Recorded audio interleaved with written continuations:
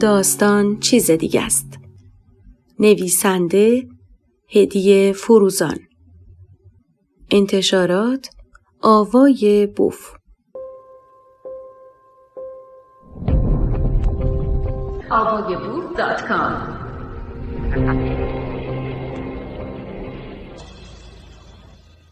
بقیه ماجرا از این قرار است. بعد از 1 ماه من و مامان نرگس به نزد دکتر رفتیم. بعد از معاینه و شنیدن حرفایم گفت: از حال ظاهرت مشخص است بهتر شده ای، ولی برای اطمینان بیشتر برایت CT اسکن می نویسم. حتما انجام بده و برایم بیاور. از دکتر خداحافظی کردیم و به منزل برگشتیم. آقا صبحان که خبر داشت که من نوبت دکتر داشتم تماس گرفت. با هم صحبت کردیم. گفت: نگرانت بودم. رفتی دکتر چی گفت؟ گفتم: دکتر گفت برای اطمینان بیشتر باید CT اسکن بدهی و مجددا نزدم بیایی. گفت: به امید خدا چیزی نیست و برمیگردی پیش خودم. خیلی دلم برایت تنگ شده است. خب کی بیام دنبالت؟ دیگه وقتش رسیده به منزل خودت پا بذاری. گفتم: CT اسکن را باید بدهم و دوباره به دکتر بروم. دکتر خیلی توصیه کرد که مواظب خودم باشم و خودم را خسته نکنم. از طرفی مامان نرگس برای بهبودی من نظر کرده است.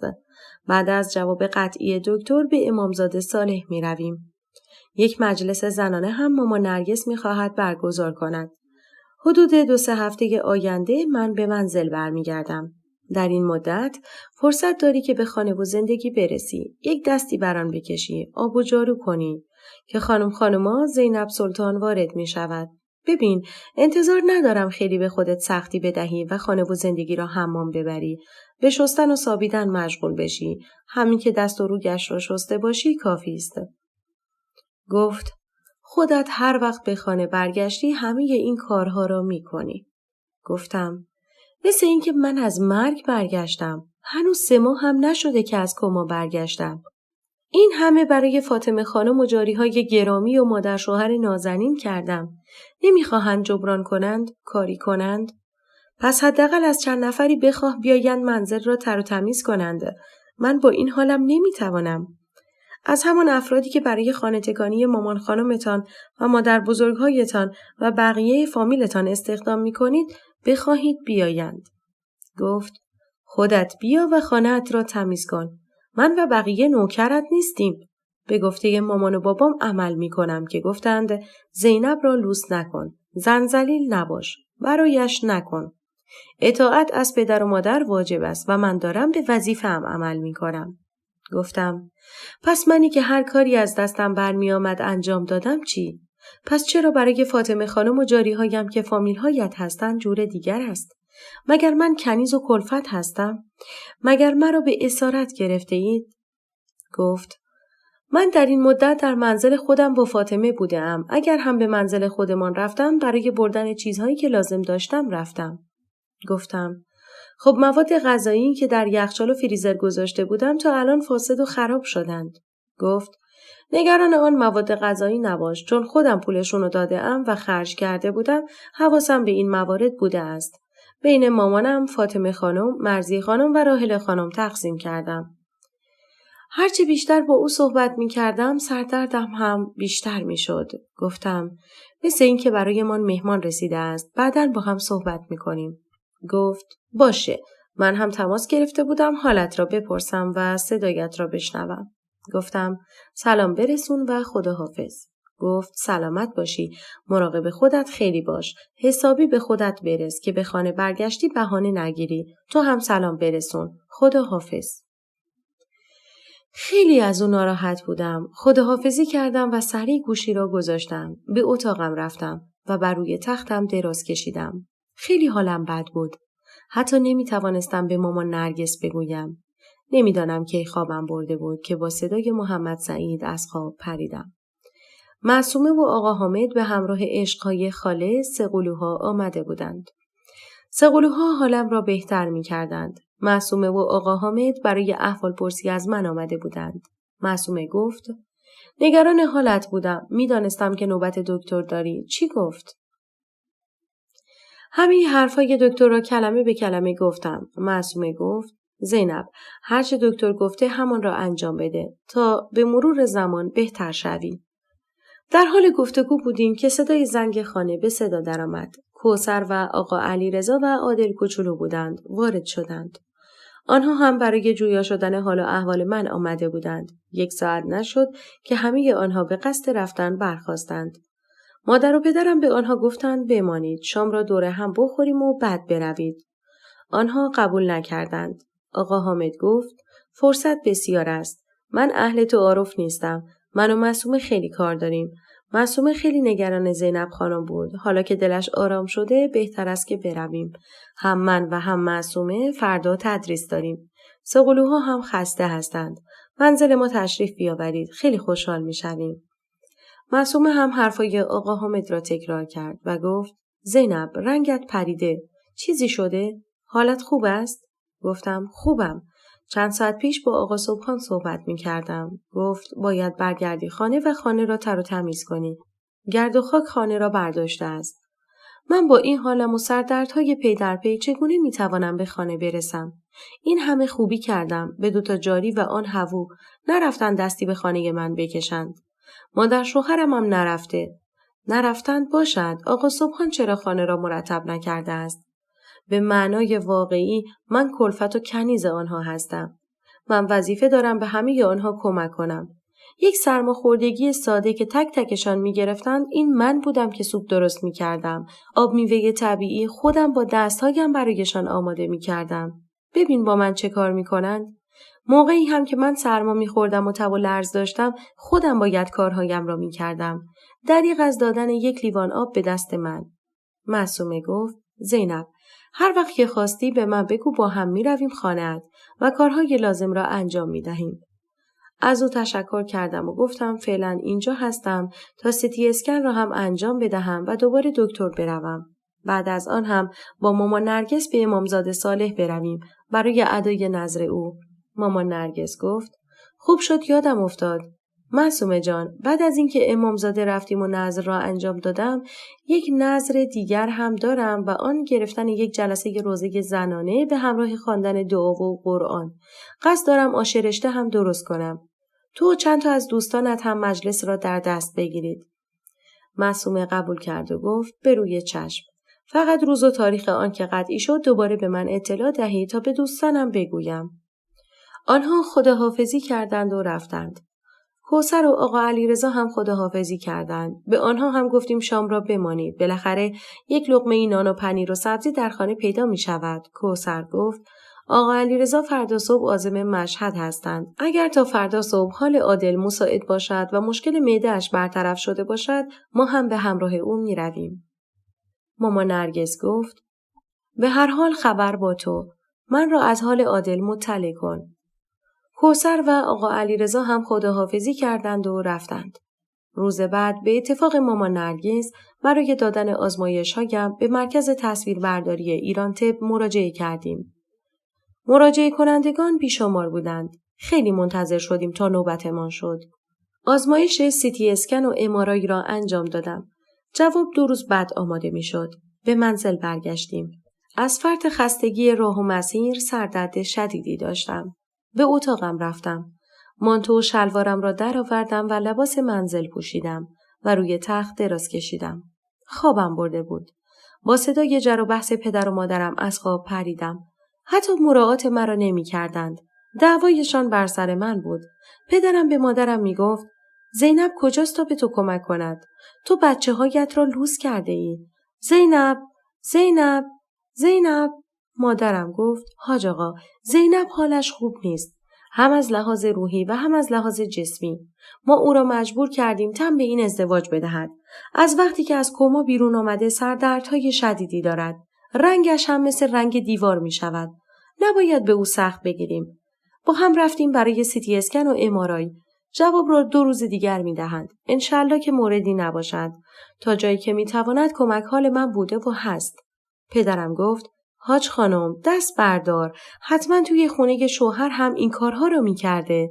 دست به سیاه و سفید نمی گذاشته است. زن و شوهر با هم درگیر می شدند. مادرم گفت حاج آقا، ما زنها هم انسانیم، خسته میشویم، بیمار میشویم، ناراحت میشویم، احساساتی میشویم، هیجانی میشویم، عصبانی میشویم. شما مردها چه انتظاراتی از ما زنها دارین؟ میدانی چرا؟ برای اینکه هر چیزی را که خواستید فوری یک زن برایتان آماده کرده است. مادرانتان، خواهرانتان، همسرانتان و دخترانتان همه چیز را حاضر و آماده طی کرده اید. ولی شما آخوندها چندین برابر بیشتر از همجنس‌هایتان به دنبال موارد حاضر و آماده هستید. من از اتاقم بیرون آمدم. سلام کردم و گفتم ببخشید سرم درد می‌کرد، خوابم برده بود. کاریم داشتید صدایم زدید؟ پدرم گفت به مامانت کمک کن و شامو آماده کنید. سالادی را هم کنار شام بگذارید. من و مامان نرگس مشغول تدارک شام و سالاد شدیم. مامان نرگس علیرغم خستگی 2 نوع غذا آماده کرده بود، لازانیا و سمبوسه. گفتم مامان نرگس مرا صدا می زدید، کمکتان می کردم. مامان نرگس گفت مگه حالا داری چی کار می کنی؟ خب داری کمکم می کنی. من حواسم به تو هست. سردردهای تو عصبی است. علاوه بر آن در شلوغی و بوی نامطبوع بیمارستان و آزمایشگاه هم که قرار می گیری سردردهایت بیشتر می شود. وقتی مجدداً به دکتر می رویم این موارد را هم بگو. شاید دارویی برایت بنویسد که سردردهایت برطرف شود. گفتم معلوم است قرص‌های مسکن و آرام بخش دوباره به من می دهد. این قرص‌ها هم خواب‌آور هستند. نمی‌خواهم به این قرص‌ها عادت کنم. مامان نرگس گفت سر فرصت مناسب در این باره صحبت می‌کنیم. حالا وقتش نیست. الان صدای بابا در میاد که این شام کو. سالاد را آماده کردم. میز شام را چیدم و به اتفاق پدر و مادرم و محمد سعید شام را خوردیم. 2 روز بعد جواب سیتی اسکن و MRI را گرفتیم و با مامان نرگس به نزد دکتر رفتیم. از منشی آقای دکتر نوبت خواستیم. گفت نوبت نداریم. ببینید سالن انتظار چطوری است؟ گفتم من جواب آزمایش‌هایم را آوردم تا آقای دکتر ببیند. اگر می شود یک نوبت به من بدهید. منشی گفت خانم اینجا همه با جواب آزمایش آمده اند. مامانم گفت خانم عزیز بعضی از افراد حاضر در سالن انتظار همراه بیمار هستند. لطف کنید یک نوبت به دخترم بدهید. از راه دوری آمده ایم. به هر حال با تلاش مامان نرگس و کمی سماجت من نوبت را گرفتیم. منشی گفت بنشینید صدا میزنم. من و مامان نرگس نشستیم. بعد از 45 دقیقه مرا صدا زد. وارد مطب دکتر شدیم. سلام کردیم و جواب آزمایش ها را به او دادم. نگاهی به جواب سیتی اسکن کرد و بعد هم MRI را بررسی کرد و بعد گفت خانم بنی حکیم خوشبختانه همه چیز نرمال است. فقط زیاد خودت را خسته نکنید. مامان نرگس گفت آقای دکتر پس علت این سردردهایی که دارد چیست؟ آیا سردردهای عصبی است؟ آقای دکتر گفت بله سردردهای عصبی است. باید از استرس دور باشد که این کار بعید است. همه ما از اول صبح تا آخر شب با استرس های روبرو می شویم ولی باید بتوانیم استرس هایمان را کنترل کنیم. من قرص های مسکن و آرام بخشی را برای دخترتان می نویسم. خانم زینب بنی حکیم در صورت نیاز آنها را مصرف کن. توصیه من این است که شبها قبل از خواب 1 لیوان شیر و عسل و یا همان 1 لیوان شیر را بنوش. در شیر هم کمی زعفران هم اضافه کن. چایی را هم که می نوشی کمی زعفران به آن اضافه کن. در صورتی که باردار بودی اصلاً از زعفران استفاده نکن. گلاب به اضافه آب به اضافه مقداری عسل هم برایت مفید است. هر زمانی که سردرد عصبیت شروع شد اگر در اطراف سر و صداست و جر و بحث یا استرس است فوراً آن مکان را ترک کن. نفس عمیق بکش. 1 لیوان آب بخور. موسیقی آرام بخش گوش بده. دوش بگیر. به دنبال آرزوها و رویاهایت باش. برای خودت ارزش قائل شو. هنگام خواب هم چراغ‌ها خاموش باشد و در یک مکان تاریک و بدون سر و صدا و دارای آرامش کافی بخواب.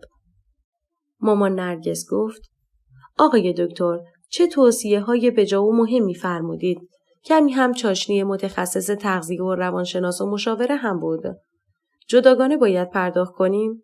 آقای دکتر با خنده گفت این موارد را بر حسب تجربه عرض کردم چون داروهای آرام بخش و مسکن خواب‌آور هستند و عوارضی هم دارند. شیر و عسل، شیر و زعفران و مخلوط گلاب و آب و عسل می توانند جایگزین عالی برای داروهای آرام بخش و مسکن باشند. باز هم می گویم داروهایت را در صورت نیاز مصرف بکن.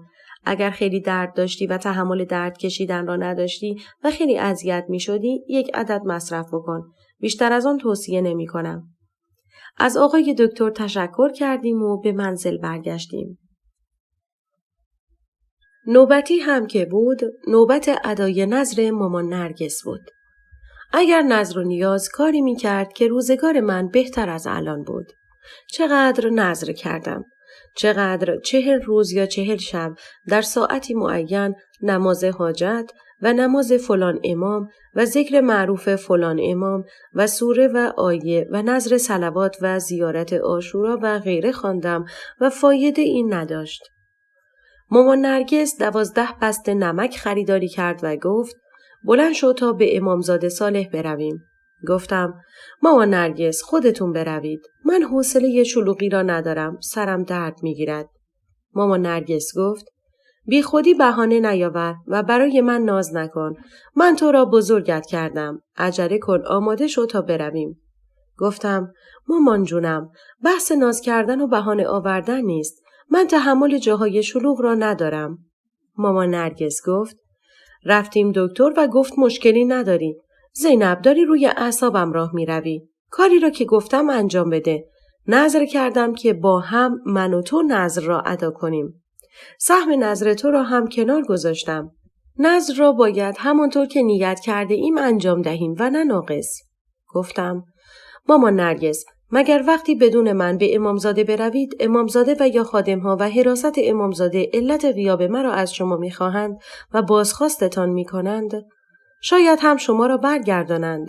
مامان عزیزم این چه حرفی است می‌زنید؟ مامان نرگس گفت با هم مادر و دختر قدم می‌زنیم، پیاده روی می‌کنیم، امامزاده هم می‌رویم و نذر نمک را انجام می‌دهم و هر دو نماز امام زمان را می‌خوانیم. زیارت هم می‌کنیم و برمیگردیم. گفتم من دیگر چرا نماز امام زمان که گفتی را بخوانم؟ مامان نرگس گفت خب نظرم این بود که اگر دخترم زینب سلامتی خودش را به دست آورد و از کما بیرون آمد و به هوش آمد و روی پاهای خودش ایستاد من و او به امامزاده صالح برویم و هر دو نماز امام زمان را بخوانیم. نذر نمک هم که دارم. به اتاقم رفتم و آماده شدم و فقط در این فکر بودم کاش مرده بودم. ادامه این زندگی همراه با غم و گرفتاری را نمی‌خواهم. زندگیم پر از درد سر است. گذشته و حال و آینده. هیچ دلخوشی ندارم. امید به آینده ندارم. محکوم به زندگی مشترک با آخوندی هستم که دست بزن دارد و سرم هوو آورده است. چند روز آینده هم به دنبالم می آید تا به منزل برگردم. دوباره هم دوجاری و خانواده شوهرم را می بینم و از درد مجبوری باید آنها را تحمل کنم. چرا؟ مگر بابا نمی گوید خداوند به هر کسی به اندازه گنجایش و ظرفیت او غم و گرفتاری می دهد. این غم و گرفتاری بیشتر از گنجایش من است. من بریدم. دیگر تحمل ندارم.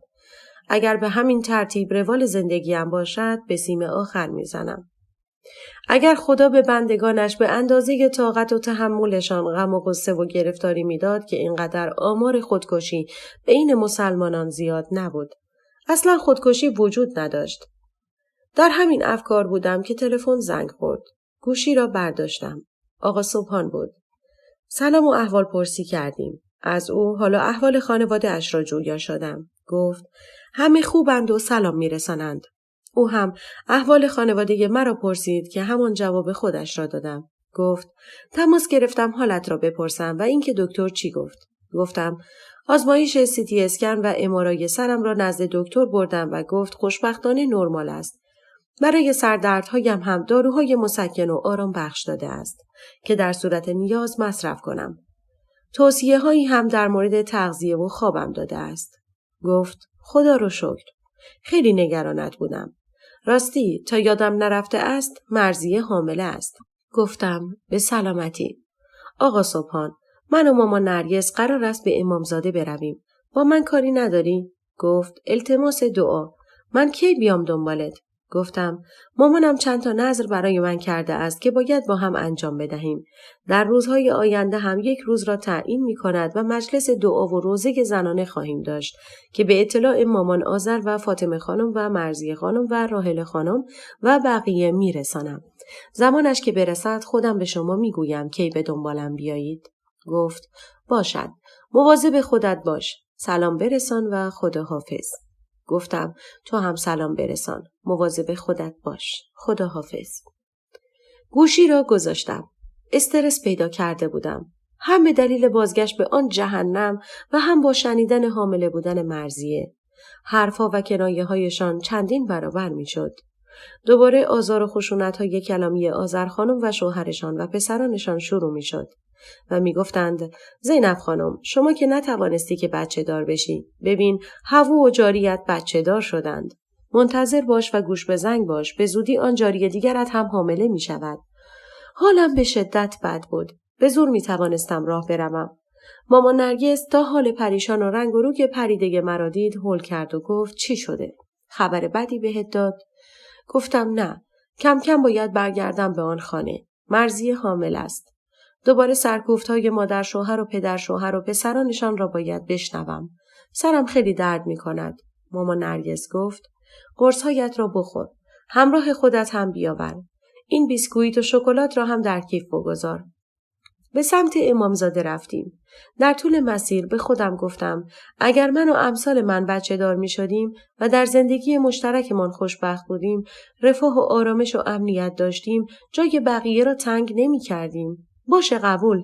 در همه زندگی ها نباید خوشی باشد، ولی من و امثال من هم لیاقت خوشبخت شدن را داریم.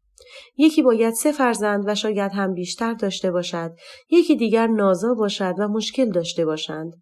چقدر برای همین بچه دار شدن و برطرف شدن مشکل و گرفتاریم نذر کردم. خدا را صدا زدم. خدا مگر حال و احوال مرا نمی بیند؟ در سن 24 سالگی باید حوو داشته باشم و 2 تا جاری و بدتر از آن باید با آنها در یک منزل باشم. به امامزاده صالح رسیدیم. به اتفاق مامان نرگس 12 بسته نمک نظری را توزیع کردیم. یکی از خانم‌هایی که آنجا حضور داشت و مامان نرگس به او 1 بسته نمک داد به مادرم گفت من چند روز پیش مشهد بودم و در حرم امام رضا خانمی می گفت 8 شیشه گلاب نذر کرده بوده است و به آستان قدس رضوی تحویل داده است که هر زمانی که قصد شستشوی ذریح و حرم امام رضا را دارند از آن گلاب‌ها استفاده کنند. خیلی مجرب است. مامان نرگس گفت چه نذر جالبی. به خود گفتم زینب چشمت روشن. نذر بعدی 8 شیشه گلاب حرم امام رضا.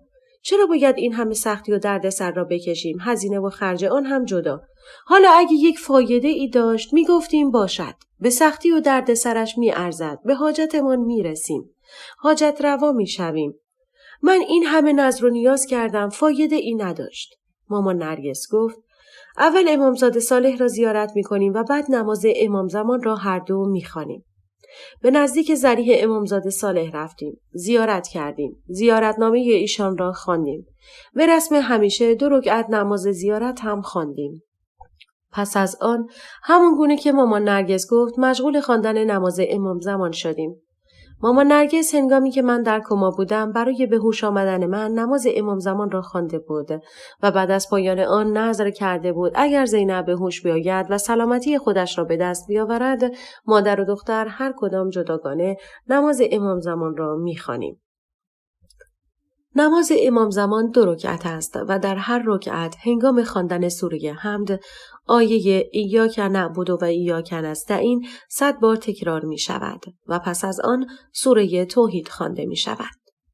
حتی در برخی منابع آمده است در رکوع ذکر سبحان ربی العظیم و بحمده 7 مرتبه و در سجده هم ذکر سبحان ربی الاعلی و بحمده را 7 مرتبه بگویید. پس از پایان نماز 1 بار لا اله الا الله گفته شود و سپس تسبیحات حضرت زهرا خوانده شود. پس از آن به سجده رفته و 100 بار صلوات بفرستد. من به شخصه به دلیل تجربه در زندگی و شناخت و آگاهی که به دست آورده‌ام و اینکه به هر دری که می‌زدم دری به سوی من گشاده نمی‌شد، نه از درگاه خدای عزوجل و نه از پیامبر و اهل بیتش هیچ کدام. دیگر اعتقادی به آنها ندارم. اعتقاد و باور داشتیم، این شد وضع زندگیم. با یک آخوند روانی و بی منطق ازدواج کردم. به جای اینکه اولویت زندگیش من باشد، بی تفاوت است. وقتی هم اعتراض می کردم، با پرخاشگری و زورگویی او روبرو می شدم. بابت رفتار او و خانواده‌اش چنان استرسی به من وارد شد که نتوانستم مهر مادری را تجربه کنم و بچم را در آغوش بگیرم. برایم هوو آورد و او بچه دار شد. چقدر ضربه روحی خوردم. دست بزن داشتن شوهر آخوند را هم باید اضافه کنم. 20 سال و اندی کم نیست. برای درس و دانشگاه، برای پایان نامه و مشکلات پیش آمده، برای زندگی شخصیم، برای ازدواج و بچه دار شدنم. با وجود اینکه تلاش خودم را کرده بودم، ولی باز به خدا و پیامبر و ائمه رو می زدم. آنها چه کردند؟ روی مرا زمین گذاشتند. به عده‌ای که نظر شخصی خودم را میگویم با لحن بی‌ادبانه ای میگویند ناشکری نکن، امیدت به خدا باشه. صلاحت این بوده است. خب در کل این چه جوابی است که به من میدهند؟ من چندین سال پی در پی با حاجتهای مختلف خدا را صدا کردم. به پیامبر و اهل بیتش توسل نمودم. نذر کردم. نماز حاجت خواندم. نذری پخش کردم. چی شد؟ یعنی هیچ کدام از خواسته ها و حاجت های من به صلاحم نبوده است؟ انسان ها از درون همدیگر خبر ندارند. از افکار هم خبر ندارند. خدایی که از افکار، احساسات، دردها، گرفتاریها و هم و غم بندگانش آگاه است، چرا درد او را درمان نمی کند؟ چرا گرفتاریهایش را برطرف نمی کند؟ چرا غمهایش را به شادی مبدل نمی کند؟ چرا گریه‌هایش را محو نمی کند که جای آن را خنده پر کند؟ چرا فرد زجر کشیده باید روزها و شبها و ماهها حتی سالها به خداوند و پیامبر و ائمه اطهار التماس کند و گریه و زاری کند و سرانجام هم هیچ؟ به یاد دارم که نذرهای گوناگون کردم. مثل 40 روز زیارت عاشورا خواندم با 100 لعن و نفرین. اما چه فایده؟ در این فرصت با اجازه‌ای که از خواهرم معصومه گرفتم چند خطی از پایان نامه اش که در مورد نذر و باورها و اعتقادات مردم به آن بود را می آورم. نذورات آنچه را که از پول نقد و طلا و خوراکی‌ها برای اماکن زیارتی می‌فرستند و یا می‌برند و آن دسته از خوراکی‌های نذری را در بین مردم توزیع می‌کنند. آن چیزی را که در راه خدا انفاق می‌کنند. نذر عهدی میان انسان و خداوند است که از آن راهی برای رسیدن به حضرت حق و اجابت دعا یاد می شود. به عبارت دیگر، فردی تصمیم می گیرد برای خدا کاری انجام دهد. گاهی فردی نذر می کند کار خیری را برای رضای خدا به جا آورد یا کاری را که مکروه است برای رضای خدا ترک کند. نذر سنت حسنه است که با کمک آن انسان به خدا نزدیک می شود. حاجت خود را رفع و بلا را از خود دفع می کند. شخص به هنگام نیاز به توجه خداوند و بستن عهدی با پروردگار خود و اهل بیت علیهم السلام برای برآورده شدن خواسته‌اش به آنان متوسل می گردد. فلسفه نذر عبارت است از رسیدن به مطلوب و برآورده شدن حاجت، بندگی خدا و تلاش در جهت رسیدن به مقام قرب الهی، تقویت انگیزشی در جهت سیر و سلوک معنوی و نجات از مصائب و رویدادهای سخت. احکام نذر در خانواده چیست؟ عمل به نذر واجب بوده و تغییر آن جایز نیست و در صورت تخلف کفاره واجب می شود. در نذر فرزند اجازه والدینش شرط نیست، ولی بیشتر فقها معتقدند نذر زن بدون رضایت شوهرش باطل است. صحت نذر عبارت است از عقل، بلوغ و اختیار نذر کننده، خواندن صیغه نذر، رجحان و امکان انجام متعلق نذر. رجحان به معنی اولویت، برتری، ترجیح، تقدم، مزیت، افزون، فزونی یافتن، فزونی، امتیاز، فضیلت داشتن، مزیت داشتن، ترجیح دادن. مردم به نذری دادن و نذر کردن و نذری گرفتن اهمیت خاصی می دهند. در حقیقت مردم احکام، خیرات و پخش نذری را در یک کار معنوی به حساب می آورند که از برکت و ثواب برخوردار است. مشکلات اقتصادی و گرانی هم نتوانسته مانع برگزاری آن شود. گفتنی است نظری در میان ایرانیان باستان و زرتشتیان هم مرسوم بوده است. نظری ساسانیان در مذهب زرتشتی با دادن طعام در بین قشرهای ضعیف، غذاهایی مانند آش بلغور و انواع نان.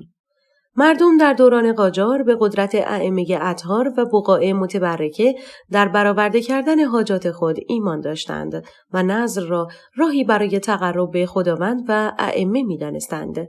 غذا، پول و اهدای سکه و طلا به بقاع متبرکه یا نیازمندان، قربانی و اهدای گوشت به نیازمندان، وقف کتاب‌های مذهبی به کتابخانه یا بقاع متبرکه، اهدای لباس نو به نیازمندان، روشن کردن شمع در بقاع متبرکه و اماکن زیارتی، نظافت حرم و کمک به ساخت و ساز اماکن مذهبی. و این مختصری از پایان نامه معصومه در حوزه علمیه خواهران بود. استاد راهنمای وی خانم حلیمه عاطفه بیان از اساتید بنام و کارشناس علوم قرآنی و حدیث در صدا و سیمای جمهوری اسلامی محسوب می شود. وی برای پایان نامه معصومه نمره 17 را در نظر گرفته بود. این در حالی بود که پایان نامه خواهرم هیچ کمبودی نداشت. بعد از آسوده شدن خیال مادرم بابت ادای نظرش به منزل برگشتیم. برای ترتیب مجلس زنانه و خریدن اقلام مورد نیاز مثل سبزی آش رشته، کشک، سبزی خوردن، گردو، حبوبات، میوه، شیرینی و شکلات برنامه ریزی کردیم. زنان فامیل و دوست و آشنا و همسایه ها را هم دعوت کردیم. معصومه به دوستانش اطلاع داده بود. مادرم هم دوباره با هر یک تماس گرفته بود تا از زبان خودش آنها را دعوت کند. در روز موعود مادر بزرگهایم خاله زری و عمه سعیده زودتر از بقیه مهمانان آمدند تا با همکاری همدیگر تدارکات را آماده کنیم. همه چیز طبق برنامه ریزی مهیا شد. مهمانان مادر شوهر و فامیل‌های شوهر هر کدام از ما 3 دختر هم تشریف آوردند. همه مهمانان به اضافه خودمان 45 نفری می شدیم. دوستان معصومه که آمدند ابتدا چند سوره از قرآن را خواندند. سپس به خواندن دعا و ادعیه مشغول شدند. ما هم از مهمانان پذیرایی می کردیم. من به مرضیه بابت بارداریش تبریک گفتم. مشغول ختم صلوات و ختم ذکر یونسیه شدیم. همان ذکری که حضرت یونس در شکم نهنگ آن را گفته بود. به هر حال در آن مجلس هر آنچه که مادرم و یکایک بزرگان میگفتند دوستان معصومه و خود معصومه تبعیت میکردند و میخواندند. زیارت عاشورا، دعای توسل، حدیث کسا، آل یاسین و غیره. خسته شده بودم. از شلوغی و همه سر درد گرفته بودم. خودم را خیلی کنترل کردم.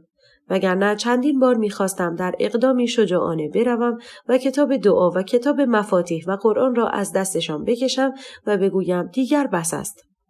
ولی آنان به خاطر نظر مامان نرگس که برای سلامتی و بهبودی من نیت کرده بود در منزل پدریم حاضر شده بودند و از آن گذشته از ادب و نزاکت بدور بود. آش آماده بود. سفره را پهن کردیم.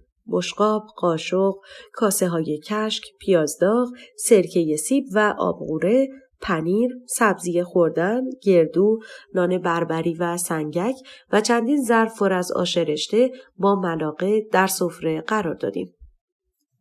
همگی مشغول خوردن شدیم. جایتان خالی. بعد از صرف آش به پیشنهاد یکی از همسایه ها همگی یک دعا می کردیم و بقیه آمین می گفتند. از ظهور امام زمان، شفای بیماران، فرزنددار شدن کسانی که فرزند ندارند، قسمت شدن زیارت پیامبر و اهل بیت ایشان و عتبات عالیات برای همه رفته و نرفته، خانه‌دار شدن، ازدواج جوانان، گشایش کارها، رفع گرفتاری و هم و غم، طلب مغفرت و آمرزش برای رفتگان و حاجت روایی افراد حاضر در این مجلس. دعاها به این موارد منتهی شد. عده‌ای هم بیان کردند، بقیه آنچه را که ما در نیتمان بود گفتند. یکی از دوستان معصومه گفت خدا را شاکریم برای نعمت سلامتی و مخصوصاً شکرگزار او هستیم بابت سلامتی و بهبودی زینب جان که همه ما به این علت اینجا هستیم. به امید خدا تا سال دیگر چنین زمانی به زینب جان تبریک بچه دار شدنش را بدهیم. همه آمین گفتند. مادرم گفت انشاءالله. خدا از دهانت بشنود. سفره را جمع کردیم. بعضی از مهمانان بعد از میل کردن چای بابت پذیرایی تشکر کردند و رفتند. عده‌ای از مهمانان هم حضور داشتند، شوهرانشان و یا پسرانشان تشریف بیاورند. از جمله مادر شوهر خودم به همراه مرضیه خانم، راحله خانم و فاطمه خانم. آذر خانم گفت: زینب خانم، برو وسایلت را جمع کن تا با هم به خانه برگردیم. فکر کنم دیگر خانه‌داری و شوهرداری را فراموش کرده ای. اصلا آشپزی کردن یادت مانده است؟ خانه‌ات را 1.5 وجب گرد و خاک گرفته است. مامان نرگس گفت: البته که یادش است. فکر کردید این آش را که میل کردید همانطوری پخته شده است؟ خدا شاهد است که زینبم دوش به دوش من و خواهرانش برای این مهمانی دوندگی کرده است. سنگ تمام گذاشته است. پاک کردن حبوبات و پاک کردن سبزی و غیره. اینقدر بی‌انصاف نباشید. من که از بی‌ادبی آذر خانم ناراحت شده بودم گفتم: آذر خانم، فرض می‌کنیم من مرده بودم و الان هم گوشه قبرستان خوابیده بودم. باید منزل پسرتان از گرد و غبار پر باشد؟ پس خودتان چه کار می‌کردید؟ فاطمه خانم چه؟ خود پسرتان چرا دست به سیاه و سفید نمی‌گذارد؟ چون آخونده است این گونه است؟ من این همه منزل شما و هوو و جاری‌هایم را تمیز کردم. این بود جواب محبت‌های من؟ نخواستید یا نتوانستید. هرچه که هست می توانستید کمی خرج کنید، کسانی را استخدام می کردید. دستمزد به آنها می دادید تا منزل را تمیز کنند. مرا که می بینید. زینب قبل از کما نیستم. طول می کشد تا سلامتی خودم را کامل به دست بیاورم. هنوز سردرد و سرگیجه دارم. از طرفی پسر شما مرا پرتاب کرد تا جایی که بیهوش شدم و به کما رفتم. به شما گفته است چه غلطی کرده است؟ آذر خانم مثل همیشه طرف پسرش را گرفت و گفت: سبحان من از این کارها نمی کند. قطعاً خودت یک حرفی زده ای که پسرم این کار را کرده است. گفتم: تنها چیزی که من گفتم این بود که استرس های من روز به روز بیشتر می شود و باید فکری در موردش بکنیم. زندگی در یک منزل با هوو و 2 جاری برایم طاقت فرسا است. آپارتمانی یا خانه کوچکی را اجاره کنیم و یا اینکه ما به منزل پدر و مادرت که نزدیک است نقل مکان کنیم و پدر و مادرت به منزل ما. حرفم این بوده است. کجای حرفم اشتباه بوده است که باید آقا صبحانتان مرا کتک بزند و هل بدهد و راهی بیمارستان کند؟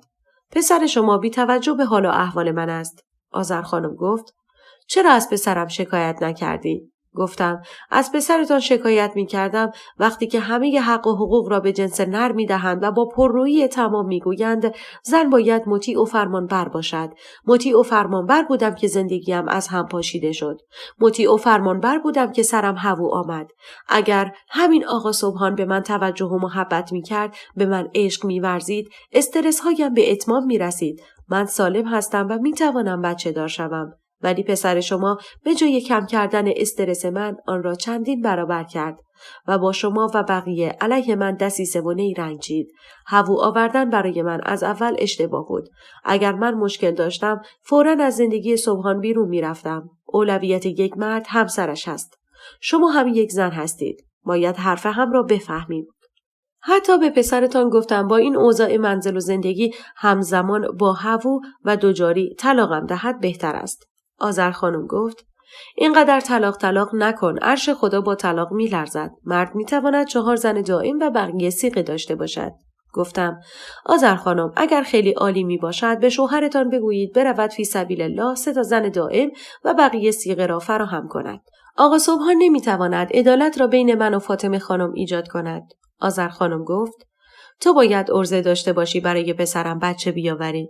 تو باید صبحان مرا در مشت داشته باشی. به شوهرت غر نزن که او هم کنترل خودش را از دست بدهد و تو را کتک بزند. با غر زدن و نق زدن صبحان را از دست می دهی. از من گفتن بود. گفتم: آقا صبحان باید مرا می شناخت. اصلا باید زن را می شناخت. زنان امروز که زنان 1400 تا 1500 سال پیش نیستند که تو سری خور باشند. به دنبال حق و حقوق خود هستند. اگر غر زدم و نق زدم آینده ام و زندگیم را دوست دارم. برای اینکه از بار مسئولیت آقا صبحان کم شود بهتر از طلاق بگیریم. هم به نفع اوست هم به نفع من. و اینطوری بگویم به نفع همه است. حتی خانواده های 2 طرف. هر زمانی که آقا صبحان فرصت دارند بیایند تا درباره طلاق حرف بزنیم. آقا صبحان و برادرش حسین آقا آمدند. از آنها پذیرایی کردیم. پدر بزرگهایم، پدرم، عموهایم، داییم، برادرم، شوهر خاله و شوهر عمه هم رسیدند. از آنها هم پذیرایی کردیم. مامان نرگس چند ظرف آش رشته برای مهمانان کشیده بود که در هنگام رفتنشان به آنها میداد. آقا صبحان گفت: زینب، با هم تماس میگیریم که چه وقت بیایم دنبالت. آذر خانم و هووی محترم و جاری‌هایم بلند شدند و خداحافظی کردند و به همراه آقا صبحان و حسین آقا که با 2 ماشین آمده بودند رفتند. به مامان نرگس کمک کردیم. آقا حامد و آقا علیرضا رسیدند. یک پذیرایی فوری از آقا حامد و آقا علیرضا کردیم. معصومه و کوثر هم آماده شدند تا بروند. نتوانستم یک دل سیر با خواهرزاده‌هایم بازی کنم. همه مهمانانی هم که در آن لحظه در منزل پدرم حضور داشتند برای خداحافظی و رفتن بلند شدند. همگی خداحافظی کردند و رفتند، از جمله خواهرانم. شب خیلی خسته کننده ای بود. سردردهام شروع شده بود. سیر بودم و اشتهایی برای شام نداشتم. شب بخیر گفتم و به اتاقم رفتم. یک قرص مسکن خوردم و خوابیدم. روز بعد آقا صبحان تماس گرفت و گفت در رابطه با موضوع مهمی می‌خواهد با من صحبت کند. من هم قبول کردم. به دنبالم آمد، به پارکی رفتیم و گفت: زینب، من که دستم را روی قرآن گذاشتم که دیگر تو را کتک نمیزنم. چرا به مامانم گفتی؟ گفتم من نمیخواستم بگویم. واقعیتش این است که میخواستم در فرصت مناسب با مامان شما صحبت کنم و جریان را بگویم. ولی وقتی مادر شما شروع کرد به تخریب و تحقیر کردن من نتوانستم تحمل کنم. گفت به مادرم گفتی طلاق میخواهی؟ گفتم اگر نمیتوانی با عدالت بین من و فاطمه خانم رفتار کنی برای بیرون آمدن از این مسئولیت دشوار 2 همسری مرا طلاق بده. گفت زینب، من تو را دوست دارم. دیگر هم تو را کتک نمیزنم. مامانم مرا به جانش قسم داده است که تو را تحت هیچ شرایطی کتک نزنم. مادر و پدرم برایم خیلی ارزشمند هستند و حرف آنهاست. گفتم ببین، حتی من برایت ارزش ندارم که بگویی زینب برایم مهم هستی، ارزش داری، سلامتی روحی و جسمی تو برایم مهم است. میگویی حرف پدر و مادرم است. پدر و مادرم برایم مهم هستند. من نمیگویم از بین پدر و مادرت یکی را انتخاب کن. میگویم آنها جایگاه خودشان را برایت دارند. من هم جایگاه خودم را. میخواهم اولویت زندگیت من باشم. گفت برگرد سر زندگیت، من هم قول میدهم در کنارت باشم. چند ماهی را صبر کن تا اوضاع مالیم خوب شود. آن وقت ببین چه زندگی برایت میسازم. نگران خانه و تمیز کردنش نباش. با هم به خانه میرسیم. به خانه که برگشتم همه چیز را برای مامان نرگس تعریف کردم و گفتم وسایلم را جمع میکنم و به منزلم میروم. ساک و وسایلم را جمع کردم. داروهایم را در کیفم گذاشتم و با آقا صبحان به منزل برگشتم. منزلی پر از گرد و غبار که از همان بعد به ورودم مشغول تمیز کردن آن شدم. اما دریغ از کمک و همراهی آقا صبحان. قول داده بود و دوباره زیر قولش زد. چرا به او اعتماد کردم؟ او سریع خودش را به عشقش فاطمه خانم رساند. حتی فکر کردم برایم غذایی، خوراکی، میوه‌ای، حتی لیوان آبی می آورد. هیچ. سر یخچال رفتم. یک چیزهایی بود. توی کابینت هم کنسرو لوبیا و تن ماهی بود. یک چیزی برای خوردن آماده کردم. تا بوی غذا به مشامم رسید در را باز کرد و آمد داخل و گفت وای که دلم برای دستپخت تو تنگ شده بود. هرچی که باشه میخورم. نگو آقا دستپخت فاطمه خانم را خورده بود و از آن جهت که آخوند به هیچ وجه سیر بشو نیست و شکم گنده و چاق است، حال یتیم‌ها و فقرا که نه، حال ثروتمندان را درک می‌کنند، با من مشغول خوردن غذا شد. بعد از چند روزی با هر حرف و کلام من دوباره مرا کتک می‌زد. آقا فراموش کرده بود، دست روی قرآن گذاشته بود و قسم خورده بود که مرا کتک نزند. حتی جان مادرش را قسم خورده بود. مادرش او را قسم داده بود که اگر مرا کتک بزند او را حلال نمی کند و شیری که به او داده است حلالش نمی باشد. وقتی گفتم به او چرا کتکم میزنی؟ تو مگر به قرآن دست نذاشتی که دیگر کتکم نزنی؟ مگر به جان مادرت قسم نخوردی که مرا کتک نمیزنی؟ با بیشرمی تمام به من گفت تو باعث شدی من زیر قول و عهدم بزنم. گفتم تو نمیتوانی خودت را کنترل کنی. به تو فقط گفتم بریم بیرون بگردیم. برویم مسافرت زن و شوهری. میگویم بیا امتحان کنیم بچه دار میشویم یا نه. بیچونه چرا کتکم میزنی؟ با چشمای گریان قرآن را آوردم. گفتم دستت را روی قرآن بذار و قسم بخور دیگر کتکم نمیزنی. گفت قرآن مسخره نیست. قرآن مسخره من و تو نیست. خود او هم می‌دانست بر روی خشم و عصبانیت خودش کنترل ندارد، برای همین زیر بار اینکه قسم بخورد نرفت. و من اشتباه کردم دوباره برگشتم. باید خودم را نجات می‌دادم، ولی چگونه؟ بی‌پناه بودم. از خدا کمک می‌خواستم، یاریم نمی‌کرد. از پدر و مادرم کمک می‌خواستم، نتیجه ای نداشت. از پدر و مادر شوهرم کمک می‌خواستم، همه تقصیرها را به گردن من می‌انداختند. به معنای واقعی یک زن تنها و بی‌پناه بودم که حتی خدا هم تنهایم گذاشته بود. سردردهای میگرنی شدید، افسردگی مزمن و ناراحتی روحی و بیخوابی‌های شبانه. اگر هم میخوابیدم خوابهای آشفته و کابوس‌های وحشتناک. حالم بدتر شد. همه اذیت‌ها و آزارهای وی و خانواده‌اش را تحمل می‌کردم. 7 ماه از بارداری مرضی خانم گذشته بود که خبردار شدم راحله خانم هم 3 ماهه باردار است. بداقبالی من تمامی نداشت. تا به یکی عادت می‌کردم و صبوری می‌کردم، مورد بعدی می‌رسید. بلاها از زمین و آسمان برایم می‌بارید. از در و پنجره و هر روزنه و شکافی بلا و مصیبت مرا پیدا می‌کرد. آزارهای کلامی، روحی و جسمی را باید تحمل می‌کردم. بریده بودم. کم آورده بودم. به هر دری هم که می‌زدم فایده ای نداشت. آقا صبحان هم که فقط برای من دسته بزن داشت. عزیزم و جانم به فدایت و قربان نگاهت و عشق منی و جان منی و حبیبی و غیره برای فاطمه خانم. از فاطمه خانم و حدیث دخترش و برادرانش و پدر و مادرش هم که عصبانی میشد می آمد نزد من، داد و بیدادهایش را سر من میزد و خوب عربده میزد. کمی هم از چاشنی ضرب و شتم استفاده میکرد. وقتی بدن نحیف و صورت مرا کاملا سیاه و کبود میکرد و خود را تخلیه میکرد، آن وقت آرام و متین و با وقار نزد فاطمه خانم و دخترش برمیگشت. از این وضع به هیچ وجه راضی نبودم. حتی از لواط کردنش با طلبه ها و آخوندهای دیگر هم خبر داشتم. روزی او را مشغول لواط کردن با دوست آخوندش که از شهرستان برای دیدنش به منزل ما آمده بود دیدم. آن هم تصادفی. قرار بود به منزل پدرم بروم که سر و صداهایی توجه مرا به خود جلب کرد. وقتی آن صحنه چندشاور و مشمئز کننده را دیدم، بدون هیچ درنگی از خانه خارج شدم و به سمت منزل پدرم رفتم. از این قضیه با او صحبت نکردم. به یاد مراسم بشکه و فیض بردنشان افتاده بودند. با همه دردسرها و مشکلات شخصی که داشتم، دوست داشتم چند ساعتی به دور از خانه و مسائل خانه جایی مطمئن مشغول به کار شوم. به عنوان کتابدار در کتابخانه و یا استخدام آموزش و پرورش و یا مربی در مهد کودک. روزی اتفاقی با دوست دوران مدرسه روبرو شدم. رخسار سنجری به همراه خواهرش رکسانا در مهد کودک خلاقان کوچک به ترتیب مدیر مهد کودک و مربی آن بودند. و برای استخدام چند مربی دیگر هم آگهی استخدام داده بودند. من به دوستم گفتم با شوهرم صحبت می کنم و نتیجه را به شما اطلاع می دهم. شب با آقا صبحان صحبت کردم. با ناباوری قبول کرد. من با رخسار تماس گرفتم و قرار شد از روز بعد به عنوان مربی مهد کودک کارم را آغاز کنم.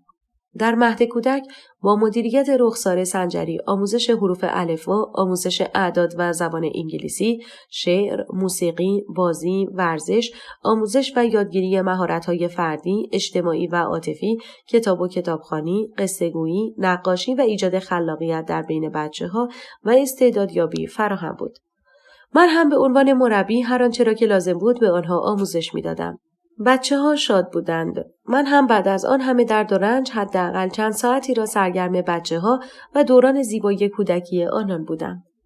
چند ماهی گذشت. از آنجایی که در کشور ما در هر کوی و برزن از شر آخوند و تفکر آخوندی راحت نیستیم و به هر نحوی شادی و لذت را از همگان می‌گیرند، با اقداماتی افراطی مانع بعضی یادگیری‌ها و آموزش‌ها شدند. حتی 2 مربی مهد کودک را که بهایی بودند به جرم دین و آیین و افکارشان اخراج کردند و تلاش‌های رکسانا و رخساره و حتی من فایده‌ای نداشت، تا جایی که همه ما را هم تهدید کردند که برایمان پرونده تشکیل می‌دهند و مانع کار و فعالیتمان می‌شوند. به اجبار باید به کودکان آموزش نماز و سوره‌های قرآن را می‌دادیم. با دلیل و طبق روانشناسی کودک به آنها گفتیم برای تعلیم قرآن و علوم مذهبی خیلی زود است و این تعالیم در دوره‌های دیگر و سنین بالاتر باید گنجانده شود. ذهن کودک آماده چنین فرایند سختی را ندارد. گفتند در همه مهد کودک‌ها و پیش دبستانی‌ها باید این قوانین رعایت شود. به اجبار آنها آنچه را که خواسته بودند انجام دادیم. با این حال دوستم را از مدیریت مهد کودک عزل کردند و شخصی از افکار و باور خودشان را به عنوان مدیر مهد کودک منصوب کردند. دوست من به عنوان مربی مهد کودک فعالیت خودش را ادامه داد. خواهرم کوثر هم به مهد کودک آمد و در آنجا مشغول به کار شد.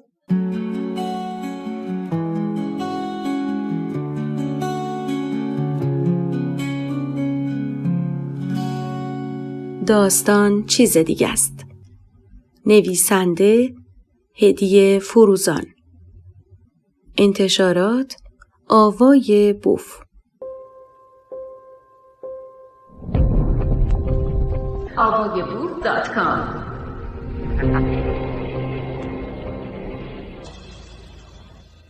در این فرصت قصد دارم اشاره ای به پایان نامه کوثر داشته باشم. پایان نامه کوثر در مورد شکرگزاری و بررسی آثار آن بر جامعه و رابطه آن با حاجت روایی و مستجاب شدن دعا بود. از او نیز اجازه خواستم که چند خطی از پایان نامه اش را در این اثر برای مخاطبین ارائه کنم. معنا و مفهوم شکرگزاری. شکرگزاری به معنای سپاسگزار بودن و قدردانی بابت داشته ها و موهبت هاست. در برابر هر موضوعی می توانید قدردان و شکرگزار باشید. حتی خود زنده بودن هم دلیلی برای قدردانی است. شکرگزاری یعنی ابراز قدردانی، تشکر و سپاسگزاری برای نعمت‌ها و خوبی‌ها و رویدادهای مثبت زندگی است. شکر به معنای ثناگویی در مقابل نعمت یا اعتراف به نعمت است. توأم با نوعی تعظیم یا اظهار نعمت است. با استفاده صحیح از نعمت‌هایی که خداوند به ما داده است، می‌توان شکرگزاری کنیم و شاکر باشیم. شکرگزاری توجه و تمرکز بر روی داشته هاست. شکرگزاری کمک می‌کند به جای تمرکز بر کمبودها و کاستی‌ها به داشته‌ها و توانایی‌هایتان متمرکز شوید. شکرگزاری افکار و احساسات منفی را کاهش می‌دهد. شکرگزاری تشکر کردن و سپاس گفتن خداوند و کائنات بابت موهبت‌هایی است که نصیبمان کرده‌اند.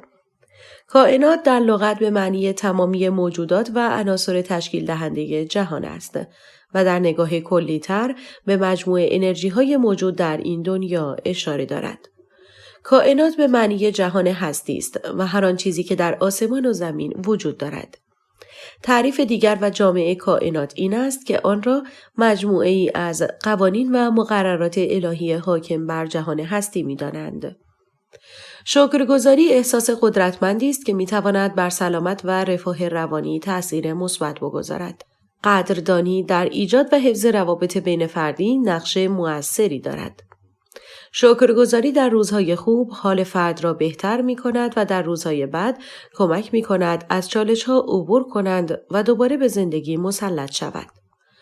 شکرگزاری روزانه و همیشگی باعث افزایش احساسات مثبت و کاهش افسردگی می‌شود. شکرگزاری باعث شادی و تقویت سلامت جسمی و روانی می‌شود. افراد شاکر رفتارهای بهتری دارند و همدلی بیشتر و پرخاشگری کمتری را بروز می‌دهند. داخل پرانتز اشاره به این نکته الزامی است که بنده به عنوان محقق و پژوهشگر این مجموعه مخالف این نظر هستم. طبق تجربه شخصیم افراد مذهبی شاکر همدلی کمتر و پرخاشگری شدید و گاهن تا ضرب و شتم و مجروح و مصدوم کردن فرد مقابل پیش می روند. رفتارهای اجتماعی سالم ندارند، تعادل روانی ندارند و از مهارت‌های اجتماعی و کنترل خشم بی بهره هستند. نمونه اش آخوندها، مداح‌ها، هیئتی‌ها، بسیجی‌ها، قاریان قرآن و به طور کلی افراد مذهبی. من همسر یک مداح هستم و با وجود مذهبی بودن و شاکر و شکرگزار خداوند، بدرفتار و بداخلاق و بددهن است. خشونت کلامی، خشونت جسمی و فیزیکی، خشونت روحی و خشونت جنسی را در زندگی مشترک با او تجربه کردم. البته بنده دختر یک آخوند متعصب هم هستم که دوران کودکی، نوجوانی و اوایل جوانی هم با درد، غم، رنج و عذاب گذشت. پدری که با وجود اینکه می‌بیند من از زندگی مشترکم راضی و شاد نیستم، همچنان معتقد است با لباس سفید به منزل شوهر رفتم، با کفن سفید برمیگردم. میگوید با طلاق عرش خدا میلرزد. این است منطق یک فرد مذهبی خدا دوست و شاکر. دخترش پاره جگرش باید زجر بکشد. در زندگی بستگان و دوستانم هم وضع به همین شکل است. از نزدیکانم که شوهرش آخونده است چه ضربه های فلج کننده ای از وی خورده است. خود من در هر موقعیت و شرایط شکرگزار خداوند بودم ولی چیزی تغییر نکرد. نه از استرس رها شدم و نه از افسردگی که از آن به عنوان احساسات منفی یاد می شود. شکرگزاری موجب روزی در انسان می شود. هرچه بیشتر شکر کنید بیشتر خودتان را پذیرای اتفاقات شیرین می کنید. داخل پرانتز یک توضیح در این باره بدهم. وقتی افراد فقیر فقیرتر می شوند در حالی که همین قشر فقیر بیشتر شاکر و سپاسگزار خداوند هستند، نذر و نیاز می کنند و خدا را بارها و بارها صدا می کنند. برعکس، ثروتمندان ثروتمندتر می شوند. در کشور خودمان با وجود اینکه منابع و ثروت عظیمی دارد، فقیران بیشتر و بیشتر می شوند. افراد بی‌بضاعت و فقیر محتاج هستند ولی حاضر هستند همون مال اندک و بخور و نمیر خود را برای ذریح سازی و غیره بدهند. چرا که آخوند در گوش آنان خوانده است که صدقه بده خدا چندین برابر به تو می دهد. و آن فرد فریب خورده از شکم خود و خانواده اش می زند برای رزق و روزی بیشتر. یاد داستان پینوکیو و گربه نره و روباه مکار افتادم. چقدر شباهت است. ولی کجاست رزق و روزی؟ تا کی شاهد فقر و فلاکت در جامعه باشیم؟ تا کی افراد ندار رزق و روزیشان را از زباله ها بیابند و غیره؟ به خودمان بیاییم. چرا فقیران فقیرتر و ثروتمندان ثروتمندتر می شوند؟ علت این است که پامنبری های آخوندها همین قشر فقیر هستند. که آخوند با نیرنگ و حق بازی و خدعه و تقیه جمله معروفشان خدا با صابران است را تکرار می کنند. دروغ هرچه سنگین‌تر باورپذیریش بهتر. خداوند زندگی انسان را همراه با رنج و مشقت قرار داد تا وی را تربیت کند و استعدادهایش را شکوفا نماید. داخل پرانتز مگر خداوند سادیسم دارد و یا دچار مازوخیسم است؟ سادیسم یعنی لذت بردن از آزار و اذیت دیگران. مازوخیسم یعنی از عذاب و شکنجه‌ای که خودش مسبب آن است لذت کسب می‌کند. آنچه که ملاحظه فرمودید خلاصه پایان نامه کوثر بود. استاد راهنمای او خانم آرزو کمالزاده از کوثر خواسته بود مواردی را که داخل پرانتز نوشته بود را حذف کند وگرنه عواقب آن با خود او بود. کوثر موارد خواسته شده را انجام داد و همه مطالب داخل پرانتز را حذف و مجدداً پایان نامه‌اش را تنظیم کرد. سپس به استاد راهنمای خود تحویل داده بود و دفاعی خود را هم انجام داده بود. با وجود اینکه کوثر آنچه را که خانم کمالزاده خواسته بود را انجام داده بود ولی نمره 15 را به او داد. از محمد سعید برادرم بگویم. پدرم دوست داشت برادرم تحصیلات حوزوی داشته باشد. ولی محمد سعید علاقه بسیاری به هنر داشت. نقاشی، طراحی، گرافیک، موسیقی و ساز و آواز، عکاسی حرفه‌ای و غیره. قصد داشت به هنرستان برود که پدرم مانع او شد. رشته علوم انسانی را انتخاب کرد. به شعر و ادب و هنر هم علاقه خاصی داشت. گاهی هم شعر می گفت و در دفتری یادداشت می کرد. پدرم به محمد سعید گفت: پسرم، برای خدا و پیامبر و اهل بیت ایشان شعر بگو و نه برای موارد دیگر. محمد سعید گفت: من برای خودم شعر میگویم ولی سعی خودم را میکنم. چند بیت از اشعار او را البته با اجازه محمد سعید میآورم. خود او معتقد است برای یک فرد مبتدی خوب است ولی باید بیشتر تمرین کند. راضی به رضای خدا. ما کار و احوال خیش به خدا سپردیم از آن سبب که اوست سزاوار تعظیم و تکریم. شکر خدا. خدایا سپاس بیپایان بابت نسیم آرامش وجودت برای سلامتی و لطف بیکرانت. خدایا شکر گویم تو را برای نعمتهایت. مرا یاری کن و مسیر زندگیم را روشن. صلوات. گر نخواهی ببینی روز و شب جانی و مالی تلفات بفرست و بر محمد و آل محمد صلوات. امتحان کن امروز و هر روز از این اندرز را تا بیابی صحت و راستی کلام مرا. عشق من. شبی پرستاره بودم کنار پنجره. باران شهاب و شهاب باران. آرزو کردم تو را. آری آرزویم تو بودی. میدانم به وقتش دستانم در دستهای توست.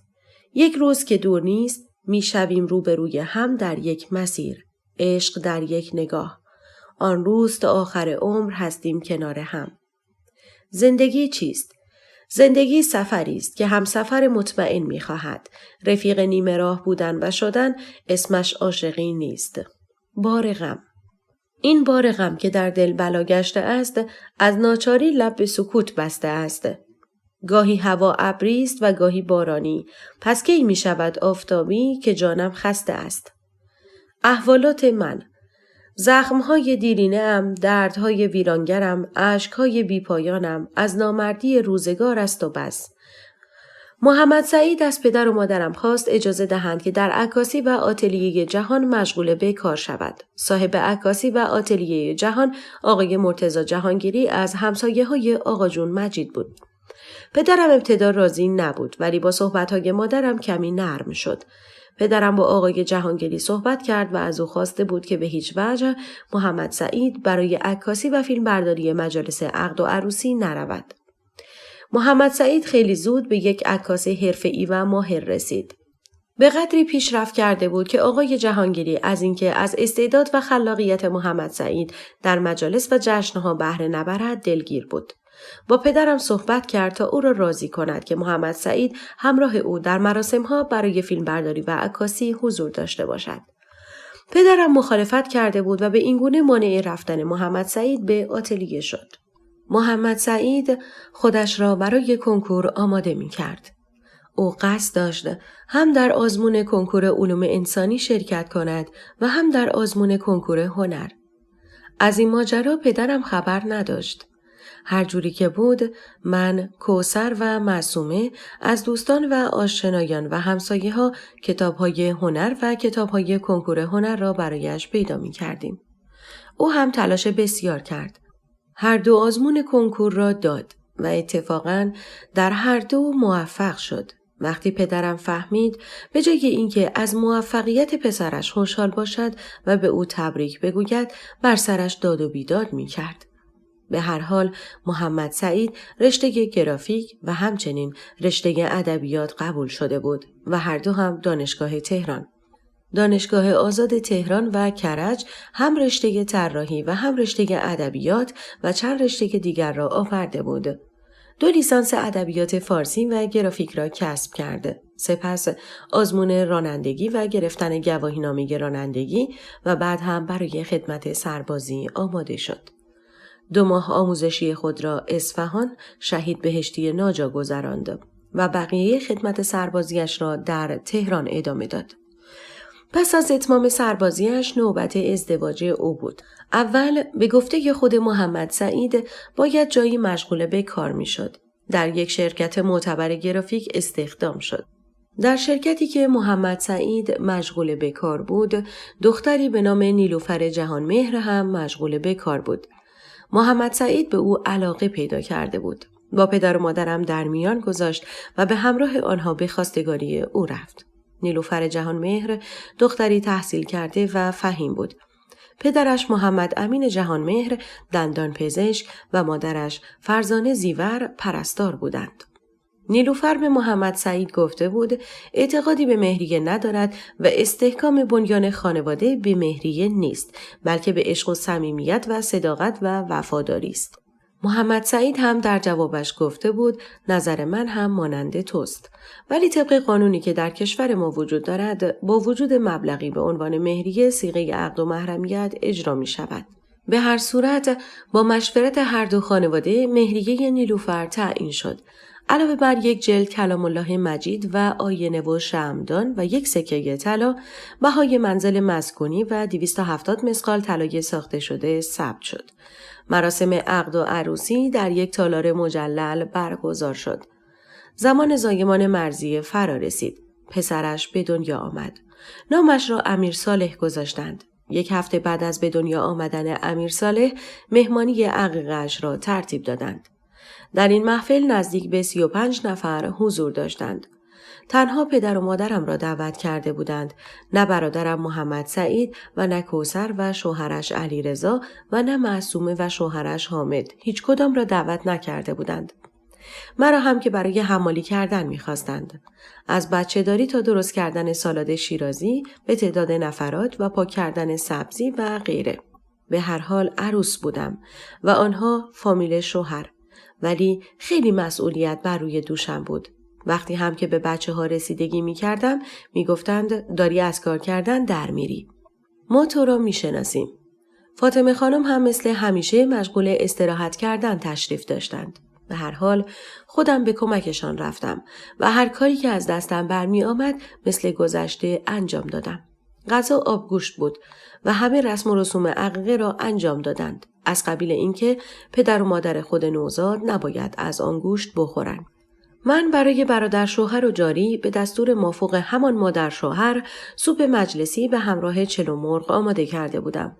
خود مادر شوهرم هم مقداری کوکو سبزی، کوکو سیب زمینی و خورشت بادمجان آماده کرده بود. در هر صورت آن مهمانی هم با ریخت و پاشهای پدر شوهر و مادر شوهرم تمام شد. اینجاها خوب خرج می کردند و پول داشتند، اما در مواقع ضروری که زندگی من تا یک قدمی فروپاشی بود می گفتند پول نداریم، پول نیست، پول تمام شد. شما زینب خانم باید ریخت و پاش نکنید، ولخرجی نکنید. می گفتم پس قضیه نفقه چی میشه؟ من به عنوان همسر آقا سبحان از ایشان نفقه می خواهم و از حق و حقوق من است. می گفتند سبحان من 2 خانواده را می گرداند. مسلم است که دیر و زود می شود. 1 ماه نفقه نمی دهد، ماه بعدی می دهد. گفتم وقتی نمی توانست 2 خانواده را بگرداند چرا مسئولیت خودش را چندین برابر کرد؟ مادر شوهرم گفت همه اش تقصیر توست. اگر بچه دار می شدی پسرم توی این مخمسه نمی افتاد. گفتم شما عجله کردید و برای من هوو آوردید. اگر استرس های مرا کم می کردید، اگر مرا تحت فشار قرار نداده بودید، الان من مادر شده بودم. در این مدت هم آقا سبحان شما به من دست هم نزده است. وقتی یادش می آید که یک همسر دیگر هم دارد که فاطمه خانم کسالت و بیماری داشته باشند. عدالت را برقرار نمی کند. بعد حالا شما می گویید آقا سبحان در مخمسه افتاده است. خود شما نبودید که می گفتید بر طبق قرآن مرد باید 4 زن دائم و بقیه صیغه داشته باشد؟ در این هنگام پدر شوهرم که لباس منزل پوشیده بود سر رسید و گفت چه خبر است؟ بعد هم ادامه داد ببین زینب بابا پول نیست و دستش را در جیب شلوار منزلش کرد و درآورد. آخه شما بگویید چه کسی در جیب لباس و شلوار منزلش پول می‌گذارد؟ برای فاطمه خانم، مرضیه خانم و راحله خانم پول بود و کارت به کارت می‌کردند، هم به حسابشان و هم به حساب شوهرانشان. اینجا فقط به من ظلم می‌شد. من هم عروسشان بودم. چند ماه بعد هم راحله خانم زایمان کرد. دخترش به دنیا آمد و نام او را سارا گذاشتند. چند هفته بعد عقیقه او را هم انجام دادند. دقیقاً مانند مهمانی عقیقه امیر صالح. از تعداد مهمانان تا نوع غذا، آبگوشتی را مهیا کردند و من برای جاریم راحله خانم و برادر شوهرم حسین آقا سوپ مجلسی و تحچین رستورانی درست کردم. مادر شوهرم برای اینکه بین آن 2 عروسش که فامیل بودن را فرق نگذارد که حرف و حدیث در فامیلشان نشود، یکی دختر خواهر شوهر و آن دیگری هم دختر برادر شوهر. بنابراین مانند مهمانی قبل کوکو سبزی، کوکو سیب زمینی و خورشت بادمجان با برنج تدارک دیده بود. این مهمانی هم به اتمام رسید. عصر جمعه بود. پدر و مادرم همگی فرزندانشان را برای شام دعوت کرده بودند. هووی من فاطمه خانم و دخترش حدیث هم بودند. آذر خانم حسود از اینکه مادرم فاطمه خانم را دعوت کرده بود ولی به آنها چیزی نگفته بود از مامان نرگس دلگیر شده بود و به آقا سبحان گفته بود این موضوع را با نرگس خانم در میان بگذار. بعد از اینکه وارد منزل پدرم شدیم و سلام و احوال پرسی کردیم آقا سبحان به مادرم گفت حاج خانم مامانم سلام رساندند گفتند از شما گله و شکایت دارند. چرا فاطمه خانم را دعوت کردید ولی 2 عروس و بچه هایم را دعوت نکردید؟ حتی من و حاج آقا محسن را هم دعوت نکردید. مامان نرگس جواب داد: به مادر محترمتان سلام مرا برسانید و بگویید حاج خانم گفتند زمانی که برای عقیقه نوه‌های دسته‌گلتان مهمانی عقیقه داشتید بچه‌های من دعوت نبودند و من هم گله و شکایت نکردم.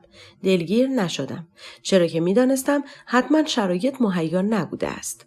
قطعاً که هر خوردنی پس دادنی دارد و مشخص است مادر شما چشم به راه پس دادن ماست. سر فرصت مناسب هم دعوتشان می‌کنیم که دیگر حقی به گردن ما نداشته باشند. آقا سبحان، این را هم بدانید اگر با همه مسائل پیش آمده باز هم به شما و خانوادگتان احترام می‌گذاریم فقط به خاطر این است که یک تکه گوشت بدن من به دندان شماست. زینب جگرگوشه من نزد شماست. من و زینب و خانواده‌ام خیلی از شما و خانواده‌تان بدی دیدیم ولی گذشتیم. این است برخورد شما. آقا سبحان گفت: من مأمور هستم و معذور. باید پیغام مادرم را بدون کم و زیادی به شما ابلاغ می کردم. مادرم به آشپزخانه رفت و من هم برای کمک کردن به نزد او رفتم. مادرم از حرصی که خورده بود چهرهش برافروخته شده بود. یک لیوان آب دستش دادم. گفتم مامان این آب را بخور. کاری داری به من بگو انجام می دهم. شما روی همین صندلی بنشین. مامانم بیشتر کارها را کرده بود. به من گفت: زینب برو نزد فاطمه خانم تنهایش نگذار. ازش پذیرایی کن. نباید به این قوم و جماعت بهانه دست داد. ببین چقدر باید یک زن حسود باشد. گفتم: مامان حالا به حرف من رسیدید که میگفتم مادر شوهرم به من و بقیه حسادت میکند؟ مادرم گفت: من هم خودم مادر شوهرت را شناخته بودم و میدانستم حسود است. ولی میگفتم همه افراد چه مرد و چه زن خصلت حسادت را دارند ولی یک فردی کمتر یک فردی بیشتر. هرچند باید هر کسی بر روی خودش کار کند و خصلت‌های منفیش را کم و کمتر کند. در زنان هم حس حسادت است و به جای کم کردن آن تقویتش می کنند. حالا به هر حال مهمان داریم. برو که دوباره شر نشده است. من به سالن پذیرایی رفتم. در همین هنگام معصومه و سه‌قلوهایش وارد شدند و بعد آقا حامد. چند ثانیه‌ای نگذشته بود که کوثر و شوهرش هم رسیدند. عادل کوچولو با آن تیپی که زده بود خیلی بامزه شده بود. پیراهن سفید همراه با جلیقه مشکی و کت و شلوار مشکی. محمد سعید و نیلوفر دیر کرده بودند. بعد از گذشت چند دقیقه‌ای آنها هم رسیدند. سلام کردند. چهرهشان شاد و خندان بود. یک جعبه شیرینی هم در دست محمد سعید بود. شواهد نشان میداد حامل خبر خوش هستند. مامان نرگس گفت: محمد سعید دیر کردید. دیگه داشتم دلواپس می شدم. محمد سعید به نیلوفر گفت: من بگویم یا خودت می گویی؟ نیلوفر گفت: عشقم خودت بگو. محمد سعید گفت: مامان نرگس قرار است به نوه‌هایت به امید خدا اضافه شود. به این دیر آمدن‌هایمان باید عادت کنی. این هم شیرینی خبر خوش. همه خوشحال شدیم و به آنها تبریک گفتیم. من نیلوفر را در آغوش گرفتم و گفتم دارم عمه میشم. محمد سعید گفت: زینب آبجی چشم قشنگه، به من یک بغل نمی دهی؟ محمد سعید را محکم بغل کردم.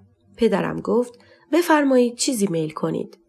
کوثر و معصومه با شیطنت خاصی به محمد سعید گفتند: حالا زینب آبجی چشم قشنگه شد، پس ما چی؟ محمد سعید گفت: برای من برادر شما سه آبجی دارای چشمای قشنگی هستید. شماها عزیزان برادر هستید ولی به هر حال فاصله سنی من و زینب کمتر است. با هم از این کلام‌ها بسیار داریم. دیگه نوبتی هم که باشه نوبت خوردن شیرینی بچه دار شدنمان است. در جعبه شیرینی را باز کرد و به همه تعارف کرد. شیرینی را که خوردیم مامان نرگس برای همگی ما اسپندود کرد. کم کم وقت اذان مغرب شد. پدرم گفت: آماده شوید برای نماز. همگی وضو گرفتیم و نماز جماعت را پشت سر پدرم به جا آوردیم. البته آن دسته از خانم‌هایی که عذر شرعی داشتند فقط ادای نماز خواندن می‌کردند که به این شکل انگشت نما و تابلو نشوند. هرچند به نظر من این مورد از موارد طبیعی در بین بشر است و این همه پنهان کردن ندارد. بعد از خواندن نماز و گفتن تسبیحات حضرت زهرا و اشک درآوردن مهمانان به واسطه روزخوانی پدرم آماده شام خوردن شدیم. سفره را پهن کردیم و آنچه که لازم بود در سفره قرار دادیم. مامان نرگس پلو آلبالو با رشته‌های مرغ، پلو شوید و برنج ساده طبخ کرده بود. پدرم هم از رستوران نزدیک منزل کباب و جوجه سفارش داده بود. مشغول خوردن شدیم. بعد از صرف شام ما خانم‌ها به آشپزخانه رفتیم. من و معصومه مشغول شستن ظرف‌ها شدیم. نیلوفر جان و فاطمه خانم هم ظرف‌ها را با دستمال‌های مخصوص خشک کردن ظروف ظرف‌ها را خشک می‌کردند. مامان نرگس و کوثر هم اضافه‌های غذا را در یخچال قرار می‌دادند. محمد سعید گفت: مامان نرگس، اگر چایی آماده است لطف کنید بریزید تا ببرم. کوثر مشغول ریختن چایی شد و محمد سعید به آشپزخانه آمد و گفت: از خانم خوشگله که من کار زیاد نکشید. مامان نرگس گفت: من هم به نیلوفر جان گفتم خودش را خسته نکند. نیلوفر گفت: کاری نکردم که خسته شوم، فقط خشک کردن ظرف‌ها بود. کارهای آشپزخانه تمام شده بود. محمد سعید سینی چایی را به سالن پذیرایی برد و همه ما هم به جمع آقایان پیوستیم. بچه‌ها هم که مشغول بازی بودند. چند نفری از آنها با چشمهای خواب‌آلوده بازی می‌کردند. خسته شده بودند. بعد از خوردن چای آماده رفتن شدیم. مامان نرگس با پدرم صحبت کرد که هر روزی را که فرصت دارد مهمانی برگزار کنند که خانواده عروس و دامادمان را دعوت کنیم. پدرم گفت: حاج خانم، ما که برای خانواده عروس و دامادمان کم نگذاشتیم. مامان نرگس گفت: مگر روزی که بچه‌ها اینجا بودن نشنیدی که دامادتان آقا سبحان به من چی گفت؟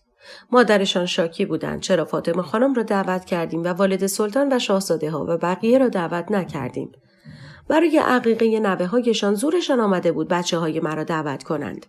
گفتم ایرادی ندارد، شرایطشان مهیا نبوده است. گله و شکایت نکردم. زینب چه مصیبتی می‌کشد با این مادر شوهر؟ زینب درون آتش است. چه بلاهایی سرش آوردند؟ پدرم گفت: بسیار خوب. یک دوره همی ترتیب می‌دهیم. شام می‌خواهی چه کار کنی؟ مامان نرگس گفت: کباب، جوجه و ماهی را از رستوران بگیریم. خودم هم برنج 2 رقم درست می‌کنم. خورشت قرمه سبزی و فسنجون هم درست می‌کنم. سالاد و ماست و ژله و سبزی و نوشیدنی. پدرم گفت: میوه و شیرینی هم باید تهیه کنیم. تعدادمان هم به نظرم 35 نفر باشیم. مامان نرگس گفت: درست که 35 نفر هستیم ولی به تعداد 40 نفر تدارک ببینیم. غذا در سفره زیاد باشد بهتر از این است که کم باشد و پشت سرمان حرف بزنند. نهایتاً اگر غذا زیاد آمد که برای بچه‌ها می‌کشیم با خودشان ببرند. تصویب شد. مهمانان محترم توسط پدر و مادرم دعوت شدند و همانگونه که پدر و مادرم برنامه ریزی کرده بودند انجام شد. پذیرایی، صرف شام و غیره عالی بود. به طوری که چشمای آذر خانم داشت از حدقه در می آمد. مامان نرگس اسپندود کرد.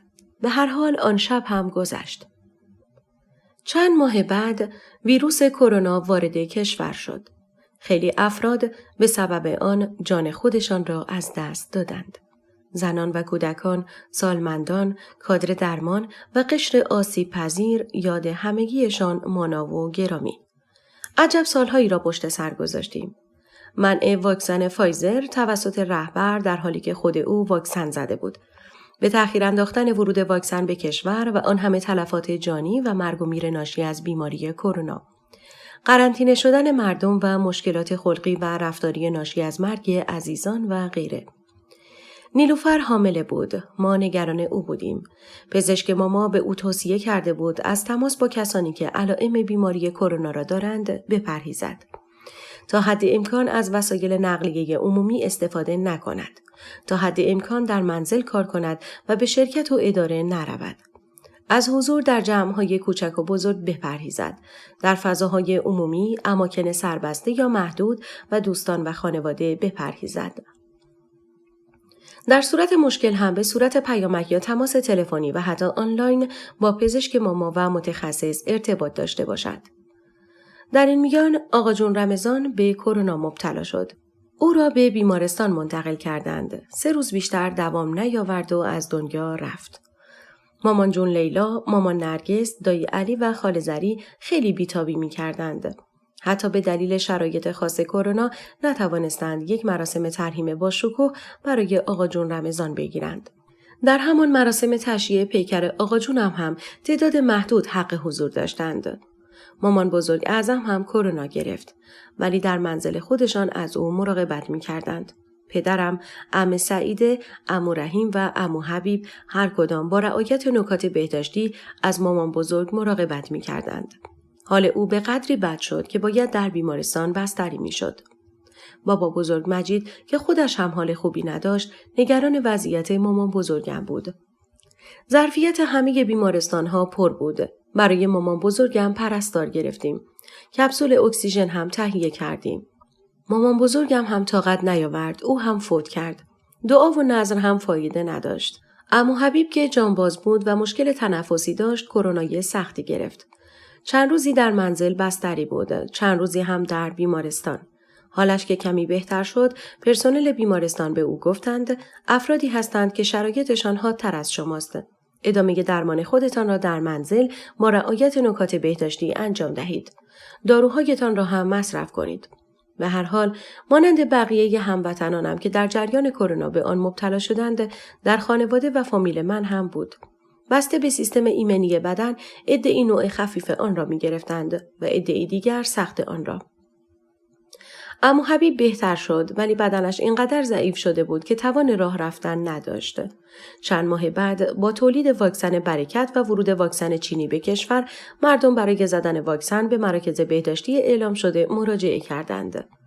تزریق واکسن کرونا در چندین مرحله انجام شده ولی عده‌ای با وجود زدن واکسن کرونا به آن مبتلا شدند و فوت کردند. به مردم اینگونه القا شده بود که با زدن واکسن اگر هم کرونا بگیرید به نوع خفیف آن مبتلا می شوید ولی باز مرگ و میرهای ناشی از آن وجود داشته.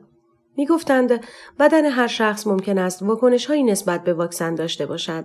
بابا بزرگ مجید و مامان جون لیلا به ترتیب پدرم و مادرم با وجود زدن واکسن کرونا در فاصله 20 روز رحلت کردند. با وجود همه اتفاقات ناگوار و تلخ که در جای کشورم به دلیل کرونا و مرگ و میر ناشی از آن بود، باید به زندگی کردن ادامه می‌دادیم و یاد و خاطره عزیزانمان را زنده نگه می‌داشتیم. حیف، کاری از دستمان بر نمی آمد. دوران کرونا تمام شد. سرانجام روز زایمان نیلوفر رسید. 2 قلوی دختر زیبا و سالم. بالاخره عمه شدم. محمد سعید و نیلوفر نام‌های لعیا و رویا را برای آنها انتخاب کردند. پدرم هم دنبال فرصت می‌گشت تا در گوش آنها اذان بگوید و این کار را هم کرد. بعد از 3 هفته برای 2 قلوها مهمانی عقیقه ترتیب دادند. به تعداد 45 نفر نان و کباب و سبزی تهیه کردند. مامان نرگس برای نیلوفر و محمد سعید که نباید گوشت عقیقه را می‌خوردند کباب مرغ آماده کرد. و آداب و رسوم عقیقه جز به جز انجام شد. آن شب را هم با خاطراتی خوش سپری کردیم. در طی جنبش زن زندگی آزادی ملت لطف و محبت بی حد و اندازه‌ای نسبت به روحانیون داشتند. پدرم درگیر بیماری کلیوی شد. بر این باور بود که یک سنگ کلیه معمولی است و در زمانی که به پزشک مراجعه کرد و علائم و نشانه ها را بازگو کرده بود و پزشک متخصص از او خواست آزمایش‌های لازمه را انجام دهد. آزمایش‌هایی مثل اسکن‌های اولتراسوند، CT، MRI، معاینه فیزیکی، آزمایش خون و آزمایش ادرار را انجام داد و دوباره به پزشک مراجعه کرد. تشخیص پزشک و متخصص کلیه سرطان کلیه بود. مردم همیشه در صحنه خیرتمند به پدرم گفته بودند شما دیگه چرا اینجایید؟ چی شد؟ خدا با صابران است. کاری نکرد؟ خدا برای شما معجزه نکرد؟ خدا برای شما هم شفا نداد؟ چی شد؟ به جای توکل به خدا و توسل به 14 معصوم به علم پزشکی و پزشک مراجعه کردید؟ داروی امام موسی کاظم و طب امام رضا کاری برایتان نکرد؟ خوب بلد بودید بالا منبر برای مردم از توکل به خدا و ناشکری کردن و توسل به 14 معصوم بگویید. حالا دارید از درد عربده می‌کشید؟ بکشید درد مردم را. دعای نادعلی و حدیث کسا و دعای توسل و آل یاسین و خیلی دعاهای دیگر که می‌گفتید شفا در آن است، حاجت روایی دارد، گشایش دارد و مشکل گشاست، برای شما هم بیفایده بود؟ نظری را چه میگویید که برای شفا میخورید و توصیه میکردید مردم همین کار را کنند؟ باز هم به استامینیفون می‌داند کجا و کدام قسمت بدن درد می‌کند و همان قسمت دردش آرام می‌شود. عجیب است که نظری با این همه قدمتی که دارد درست عمل نمی‌کند. مردم، شنیدید که یک آخوندی بالای منبر میگوید خانم‌ها اگر کودکتان بر روی فرش ادرار کرد و نجس شد تنها همان قسمت را قیچی کنید و تمام. همان آخوند به منزل برمیگردد و با تعجب می‌بیند که همسر محترمه دارد فرش را قیچی می‌کند. مانع او می‌شود و میگوید این را برای مردم گفتم نه برای خودمان. پدرم با دردی که داشت گفت شما مردم برای سیر کردن شکمتان نظری می‌خورید، ما برای ماهیتش آن را می‌خوریم. در پاسخ پدرم یک نفر گفت به خاطر همین است که اینجا تشریف دارید؟ چی داری برای خودت می‌گویی؟ شماها هم برای سیر کردن و پر کردن شکمتان نظری می‌خوردید. ببین چقدر شکمت بالا آمده است. فکر کنم حق زن و بچه‌هایت را هم می‌خوردی. از طرفی در همان مجالس روزه و عزاداری و سوگواری اینقدر آن غذای نظری را دیر می‌دهند که از دختر و پسر و پیر و جوان و کودک و زن و مرد همه کلافه و خسته و گرسنه می‌شوند. ساعت 8 شب بهترین تایم برای میل کردن شام است و نه ساعت 11:30 به بعد.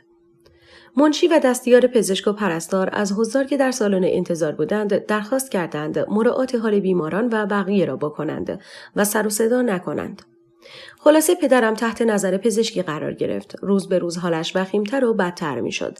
از درد شکم و پهلو و غیره می نالید. اشک می ریخت. اشکهای پدرم تنها برای بالای منبر و برای تحریک احساسات مردم بود. برای شبهای قدر هم به این گونه اشک می ریخت.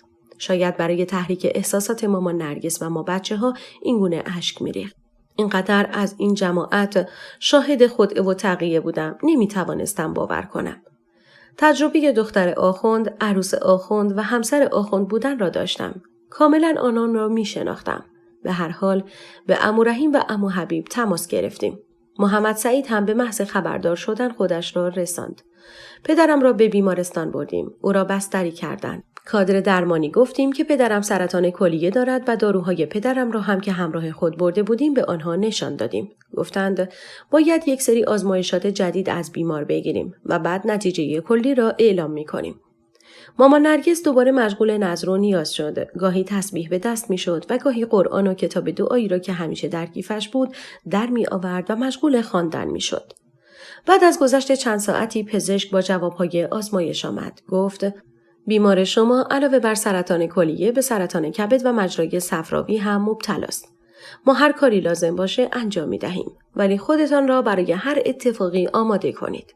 روز بعد پدرم از عمو رحیم و عمو حبیب خواست به نزد او بروند. وصیت‌نامه‌ای که خودش را به عمو رحیم و عمو حبیب کرده بود. بعد هم از مامان نرگس و همه ما خواست تا به نزدش برویم. آثار درد در چهره‌اش مشهود بود. همه ما در حال گریه کردن بودیم. به یاد دوران کودکی و نوجوانی تاریکم افتادم که همین پدرم باعث و بانیش بود. به جوانیم می‌نگریستم که چگونه خاکستر شد. به پدرم گفته بودم می‌خواهم از سبحان طلاق بگیرم ولی او مانع شده بود. کاش رفتارش با ما بهتر بود. ارث را به قول خودش پسروار و دختروار بر طبق قرآن انجام داد. می گفت و محمد سعید بر روی کاغذی می نوشت. محمد سعید گفت پدر جان ارث را مساوی تقسیم کنید. به کدورت بین فرزندان از هم نمی ارزد. در بین دوستانم دیده ام چه وضعی پیش آمده است. پدرم بر سر محمد سعید فریادی زد و گفت آنچه را که می گویم بنویس. آنچه که پدر گفت را بر روی کاغذ نوشت. پدرم گفت کسی که اعتراضی ندارد. اگر هم اعتراض داشتیم دوباره پدرم همون حرف خودش را تکرار می کرد که خدا فرموده است. پدرم آن را به سختی امضا کرد و بعد هر کدام از ما هم امضا کردیم. 2 روز بعد پدرم فوت کرد. در مراسم تشییع و ترحیم پدرم فامیل و دوست و آشنا برای عرض تسلیت و تسلای ما حاضر شدند. من هم از رحلت پدرم غمگین و گریان بودم. درست است که رفتار مناسبی با ما نداشت ولی به هر حال پدرم بود. از خودم میپرسیدم اگر فردی ظالم و ستمگری با درد و رنج بمیرد میگویند تاوان اعمالش بوده است. حتی گاهی این مسئله را اینگونه توجیه میکنند که فرد مورد نظر باید با درد و رنج از دنیا میرفته تا از گناه پاک شود. خب اگر اینگونه است جهنم برای چیست؟ همه با درد و رنج میمردند ولی در عوض دیگر از جهنم خبری نبود. پدرم که طبق دین و شرع و قرآن عمل کرده بود. با خدا و با ایمان بود. یاد خدا و نماز شبش ترک نمی شد. چرا باید این گونه زجر می کشید؟ من آخر معنی این عاقبت بخیر شدن را متوجه نشدم. حال به معنا و مفهوم عاقبت بخیری می پردازم که در کتب مذهبی خوانده ایم و از افراد سرشناس مذهبی هم شنیده ایم. عاقبت بخیر، خوش عاقبت، نیک فرجام. کسی که کار یا زندگیش به خوبی پایان یابد. آن کسی که عاقبت حال یا کار او به خیر ختم شود. مثلا شخصی که فوت می کند را می گویند عاقبت به خیر مرد یا فلانی عاقبت به خیر شد. چگونه است وقتی از اعمال فرد خبر ندارند، از گناهان کرده و نکرده فرد اطلاع ندارند، از اینکه در آن شب اول قبر چه چیزهایی در انتظار آن فرد درگذشته است، از جوابگویی او به نکیر و منکر بی اطلاع هستند، با صراحت میگویند عاقبت به خیر شد، عاقبت به خیر مرد. در جایی خواندم عاقبت به خیر شدن یعنی در زمان مرگ انسان در حال ایمان کامل و بخشیده شده از گناهان دنیا را ترک کند. عاقبت بخیری یعنی خوشنودی و رضای خدا را دریافت کردن. عوامل عاقبت بخیر شدن چیست؟ تقوا، تحکیم و تثبیت عقاید، مداومت بر فرستادن صلوات و همچنین بر تسبیحات حضرت زهرا، مداومت بر دعای 11 صحیفه سجادیه کامله، شکر نعمتها و خدمت به دیگران مخصوصاً والدین. در روایتی آمده است که امام جعفر صادق به مردی نوشتند: اگر می‌خواهی کارهایت به نیکی انجام گیرد و پایان عمر و زندگیت خیر باشد، تا هنگام مرگ حق خدا را مراعات کن، نعمتهای خداوند را در راه معصیت خرج نکن، به بردباری و حسن خداوند مغرور نباش و آنکه یاد ما می‌کند یا مدعی دوستی ما می‌شود نیکی نما. لازم نیست بدانی او راست می‌گوید یا دروغ. تو طبق نیت خود کار کن و او را به دروغش واگذار. به ادامه ماجرا برگردیم. بعد از مراسم 40 پدرم، بزرگان فامیل به خصوص عمو رحیم و عمو حبیب به منزل ما آمدند و از ما خواستند دیگر رخت عزا را درآورید که پدرتان هم راضی نیست. به مامان نرگس هم گفتند. ولی مامان نرگس گفت: بچه‌ها شما لباس مشکیتان را درآورید، ولی من همسرش بودم و این داغ هنوز برایم تازه است. لباس مشکیم را همچنان خواهم پوشید و دوباره به گریه افتاد. کوثر لیوان آبی را آورد تا مامان نرگس بخورد. من و معصومه هم او را آرام می کردیم. چند روز بعد مامان نرگس گفت: زینب، اگر من بخواهم برای زیارت امام رضا به مشهد بروم، تو هم حاضری با من بیایی؟ گفتم: با آقا سبحان صحبت می کنم، اگر اجازه دهد می آیم. اگر اجازه دهد می آیم. باید چند روزی را هم مرخصی بگیرم که به مهد نمی روم. مامان نرگس گفت: با معصومه و کوثر هم صحبت می کنم. اگر بتوانند آنها هم چند روزی مرخصی بگیرند می آیند. من با آقا سبحان صحبت کردم و به او گفتم مامان نرگس دوست دارد به مشهد برود. برای اینکه تنها نباشد من هم با او بروم. اجازه می دهی؟ گفت: باید یک مرد دنبال شما باشد. برادرت چه کار می کند؟ چرا مادرت را تنها می فرستد؟ گفتم: برادرم بچه‌های کوچک دارد. اگر بتواند بلیط هواپیما می گیرد و با نیلوفر و دوقلوها می آیند. معصومه و کوثر هم اگر کاری نداشته باشند خودشان را هر جوری که باشد به ما می رسانند. دایی علی و زندایی هم چند روزی قبل از ما می روند.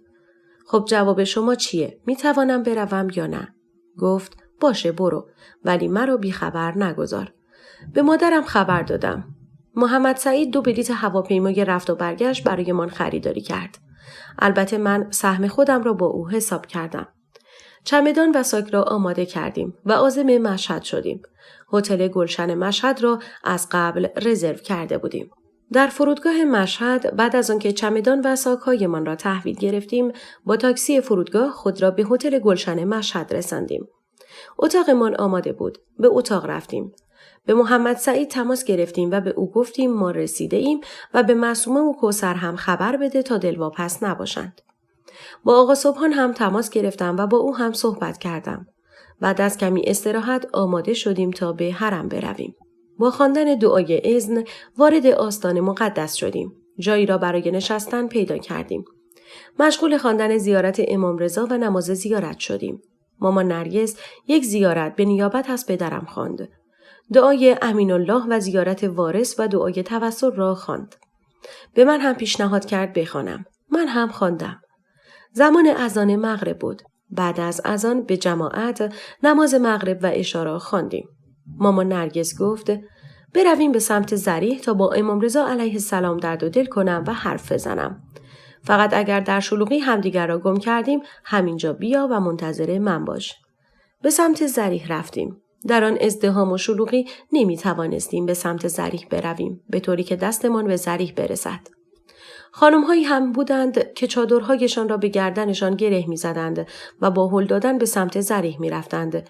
صدای جیغ و فریاد زنان و همه حالم را بد می‌کرد. بالاخره درد و دل مامان نرگس به اتمام رسید و با هم در حال برگشت بودیم که صدای گریه دختر بچه‌ای مرا به خود جلب کرد. مادرش را گم کرده بود. همه خانم‌ها با چادر مشکی. من هم بودم مادرم را اشتباه می‌گرفتم. یکی از زنان خادم به او کمک کرد که مادرش را پیدا کند. فکر و حواسم به آن کودک گم شده بود که مامان نرگس را گم کردم. همه خانم‌ها با چادر مشکی، تنها چند نفر از آنها طرح و مدل چادرهایشان متفاوت بود. به پشت سرم نگاه کردم. مامان نرگس را ندیدم. به دلیل اینکه قبل‌تر محل قرار خود را با مامان نرگس تعیین کرده بودیم به آن مکان رفتم. مامان نرگس آنجا هم نبود. ایستادم تا بیاید. نگرانش شدم.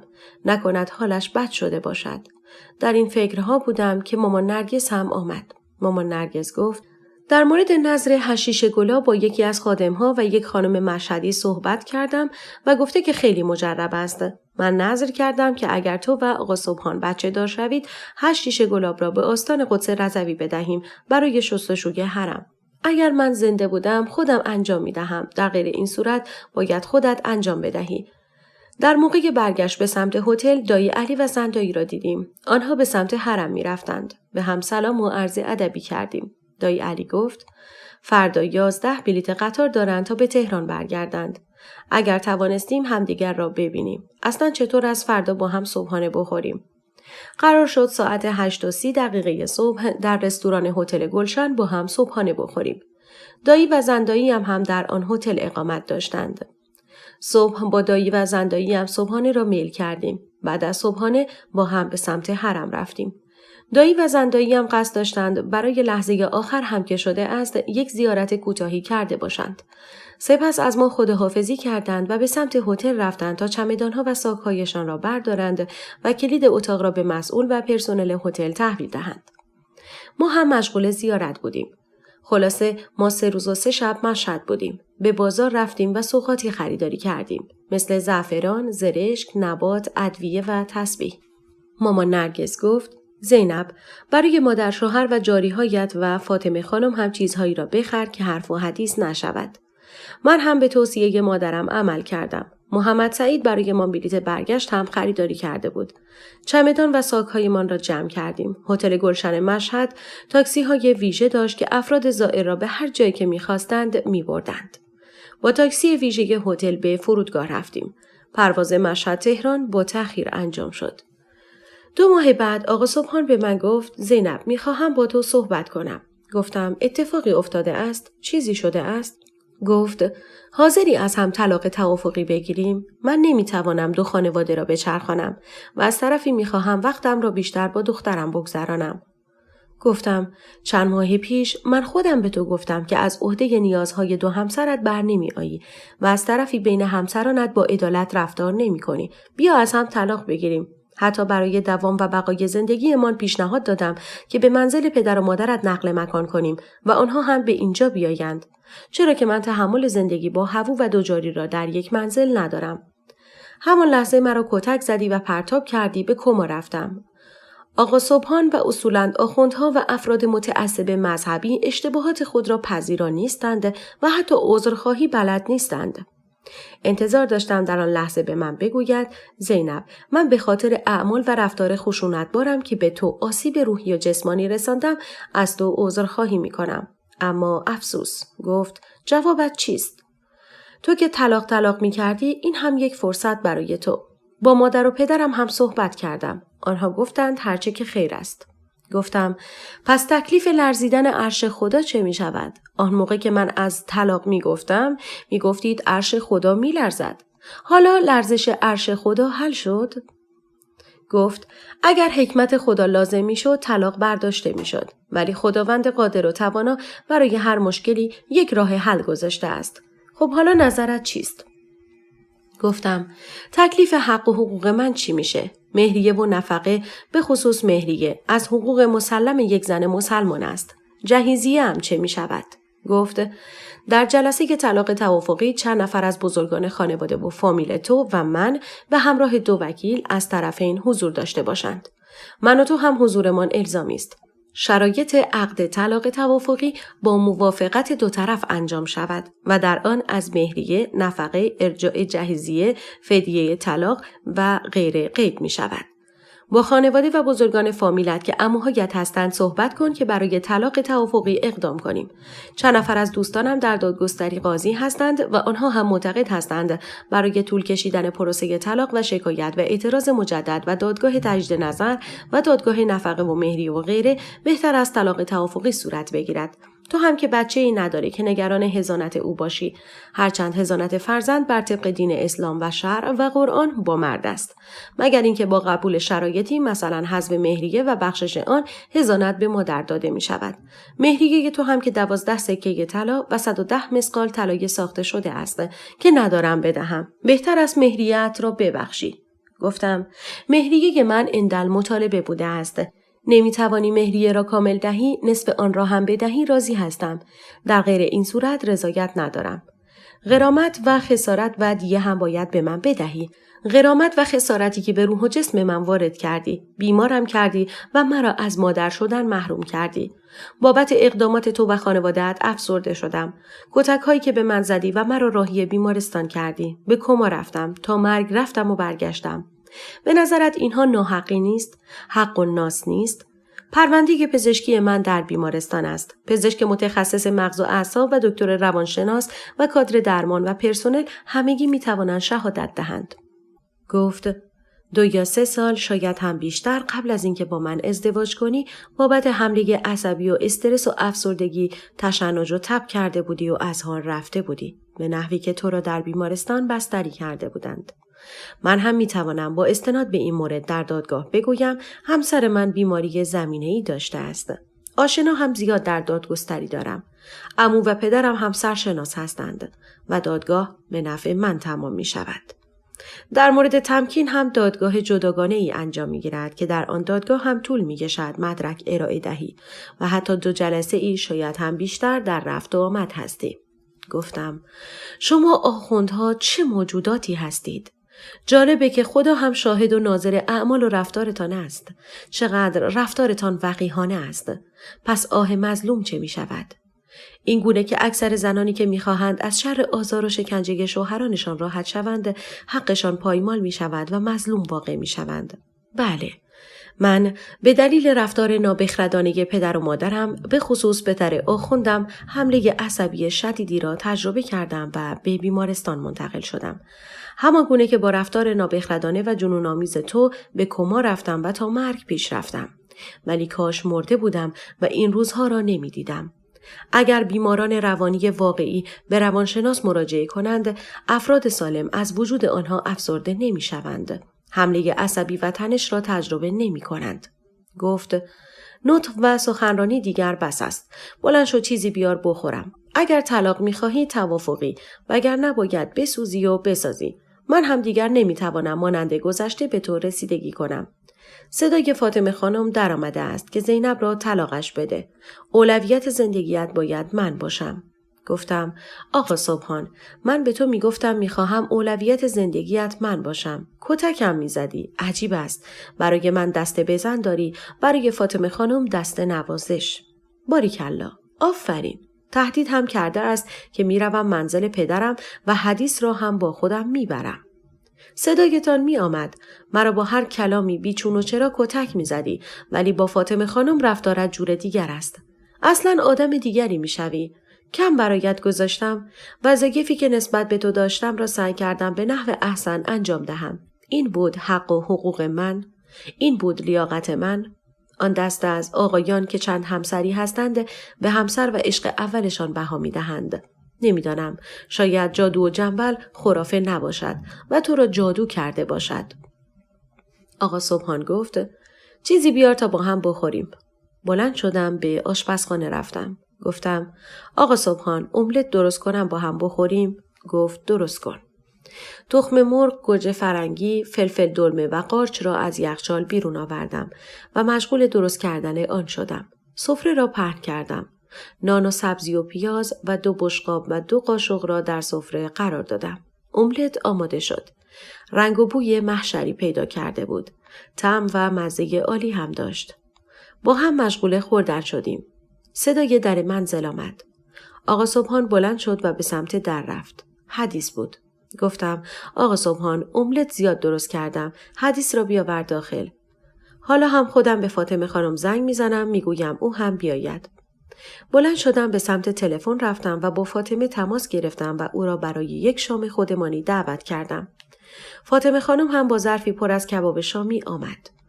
بعد از شام من و فاطمه خانم در آشپزخانه مشغول جمع و جور کردن بودیم. ظرفها را شستیم.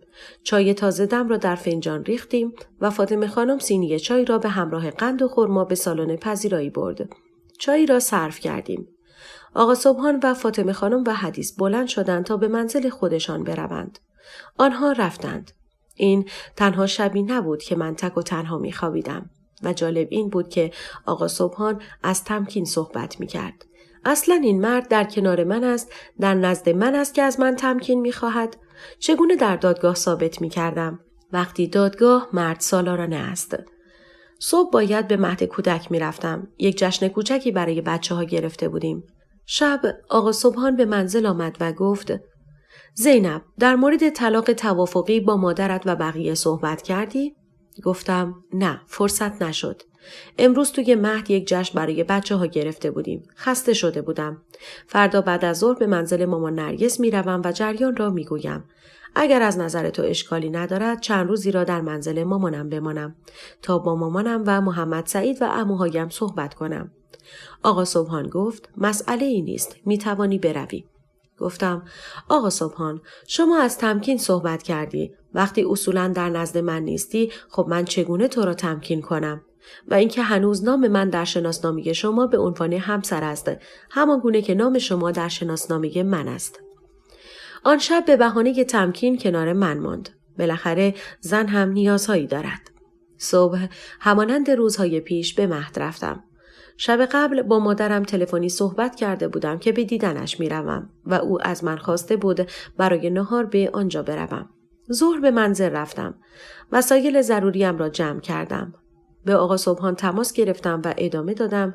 دیشب به شما گفتم که چند روزی به منزل مامانم می روم. باید با مامانم و عموهایم در مورد طلاق توافقی و اقدامات قبل و بعد آن مشورت کنم.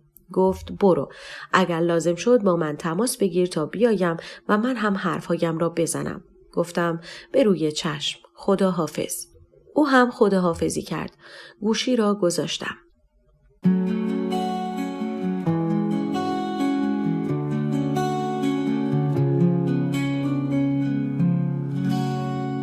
داستان چیز دیگه است. نویسنده هدیه فروزان. انتشارات آوای بوف. avayaboof.com.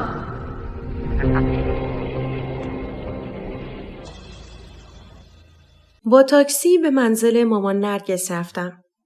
مامان نرگس برای نهار کوفته تبریزی درست کرده بود. اینقدر زیاد درست کرده بود که قبل از رسیدن من، معصومه، کوثر و محمد سعید آمده بودند و سهم خود و خانوادهشان را برده بودند.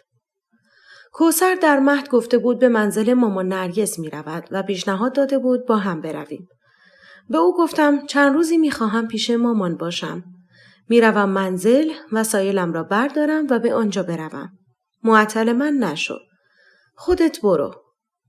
مامانم بعد از صرف غذا گفت زینب قضیه چیه؟ دیشب تلفنی چیزهایی گفتی ولی من متوجه نشدم. گفتم نخواستم دیشب نگرانتان کنم. چیز زیادی نگفتم. مادرم گفت دختر از دلشوره مردم. گفتم دوباره کتکت زده. گفتم مامان نرگس از وقتی که برگشتم هر باری مرا با دستهای سنگینش مورد لطف و عنایت خود قرار می دهد. ولی مسئله چیز دیگری است. مامان نرگس گفت بگو تا سکته نکردم. گفتم دیشب آقا سبحان با من صحبت کرده و گفت دیگر نمیتواند دو خانواده را بچرخاند و فاطمه خانم هم از این وضعیت راضی نیست و میخواهد با دخترش حدیث وقت بگذراند. به من پیشنهاد کرد طلاق توافقی بگیریم. مامان نرگس گفت مگر تو دست و پای آقا سبحان را بستی که میخواهد با دخترش حدیث وقت بگذراند؟ از طرفی مگر فاطمه خانم از حضور تو بی اطلاع بود؟ با آگاهی از وجود تو همسر دوم شوهرت شد. نزدیک 10 سال شاید هم بیشتر داری با آن آقا زندگی میکنی. میخواهد حقت را ندهد؟ ای دختر جانم، سرنوشت تو که بدتر از من شد. کاش وقتی با ازدواج با آقا سبحان مخالفت میکردی مانع این وصلت میشدم و آب شدن تو را نمیدیدم. گفتم مامانم دست بزن آقا سبحان برای من است و دست نوازش او برای فاطمه خانم. عربده زدنش برای من است و محبتش برای فاطمه خانم. به هر حال در حرفهایش گفت با عموهایت صحبت کن و هر دو طرف هم باید وکیل داشته باشند که 2 وکیل کارهای لازمه را انجام دهند. مامان نرگس گفت هنوز از وفات پدرت 1 سال هم نگذشته است. برای مراسم پدرت و حفظ آبرو لازم است چند ماهی همدیگر را تحمل کنید. توی فامیل و غریبه و آشنا و همسایه خوبیت ندارد. گفتم مامان نرگس اکثرا تا حدودی از جریان زندگی من خبر دارند. چه چیزی را می‌خواهیم مخفی کنیم؟ هرچه سریعتر من از این اسارت رهایی پیدا کنم بهتر است. برای طلاق میگویند تا 2 یا 3 سال طول میکشد و برای طلاق توافقی 6 ماه شاید هم کمتر. مامان نرگس گفت من نظرم این است. با عموهایت تماس بگیر و بگو برای امری میخواهی با آنها مشورت کنی. با عموهایم جداگانه صحبت کردم و قرار شد همان شب بعد از نماز مغرب به منزل مرحوم پدرم بیایند. به محمد سعید هم تماس گرفتم و گفتم میخواهم با تو صحبت کنم. پرسید در رابطه با چیست؟ گفتم عمو رحیم و عمو حبیب بعد از نماز مغرب به منزل بابا می آیند و در رابطه با موضوعی باید با چند نفر مشورت کنم. محمد سعید هم قبول کرد. شب محمد سعید و عموهایم با هم رسیدند.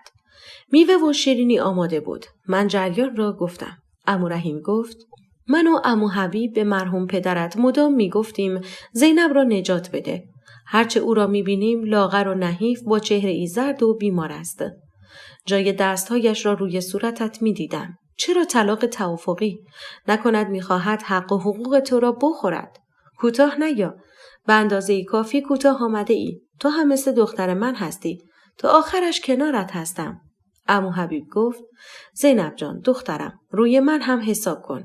تو بی کس و کار نیستی ولی کاش هر وقت دستش را روی تو بلند می کرد و بدنت را سیاه و کبود می کرد به پزشکی قانونی مراجعه می کردی و از او در کلانتری و آگاهی هم شکایت می کردی تا برایش پرونده تشکیل می دادند. گفتم در بیمارستان که بستری بودم و به کما رفته بودم پرونده پزشکی هم هست. از طرفی عمو وقتی کتکم میزد از شدت درد بیحال گوشه ای می افتادم. وقتی از خواب بیدار می شدم به سختی می توانستم بدنم را حرکت دهم و راه بروم. کارهای روزمره و شخصیم را هم با درد و شکنجه انجام می دادم. برای یک پیام دادن ساده هم با مشکلاتی روبرو می شدم. خیلی خودم را کنترل کردم ولی بغضم شکست و به گریه افتادم. عمو رحیم مرا در آغوش گرفت و گفت آرام باش دخترم. آه ای کریم چه کردی با این طفل معصوم؟ هیچ وقت پدر خودم این چنین مرا در آغوش نگرفته بود. درد بی پدری و حسرت یک آغوش امن و پدرانه باعث شد اشکایم همچنان ببارد. عمو رحیم گفت زینب اشکایت را پاک کن. من و عمو حبیب تا آنجایی که بتوانیم تو را حمایت می‌کنیم. اشکایم را پاک کردم. از همگی حاضرین عذرخواهی کردم و به سمت سرویس بهداشتی رفتم. صورتم را شستم و با حوله خشک کردم و به بقیه ملحق شدم. عمو رحیم گفت باید در مورد مسائل قضایی و حقوقی و خانواده با یک وکیل و حقوقدان مشورت کنیم. عمو حبیب گفت: زینب عمو جان، مهریه چقدر است؟ گفتم: آینه و شمعدان و کلام الله مجید و 12 سکه طلا و 110 مثقال طلای ساخته شده. عمو حبیب گفت: آینه و شمعدان و کلام الله مجید که هیچ. خودش بر می دارد. مگر اینکه هزینه آن را به عنوان مهریه بدهد. از آن 12 سکه طلا هم مقداریش را می خورد. می ماند 110 مثقال طلای ساخته شده. به این مقدار برایت طلا و جواهرات خریداری کرده است. در این 10 تا 12 سال به تو طلا و جواهرات هدیه کرده است. گفتم: عمو جان، همان حلقه ازدواج و سرویس طلا و یک علنگو که بعد از صیغه عقد به من داد. یک علنگوی دیگر مشابه همان علنگوی قبلی را هم شب عروسی به من داد که از 110 مثقال طلای ساخته شده هم کمتر است. در این سالهای زندگی مشترک که با هم داشتیم هیچ سرویس طلا و نیم ست و غیره به من نداده است. عمو رحیم گفت: مدارک لازمه را آماده کن. اصل شناسنامه و کپی از همه برگه های آن، کارت ملی و کپی از آن، قباله ازدواج و مفاد مهریه اصل و کپی. باید از هر کدام چندین کپی داشته باشی.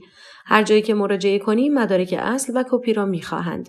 وکیل، دادگاه، محضر و دفترخانه برای طلاق.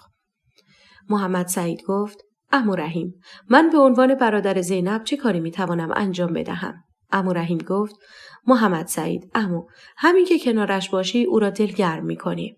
عمو حبیب گفت: یک چیزی را یادم رفت بگویم. هرچه باشد طرف مقابل ما آخوند است و در دادگستری و قوه قضاییه آشنا زیاد دارد و خوب می‌داند چگونه حیله سوار کند. بارها دختر ما را دور زده است و پیچانده است. به هر حال زینب دادگاه‌های این مملکت به نحوی است که زن بیشتر حقش ناحق می‌شود. باید خیلی محکم و قوی و استوار باشی. در مورد پرونده پزشکیت هم باید با وکیل مشورت کنی که در روند پرونده دادگاهی پیشرفتی دارد یا نه.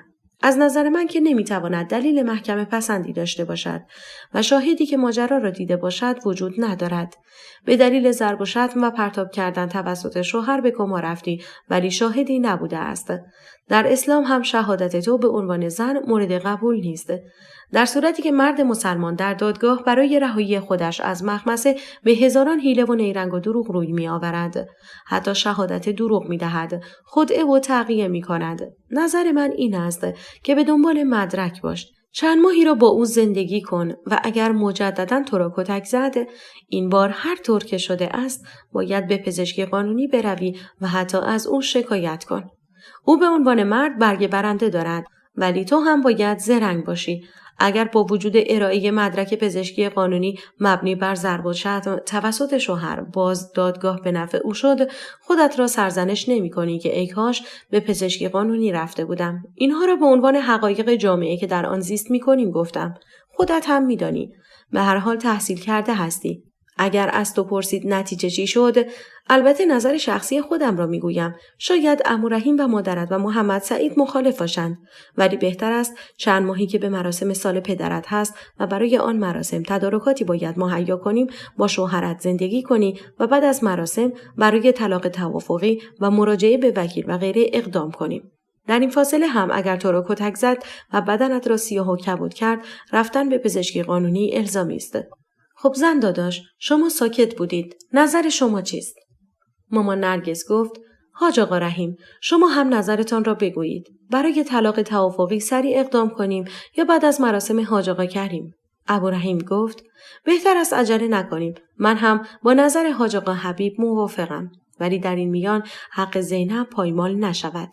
زینب چه کار می کند در این مدت اینجا می ماند یا به منزل مشترک برمیگردد؟ گفتم: عمو جان، من این همه سال تحمل کردم. این چند ماه را هم تحمل می کنم. آقا سبحان در حرفایش از تمکین گفت. به هر حال آخوند شیادی است. با او زندگی کردم و خیلی خوب می شناسمش. اگر به منزل مشترک برنگردم از من شکایت می کند و موضوع تمکین را به میان می آورد و اینکه می گوید زینب همسر این جانب منزل مشترک را بدون دلیل ترک کرده است و تاکنون مراجعه نکرده است. مواردی که در دادگاه خانواده وجود دارد. خواهر همکارم همین مورد برایش اتفاق افتاده بود. مامان نرگس گفت: من هم نظرم این است که مراسم حاج آقا کریم با آبرو برگزار شود و بعد از آن اقدامات لازم برای طلاق زینب را انجام دهیم. محمد سعید پسرم، نظر تو چیست؟ محمد سعید گفت: هر چیزی که خیر است همان اتفاق بیفتد. من میخواهم زینب شاد باشد. خواهر من لیاقت خوشبختی را دارد. عمو رحیم و عمو حبیب گفتند ما دیگر باید برویم. مامان نرگس گفت برای شام تشریف داشته باشید. دور هم باشیم. به حاج خانم ها زنگ میزنم. آنها با بچه ها بیایند. به معصومه و کوثر هم اطلاع میدهم. محمد سعید هم میرود نیلوفر خانم و بچه ها را میآورد. عموهایم گفتند باید برویم. تعارف که با هم نداریم. فرصت بسیار است. ساعت دقیقاً 21 را نشان میداد که عموهایم منزل پدرم را ترک کردند. صبح با مامان نرگس مشغول خوردن صبحانه بودم. مامان نرگس گفت: زینب، امروز با آقا صبحان تماس بگیر و بگو با عموهایم و مادرم صحبت کردم و آنها گفتند طلاق توافقی موکول شود به بعد از مراسم یاد بوده پدرم. برای شام هم دعوتش کن به اینجا بیاید. بگو مامانم هم با شما تماس میگیرد و این نظر خودت است که اینجا بمانی و یا با آقا صبحان به منزل برگردی. لقمه آخرم را در دهانم گذاشتم و گفتم باید به منزل خودم برگردم. خب اگر برای شام امشب چیزی لازم دارید بخرم. مامان نرگس گفت اگر چیزی لازم بود با تو تماس میگیرم. گوشیت شارژ دارد؟ گفتم بله شارژ دارد. کیف و چادرم را برداشتم. مامان نرگس را بوسیدم و از او خداحافظی کردم. هوا خوب بود و وقت داشتم. بنابراین پیاده به سمت مهد می رفتم. ماشینی آرام آرام به دنبالم می آمد و بوق می زد. فکر کردم مزاحم است و یا یک آدم مریض در حال تعقیب من است. گوشیم زنگ می خورد. خودم را به پیاده رو رساندم و گوشیم را از کیفم درآوردم. آقا صبحان بود. گفت زینب چرا هرچه بوق می زنم سوار ماشین نمیشی؟ با من قهری؟ مگه مرا نمیشناسی که در کوچه و خیابان اسم ناموس و عیال و فرزندانم را نمیارم؟ بیا سوار شو. گوشی را قطع کردم و در کیفم قرار دادم و به سمت ماشین رفتم. سوار ماشین شدم. آقا صبحان گفت چرا پیاده می روی؟ گفتم هوا خوب بود. گفتم کمی پیاده روی کنم. گفت خب پس اینطور. راستی با عمو رحیم و عمو حبیب در مورد طلاق توافقی صحبت کردی؟ با مادرت در میان گذاشتی؟ چی شد؟ گفتم آقا صبحان هم مادرم و هم عموهایم معتقد هستند تا مراسم بزرگداشت و سال پدر مرحومم صبر کنیم و بعد از آن برای طلاق توافقی اقدام کنیم. آقا صبحان گفت طلاق توافقی که زیاد طول نمی کشد. 1 هفته تا 6 ماه. جلسات مشاوره ازدواج و طلاق هم که الزامی است. آزمایش بارداری هم باید بدهی. گفتم آقا صبحان جریان چیه؟ چرا اینقدر اصرار به طلاق توافقی داری؟ من هم خواهان طلاق هستم ولی طلاقی که حق مرا پایمال نکند. اصلا چطور است با روال قانونی طلاق جلو برویم؟ هر قدر هم طول بکشد اشکالی ندارد. آقا صبحان گفت اگر تو اینطور میخواهی باشد قبول. ولی این را بدان دادگاه مهریه، دادگاه نفقه و دادگاه تمکین هر کدام جداگانه برگزار می شود و در هر کدام از دادگاه ها طرفینی که معترض نتیجه دادگاه بدوی هستند می توانند اعتراض کنند و در طول 10 روز کمتر یا بیشتر نمیدانم به هر حال اعتراض باید ثبت شود. و برای پایمال نشدن حقوق دادگاه تجدید نظر انجام می شود و در نهایت به دلیل ازدیاد پرونده های خانواده و طلاق قاضی حکم به طلاق توافقی می دهد. تو می گویی هر چقدر طول بکشد مهم نیست ولی وقتی خودت محیط و جو دادگاه را ببینی و افرادی را که با دستبند و پابند به آنجا بیاورند را ببینی پاپس می کشی. نه تنها تو هر کس دیگر هم باشد نهایتاً 1 سال تا 1.5 سال دوام می آورد و به طلاق توافقی روی می آورند. گفتم خب این از اشکال سیستم قضایی است که مرد سالاری است و نه شایسته سالاری. کرامت انسانی در این دادگاه ها وجود ندارد. زن را عاصی می کنند و به سطوح می آورند. ببین خدایی که خودش زن را خلق کرده است از درون و ماهیت و ذات او خبر دارد. چرا خواهان چند همسری برای مردان شده است که حس حسادت و چشم و همچشمی را در زنان تقویت می کند. زن تشنه محبت و توجه است. مرد تشنه رابطه جنسی. نمونهش در قرآن سوره تحریم آمده است. ماجرای ماریه قبطیه و حفصه و عایشه. انگار خدای اسلام از زن شناختی نداشته است. من از ادیان ابراهیمی دیگر مثل یهودیت و مسیحیت خبر ندارم. از دینی سخن میگویم که دین خودم است و از آن شناخت دارم. همین کاری که تو با من و فاطمه خانم کردی. در واقع به هر دوی ما ظلم کردی. زمانی که او به تو نیاز داشت در نزد من بودی و زمانی که من به تو نیاز داشتم در نزد او. یک زن دلخوش به محبت و توجه و یک آغوش گرم و امن است. مواردی که یا مرا از آن دریغ کردی و یا فاطمه خانم را. خودت ببین چه کرده این که صدای او هم در آمده است. آقا سبحان گفت نظر خودت هم همین است؟ میخواهی تا بعد از مراسم مرحوم پدرت صبر کنی؟ گفتم بله، بهتر است تا آن موقع صبر کنیم، چون عموهایم و مادرم در حال برنامه ریزی و تدارک مراسم هستند و میخواهند با صبر و حوصله و با آبرو مراسم برگزار شود. راستی امشب برای شام به منزل پدرم بیا. مامان نرگس هم به شما جداگانه زنگ میزند و دعوت میکند. آقا سبحان گفت چه کسانی هستند؟ خواهران و برادرت هم هستند؟ گفتم تا جایی که میدانم نه. مامان نرگس میخواهد با هر دوی ما صحبت کند. برای همین فکر نکنم کس دیگری باشد. به مهد رسیدیم. از او تشکر کردم و از ماشین پیاده شدم. گفتم آقا سبحان شاید شب با شما به منزل برگشتم. کاری نداری؟ خداحافظ. او هم خداحافظی کرد. وارد مهد شدم. چند ساعتی با بچه‌ها سرگرم بودم. به مامان نرگس زنگ زدم و گفتم صبح اتفاقی آقا سبحان را دیدم و او مرا به مهد رساند و برای شام هم دعوتش کردم. با آقا سبحان در مورد طلاق بعد از مراسم بابا صحبت کردم. مامان نرگس گفت خب من هم چند دقیقه دیگر به خودشان تماس میگیرم و برای شب دعوتش میکنم. از هم خداحافظی کردیم. کوثر که برایم یک لیوان چایی آورده بود حرفایم را شنیده بود. وقتی گوشیم را قطع کردم گفت با کی صحبت میکردی؟ گفتم مامان نرگس بود. گفت زینب مشکوک میزنی. ما 2 خواهر هستیم. چیزی را از من مخفی میکنی؟ گفتم کوثر آبجی خوشگله، من مسلما چیزی را از تو مخفی نمی کنم. ماجرا این است که چند روز پیش آقا سبحان از طلاق توافقی صحبت کرد و گفت صدای فاطمه خانم هم در آمده است و میخواهد با دخترش حدیث وقت بیشتری را سپری کند. با مامان نرگس و عمو رحیم و عمو حبیب صحبت کردم. نظر آنها این است که بعد از مراسم سالگرد بابا برای طلاق توافقی اقدام کنیم. امشب هم آقا سبحان می آید تا مامان نرگس با او صحبت کند. کوثر گفت کاش من هم میتونستم طلاق بگیرم. حالا طلاق هم گرفتم. حضانت عادل را به پدرش میدهند. درد من که 1-2 نیست. زینب باز تو یک برگ برنده داری که بچه نداری. گفتم هنوز من که طلاق نگرفتم. برای طلاق گرفتن هم چند ماهی را در رفت آمد دادگاه هستیم. ولی کاش آن موقع که بابا زنده بود تو و مرا از دست شوهرهای احمق و روانی نجات میداد. کاش بابا حامی بچه هایش بود. کوثر گفت برایت چایی آورده بودم. سرد شد. گفتم سرد میخورم.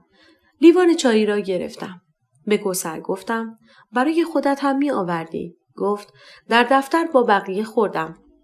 تقریباً 2 ساعتی تا اتمام وقت اداری مهد فرصت بود.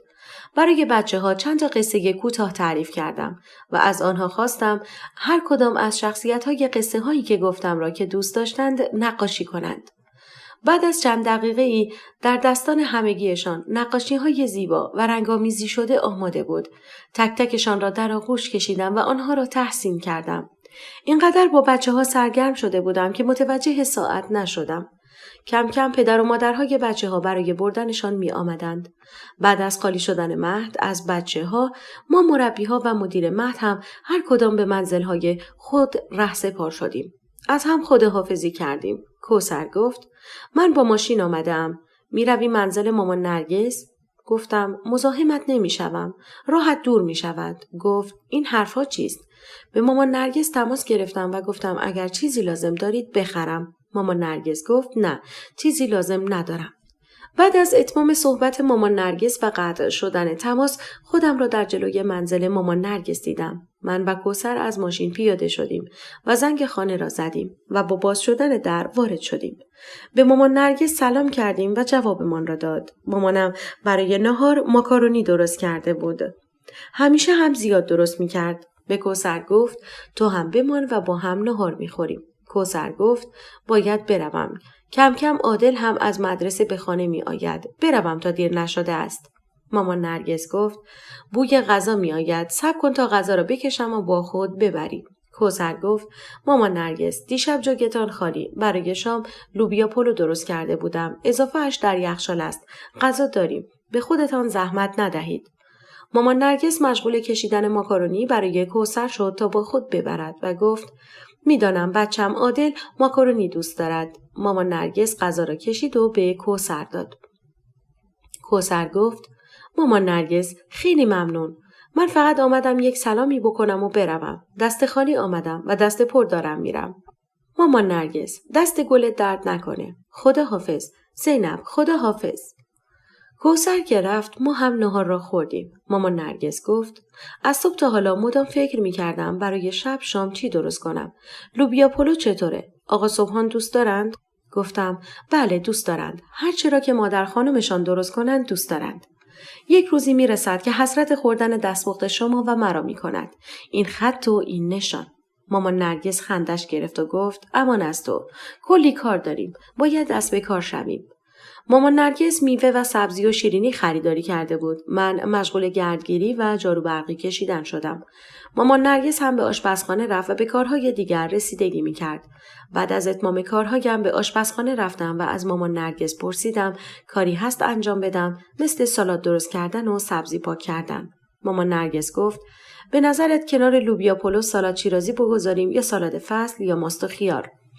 گفتم آقا صبحان در کنار لوبیا پلو هر چی باشد را میخورد ولی به نظرم همان سالاد شیرازی، سبزی، ترشی و زیتون کافی باشد. مامان نرگس گفت زینب شما سالاد شیرازی را آماده کن من هم به آشپزخانه ام مشغول میشوم. مادرم علاوه بر لوبیا پلو در تدارک و آماده کردن سوپ مجلسی بود. نزدیک غروب بود. همه چیز آماده بود. میوه ها را بعد از شستن در میوه خوری قرار دادم. چند بشقاب با کارد و چنگال هم گذاشتم. به اتاقم رفتم. لباس زرشکیم را پوشیدم. کمی آرایش کردم. از اتاق خارج شدم. منتظر بودیم تا آقا صبحان بیاید. میدانستم که او در مسجد امین امام جماعت است و یک سخنرانی کوتاه هم ایراد می کند و بعد از آن می آید. 1.5 ساعت بعد از اذان مغرب آمد. با سلام و احوال پرسی وارد شد. در سالن پذیرایی وارد شد. مبلی را برای نشستن انتخاب کرد. به سمت آن رفت و نشست. من از او با میوه و چای و شیرینی پذیرایی کردم. آقا صبحان گفت خدا رحمت کند حاج آقا را. جایشان چقدر خالی است. مادرم زد زیر گریه. من 1 لیوان آب آوردم به مادرم دادم تا کمی آرام شد. برای آماده کردن سفره بلند شدم. سفره را آوردم. آقا صبحان سفره را پهن کرد. بشقاب، کاسه، قاشق و چنگال، نان، سالاد شیرازی، ترشی بندری، سبزی و زیتون را در سفره قرار دادم. آقا صبحان گفت حاج خانم لازم نبود اینقدر زحمت بکشید. نان و پنیر و سبزی هم کافی بود. مامان نرگس گفت کاری نکردم. هرچه خودم را سرگرم کنم کمتر فکر و خیال می کنم. همه اش یاد حاج آقای مرحوم می افتادم. سوپ و لوبیا پلو را هم در سفره قرار دادیم. بعد از صرف غذا آقا صبحان گفت حاج خانم سفره‌تان پربرکت. دستتان درد نکند. همه چیز عالی بود. برسد به روح اموات و به خصوص اموات این دست جمع. نثار اموات گذشته من صلوات و 1 فاتحه بفرستید. سفره را جمع کردیم. مشغول شستن ظروف شدم. مامان نرگس گفت برو کنار شوهرت تنهاست. ظرفا را بعداً هم میتوانم بشورم. چایی را بریز و بیاور. چایی را به سالن پذیرایی بردم. آقا صبحان در مورد طلاق توافقی صحبت میکرد. مامان نرگس در جواب او گفت آقا صبحان امیدوارم شما و خانواده گرامیتان ما را درک کنید. چند ماهی به مراسم حاج آقا مانده است. میدانم که شرایطی که در آن قرار دارید دشوار است. ولی یادمان نرود که این وضعیت را خود شما ایجاد کردید. کاش از همان اول به تک همسری قانع بودی و عملی را انجام میدادی که استرس همسرت برطرف شود و فرزند خودتان را در آغوش بگیرید. فرض می‌کنیم اصلاً مشکل از زینب بود. یک بچه بی سرپرست را به عنوان فرزندخواندگی قبول می کردید. خیلی از زن و شوهرها که نتوانستند بچه دار شوند و بچه‌ای را به فرزندخواندگی قبول کردند. بعد از سپری شدن چند ماه حتی چند سال بچه دار شدند. شما عجله کردید و همسر دوم اختیار کردید. به هر حال کاری است که شده. بعد از مراسم حاج آقا در مورد طلاق توافقی و اقدامات لازمه آن صحبت می کنیم. بفرمایید، چایتان سرد شد. بعد از صرف چای من به اتاقم رفتم و وسایلم را جمع کردم تا با آقا صبحان به منزلمان برگردم. از مامان نرگس تشکر کردیم. او را در آغوش کشیدم و بوسیدم. خداحافظی کردیم و با هم به منزل برگشتیم. 3 ماهی گذشت. چند روزی بود دردهای شدیدی داشتم. گاهی دردهایم به حدی بود که نمیتوانستم به مهد بروم. مرخصی میگرفتم. کوثر تماس میگرفت و از حالم جویا میشد. میگفتم بدن درد دارم. باید استراحت کنم. نظر کوثر این بود که به دکتر مراجعه کنم. کمر درد، حالت تهوع، سرگیجه و حتی افت فشار و غش. علائم بارداری را داشتم. حدس زدم که حامله ام. مدام به خودم میگفتم اگر حامله باشم تکلیف بچم چه می شود؟ میخوایم طلاق بگیریم. بچه را از مادرش میگیرند یا تا 2 سال با هم زندگی میکنیم تا با شیر مادر تغذیه شود.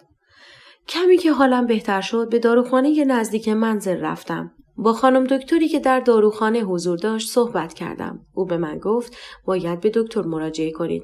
من فکر میکنم شما کمخونی دارید. بعد هم به من قرص آهن و اسید فولیک، ویتامین دی و کلسیم داد و چگونگی مصرف آن را هم گفت. گفتم خانم دکتر 2 عدد بیبی چک هم میخواستم. خانم دکتر گفت بله البته ممکن است حامله باشید. این ویتامین ها ضرری برای بارداری ندارد. ویتامین آ را نباید مصرف کرد. خانم دکتر 2 عدد بیبی چک را هم روی داروهای مکمل و ویتامینه گذاشت. آنها را حساب کردم. تشکر کردم و از داروخانه بیرون آمدم. به منزل رفتم. صبح روز بعد از بیبی چک استفاده کردم. چیزی را که به چشم دیدم را باید باور می کردم. نمیدانستم باید گریه می کردم، جیغ می زدم و یا می خندیدم. در این موقعیت حامله شده بودم. کاش همان موقع حامله می شدم و دیگر هوو را تحمل نمی کردم. به آقا صبحان که در طبقه دیگر با همسر دوم بود تماس گرفتم و گفتم فرصت داری قبل از رفتن با هم صحبت کنیم؟ گفت چیزی شده است؟ گفتم باید رو در رو صحبت کنیم. گفت تا چند دقیقه دیگر می آیم. روی میز صبحانه نان، پنیر، گردو، کره، مربا، عسل و ظرفی از بیسکویت گذاشتم. چای هم تازه دم بود. آقا صبحان در زد. در را باز کردم و او وارد شد. گفتم صبحانه آماده است. گفت صبحانه چند لقمه خوردم. میخواستم بگویم شکم آخوند بلد است چطوری باز شود که 40 لقمه دیگر را دریافت کند. گفت زینب چیزی شده است؟ رنگت پریده است. حالت خوب است؟ گفتم بیا بشین تا برایت بگویم. 2 فنجان چای ریختم و روی میز گذاشتم. مقداری از چای را با بسکویت خوردم و گفتم نمیدانم اسمش را معجزه بذارم یا بدشانسی. در این چند روز حالم خیلی بد بود. بدن درد و کمر درد و حالت تهوع. فکر کردم به خاطر پریودم است که نشدم و منتظر بودم بشوم. علائم بارداری را داشتم. حدس زدم باردارم. داروخانه رفتم بیبی چک گرفتم. امروز صبح زود از بیبی چک استفاده کردم و جواب مثبت بود. من باردارم. اگر فرصت داری با هم بریم دکتر. از طرفی تصمیم داریم طلاق بگیریم. تکلیف این طفل معصوم چه می شود؟ آقا صبحان گفت خواست خدا بوده است. بعد هم 1 لقمه کره و مربا به من داد و خودش هم مشغول خوردن شد. من هم مشغول خوردن صبحانه بودم که یک دفعه حالت تهوع پیدا کردم و سریع به سرویس بهداشتی رفتم. صورتم را شستم و به نزد آقا صبحان برگشتم. آقا صبحان به طرف من آمد و گفت خوبی؟ اگر حالت خوب نیست مهد نرو. من هم سعی می کنم کارهایم را زودتر انجام دهم و با هم دکتر برویم. میخواهی نوبت بگیر و با مامان نرگس بروی. خودت را معطل من نکن. آقا صبحان رفت. من به مطب خانم دکتری که برای بچه دار شدنم در سالهای پیش مراجعه می کردم تماس گرفتم و از منشی او برای بعد از ظهر همان روز ساعت 16 نوبت گرفتم. آقا صبحان بعد از اقامه نماز ظهر و عصر به منزل آمد. با نان و کباب و سبزی وارد شد. گفت برای همه گرفتم. سهم مامان و بابا و ساکنین این ساختمان هم دادم. این هم رزق و روزی خودمان. بیا خانم تا سرد نشده است. مشغول خوردن شدیم. گفتم آقا صبحان ساعت 4 بعد از ظهر نوبت دارم. اگر وقت دارید با هم برویم. اگر هم وقت ندارید که به کوثر یا مامان نرگس زنگ بزنم و با آنها بروم. راستش من هنوز موضوع بارداریم را به کسی جز شما نگفتم. حتی به مامان نرگس نگفتم. خواستم مطمئن شوم و بعد بگویم.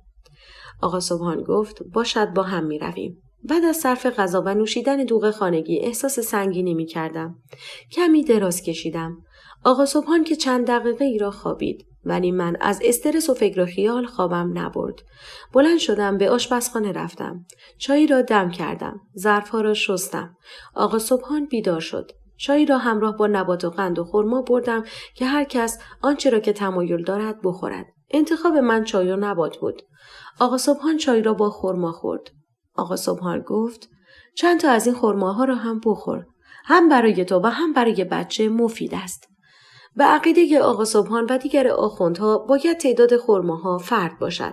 مثلا 1 عدد خرما یا 3، 5 و غیره. من 3 عدد خرما را برداشتم و خوردم و برای رفتن به دکتر آماده شدم. همراه آقا صبحان به دکتر مراجعه کردیم. مطب شلوغ بود و با وجود مراجعین که اکثرا خانم‌های باردار بودند، آقا صبحان کاملا معذب شده بود. به هر حال نوبت ما شد. به خانم دکتر همه علائم و دردهایم را گفتم. خانم دکتر گفت خب روی این تخت دراز بکش تا یک سونوگرافی انجام بدهم. روی تخت دراز کشیدم و آنچه را که خانم دکتر از من می‌خواست را انجام دادم. بعد از مدتی خانم دکتر گفت شما باردار هستید، آن هم پسر، ولی نه بارداری بی درد سر، بارداری خارج از رحم دارید و این نوع بارداری برای سلامتی مادر خطرناک است.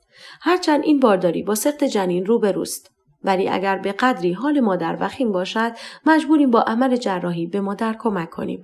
می توانی بلند شوی. گفتم خانم دکتر کاری نمی شود کرد؟ با مکمل ها و قرص آهن و اسید فولیک و ویتامین دی کاری نمی شود کرد؟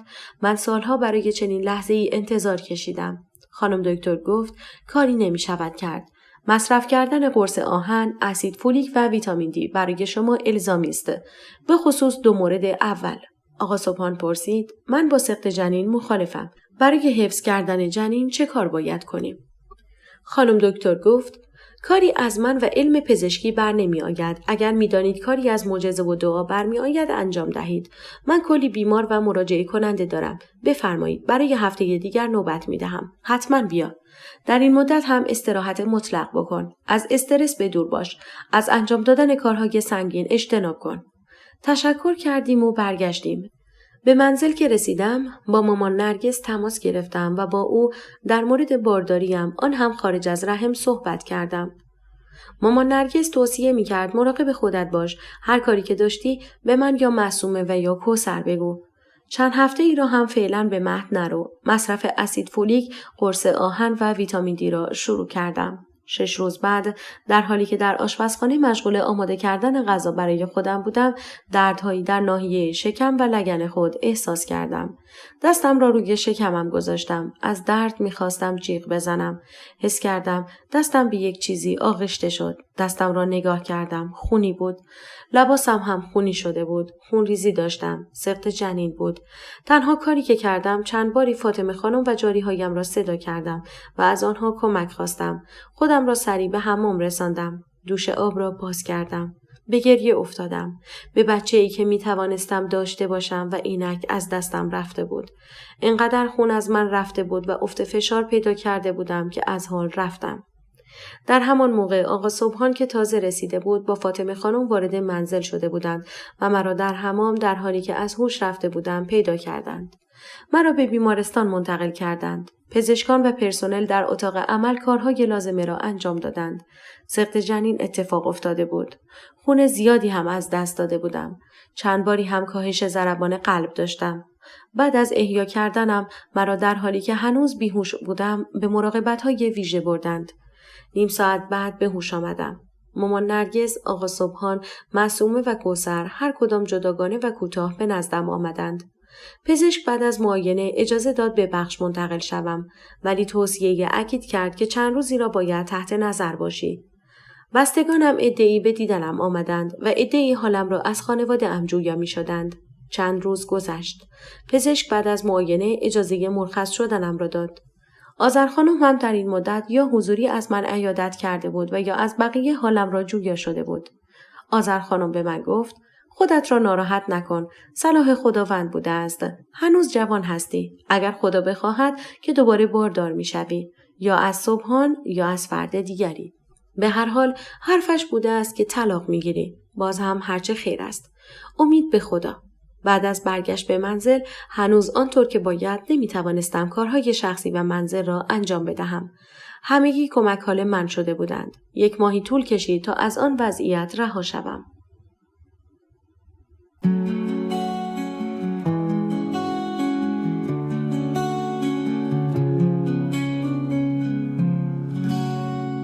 داستان چیز دیگه است. نویسنده هدیه فروزان. انتشارات آوای بوف. avayaboof.com.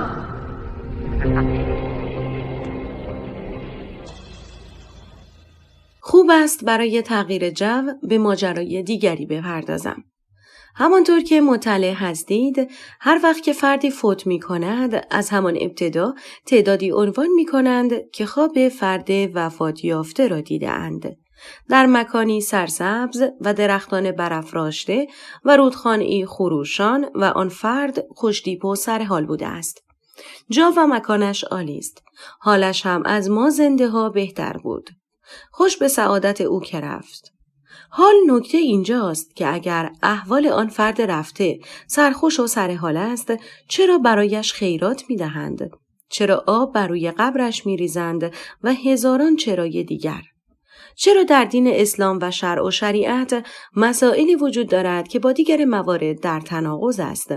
از وقتی که فردی می میرد، ادعی راست یا دروغ از خوابهای خود می گویند. گویی مسابقه ای وجود دارد و به بهترین خواب و تعبیر آن جایزه ای تعلق می گیرد. مانند مسابقات و بازی های بچگانه من. همان موقع که برنده می شدیم و خوشحال بودیم و با شور و شف می گفتیم من اول شدم. یک مورد این که ادعی معتقدند که میت تا 40 روز و 40 شب اجازه ندارد به خواب کسی برود. مورد بعدی میگویند خواب میت امکان ندارد و این خواب شیطانی است. یعنی شیطان خود را شبیه فرد فوت شده کرده است و به خواب افراد می رود. مورد بعدی اشاره دارد به فکر کردن خاطراتی که با فرد رفته افراد داشتند. به خیال پردازی ها و غیره. تا جایی که هر روز و هر شب ذهن درگیر آن شخص می شود و در نهایت خواب آن فرد را می بیند. تقریباً 1 هفته ای از فوت پدرم گذشته بود. مهری خانم دخترعموی مادرم روزی به منزل پدرم آمد. منزل پدرم شلوغ بود. مهری خانم به مادرم گفت: نرگس خانم، من خواب حاج آقا کریم را دیدم. گفت حتما پیام مرا به نرگس خانم برسانید. همگی منتظر بودیم خواب را تعریف کند. مامان نرگس گفت: مهری خانم، احتیاجی به پیغام و پسغام نبود. می آمد به خواب خودم. چرا شما را واسطه کرده است؟ در طول زندگی مشترک همینطور بی‌وفا بود.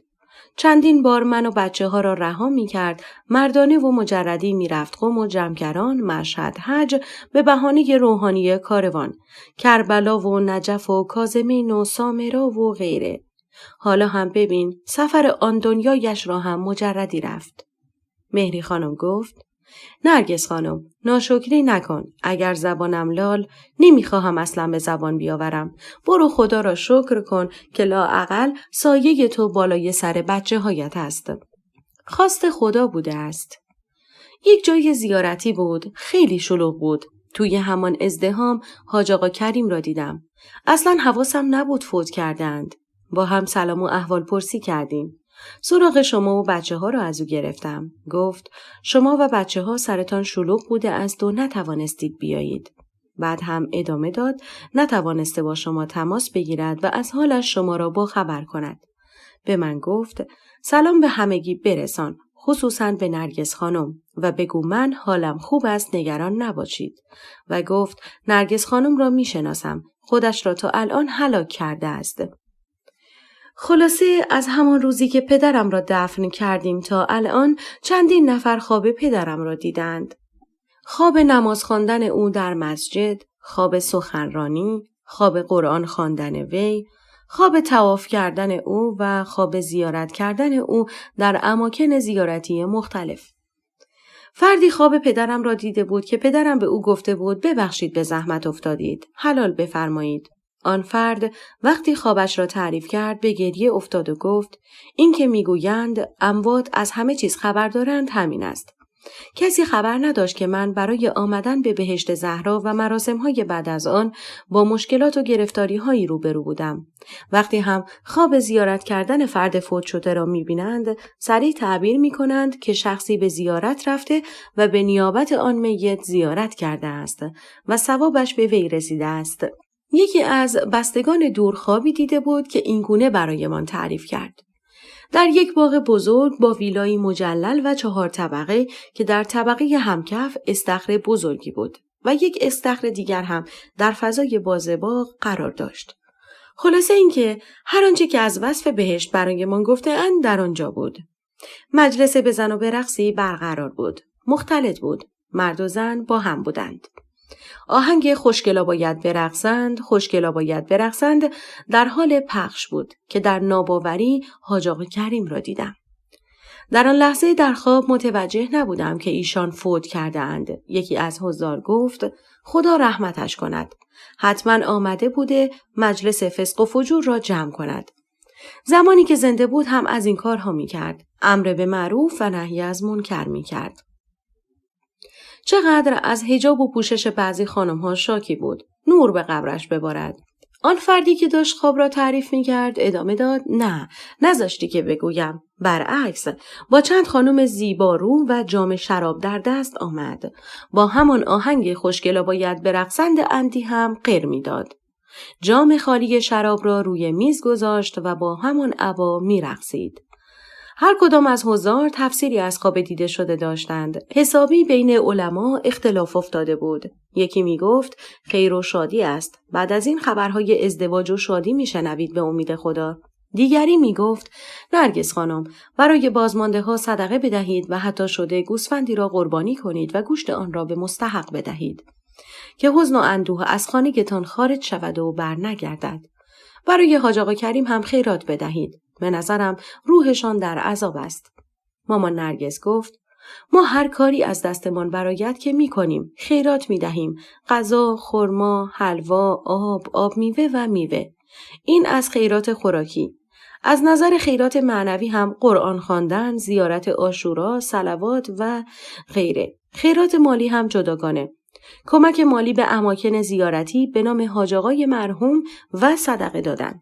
دیگری گفت نرگس خانم، تعبیر این خواب نشان دادن جایگاه و مقام مرحوم حاج آقا کریم در بهشت برین بوده است. مگر برای رسیدن به این وعده ها و وعیدها نبودند؟ البته که بودند.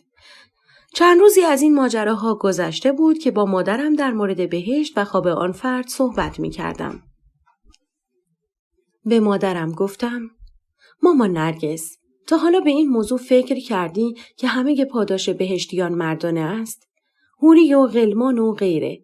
اینکه عده‌ای میگویند غلمان پاداش زنان بهشتی است، حرفی بی اساس و کاملا دروغ است. غلمان به پسر بچه های غلام گفته می شود که سنشان 12 تا 13 سال است. خب پسری با این سن چه جذابیتی برای زنان بهشتی دارد؟ و چرا در بیشتر صفحات قرآن وصف حوری و پاداش مردان بهشتی را گفته است و چیزی از پاداش زنان بهشتی نگفته است؟ در این دنیا که مردان مجوز 4 همسر دائم و بقیه صیغه را داشته اند، خب چرا در بهشت این موضوع برعکس نیست به نفع زنان؟ نکته بعدی، اگر زنان هم در بهشت حضور داشتند و اتفاقی شوهران دنیویشان را با 70 حوری چشم درشت و زیبا ببیند، فکر می‌کنی چه اتفاقی می‌افتد؟ گیس و گیسکشی. در قرآن پیوسته همه تقصیرها را به گردن 2 گروه می‌زند. یکی زنان و دیگری یهودیان. چیزی که ذهنم را درگیر کرده است، بشر در روی کره زمین از صبح تا شب مشغول است. در طول 24 ساعت شبانه روز ساعاتی را به کار و تلاش، ساعاتی را هم به تفریح و استراحت و خواب و خوراک و غیره می‌پردازد. و گاهی از اینکه روزمرگیش تکراری شود، بی‌حوصله و کلافه می‌شود. در بهشت با تکراری شدن لحظه به لحظه آن که ساکنین بهشت خسته و بی‌حوصله می‌شوند. آیا تور بهشتگردی و جهنمگردی و غیره می‌گذارند؟ مثلا هر فردی اوقات فراغتی دارد که بسته به علایق خود آن را انتخاب می‌کند. کتاب و کتابخوانی، دیدن فیلم و سریال، شنیدن موسیقی، نقاشی و خطاطی کردن، سفر رفتن و غیره. خلاصه متنوع است. در بهشت موارد متنوع و جذاب وجود ندارد. شخصی می گفت به دلیل اینکه در 1400 تا 1500 سال پیش در آن سرزمین به دلیل شرایط جغرافیایی و وجود بیابان و غیره باغ‌های سرسبز و رود جاری وجود نداشته، در قرآن از باغ و بهشت و رودهای جاری گفته است تا بتواند بر روی افراد اثر بگذارد. جهنم و عذاب را هم برای اهرم فشار آورده است. افرادی که در آن زمان زندگی می‌کردند طاقت و تحمل گرمای بی‌نهایت را نداشتند و با خود می‌گفتند اگر این شدت گرما را نمی‌توان تحمل کرد، آتش جهنم و گرمای بیش از حد آن را که مسلماً نمی‌شود. پس ما به الله و اسلام ایمان می‌آوریم. از طرفی در روی زمین در جای آن تنوع غذایی و میوه‌های گوناگون وجود دارد که از آنها در قرآن نامی نیست و از چند میوه محدود در بهشت نام میبرد. مامان نرگس گفت: زینب خسته نشدی؟ یک مقدار نفس بگیر، یک لیوان آب بخور. تریبون مفت و مجانی همراه با 2 گوش مجانی؟ گفتم: مامان نرگس، برای این همه معلومات و آگاهی که به سمع و نظر شما رسانده‌ام کلی تحقیق و مطالعه کردم. چه شب‌هایی که نخوابیدم. بی زحمت حساب کنید و در پاکتی قرار دهید. مامان نرگس گفت: خب پس اینطور دقیقه چند؟ گفتم: هرچه کرم شماست من هم راضیم. مامان نرگس گفت: کرم من که وسیع است. چند گزینه را میگویم، یکی را انتخاب کنید. 1 جارو، 2 دمپایی معروف، 3 هر 2 مورد. گفتم: گزینه هیچ کدام را هم اضافه کنید و ادامه دادم: مامان نرگس، برای یک تبادل اطلاعات ساده میخواهی مرا کتک بزنی مگر دروغ میگویم؟ مامان نرگس گفت: نه جانم، کتک نمیزنم، داشتم با تو شوخی میکردم. فقط اگر اینجا استاد فقه معصومه بود میگفت: خانم خوشگله عزیزم، خدا در قرآن موارد اندک و محدودی را از وصف بهشت و جهنم گفته است تا بعدها سورپرایز شوید. زینب، با کمی از حرفهایت موافقم ولی با بیشتر آن مخالفم. انسانها بر طبق همان عقل و منطق خود تصور می کنند و گاهی تصوراتشان و برداشتهایشان اشتباه در می آید. با عقل و منطق بشر به وجود آمدن یا وجود داشتن آن چیزی که در قرآن آمده است قابل پذیرش نیست و مسلم است که اختلافاتی به وجود می آید. خداوند بر همه چیز احاطه دارد. آگاه و با تدبیر است. اوست آفریننده هستی. در مورد چیزی که دانش و آگاهی نداریم نباید حرفی بزنیم. مختصری در قرآن از بهشت، جهنم، فرشتگان و غیره صحبت کرده است. خداوند تا این حد و اندازه را صلاح و مصلحت دانسته است. اینکه چیزی را نمیتوانیم بر حسب عقل و منطق تفسیر کنیم به معنی وجود یا عدم وجود آن نیست. عقل بشر فراتر از آن را نمییابد. گفتم: مامان نرگس، اگر عقل و به طور کلی مغز بشر طوری طراحی شده بود که همه چیز را درک می‌کرد، خیلی از مشکلات بشر حل شده بود که این هم برمیگردد به خلقت انسان. مثلا وجود خدا را درک می‌کرد. عقل بشر به حدی بود که احتیاج به پیامبران و فرستادگان خدا نبود. شیطانی وجود نداشت که فرزندان آدم و حوا را فریب دهد. هر کسی با عقل و منطق خود راه درست را پیدا می‌کرد. مامان نرگس گفت: زینب، من دیگر در مقابل تو کم آوردم. به ادامه رخدادها برگردیم. بعد از مدتی توانستم به مهد بروم. بچه‌ها دلتنگ من شده بودند. من هم دلتنگ آنها شده بودم. بچه‌ها را در آغوش گرفتم. به یاد سقط جنین خودم افتادم و از دست دادن بچه‌ام. وقتی به بارداریم پی بردم به خودم می گفتم بعد از مدتها خدا نگاهم کرد و قطعاً امام رضا حاجت روایم کرده است.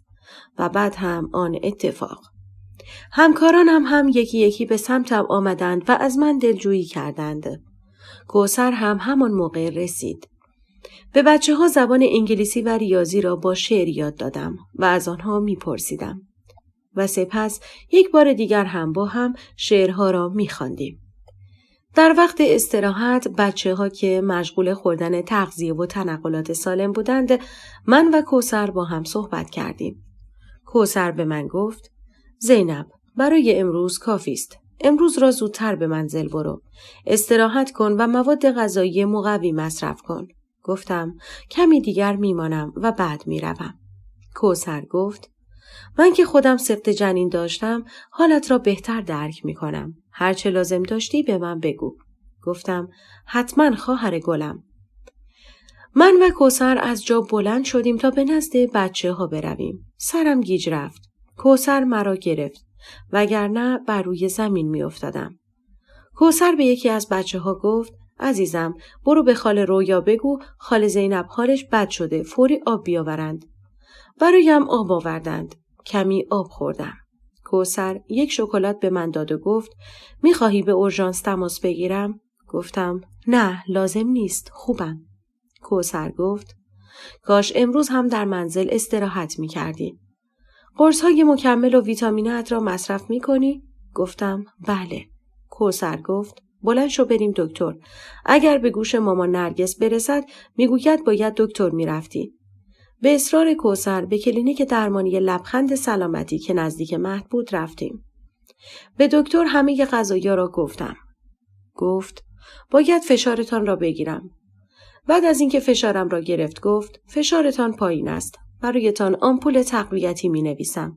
همین امروز آمپول را می زنی. و به خورد و خوراک خود اهمیت بده. از استرس و حمله عصبی دور باش. از دکتر تشکر کردیم و آنچه را که در نسخه ام نوشته بود را خریدم. آمپول را زدم. من و کوثر سوار ماشین شدیم و به سمت منزل حرکت کردیم.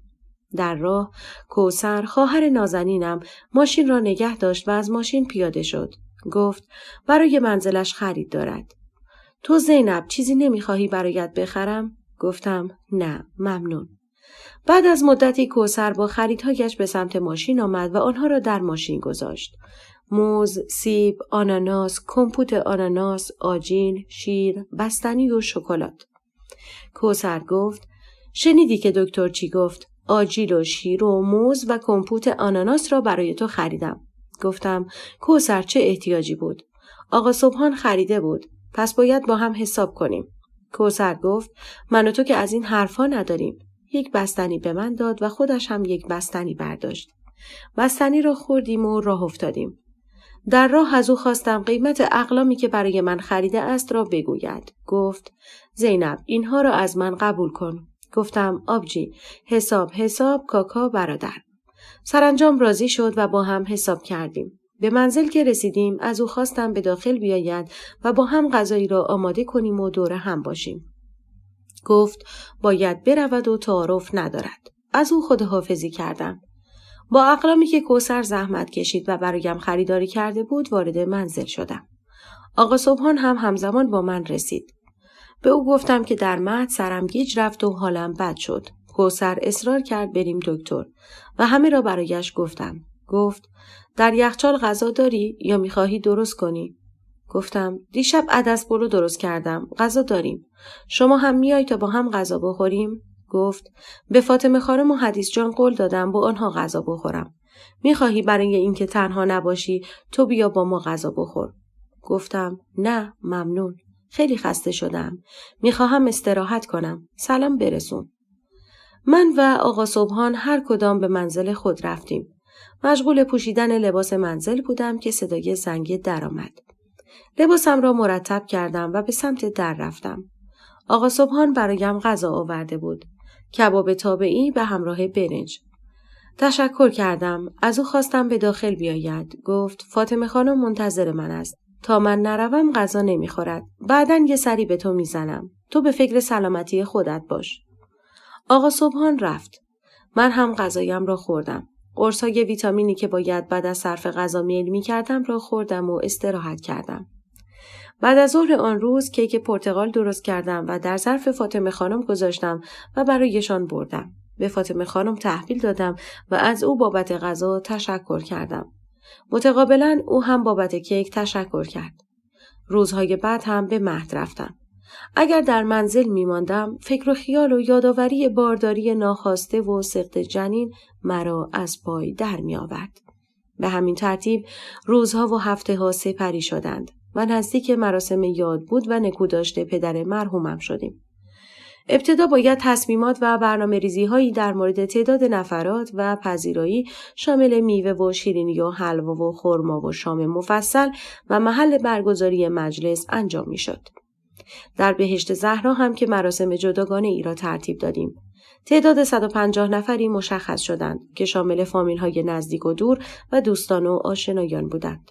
مراسم با همکاری همگی به خصوص عمو رحیم، عمو حبیب، مامان نرگس و محمد سعید به بهترین صورت اجرا شد. تلاوت قرآن، زیارت عاشورا، روزه‌خوانی. شام هم عبارت بود از پیش غذا، غذای اصلی، دسر، مخلفات و سالاد و نوشیدنی.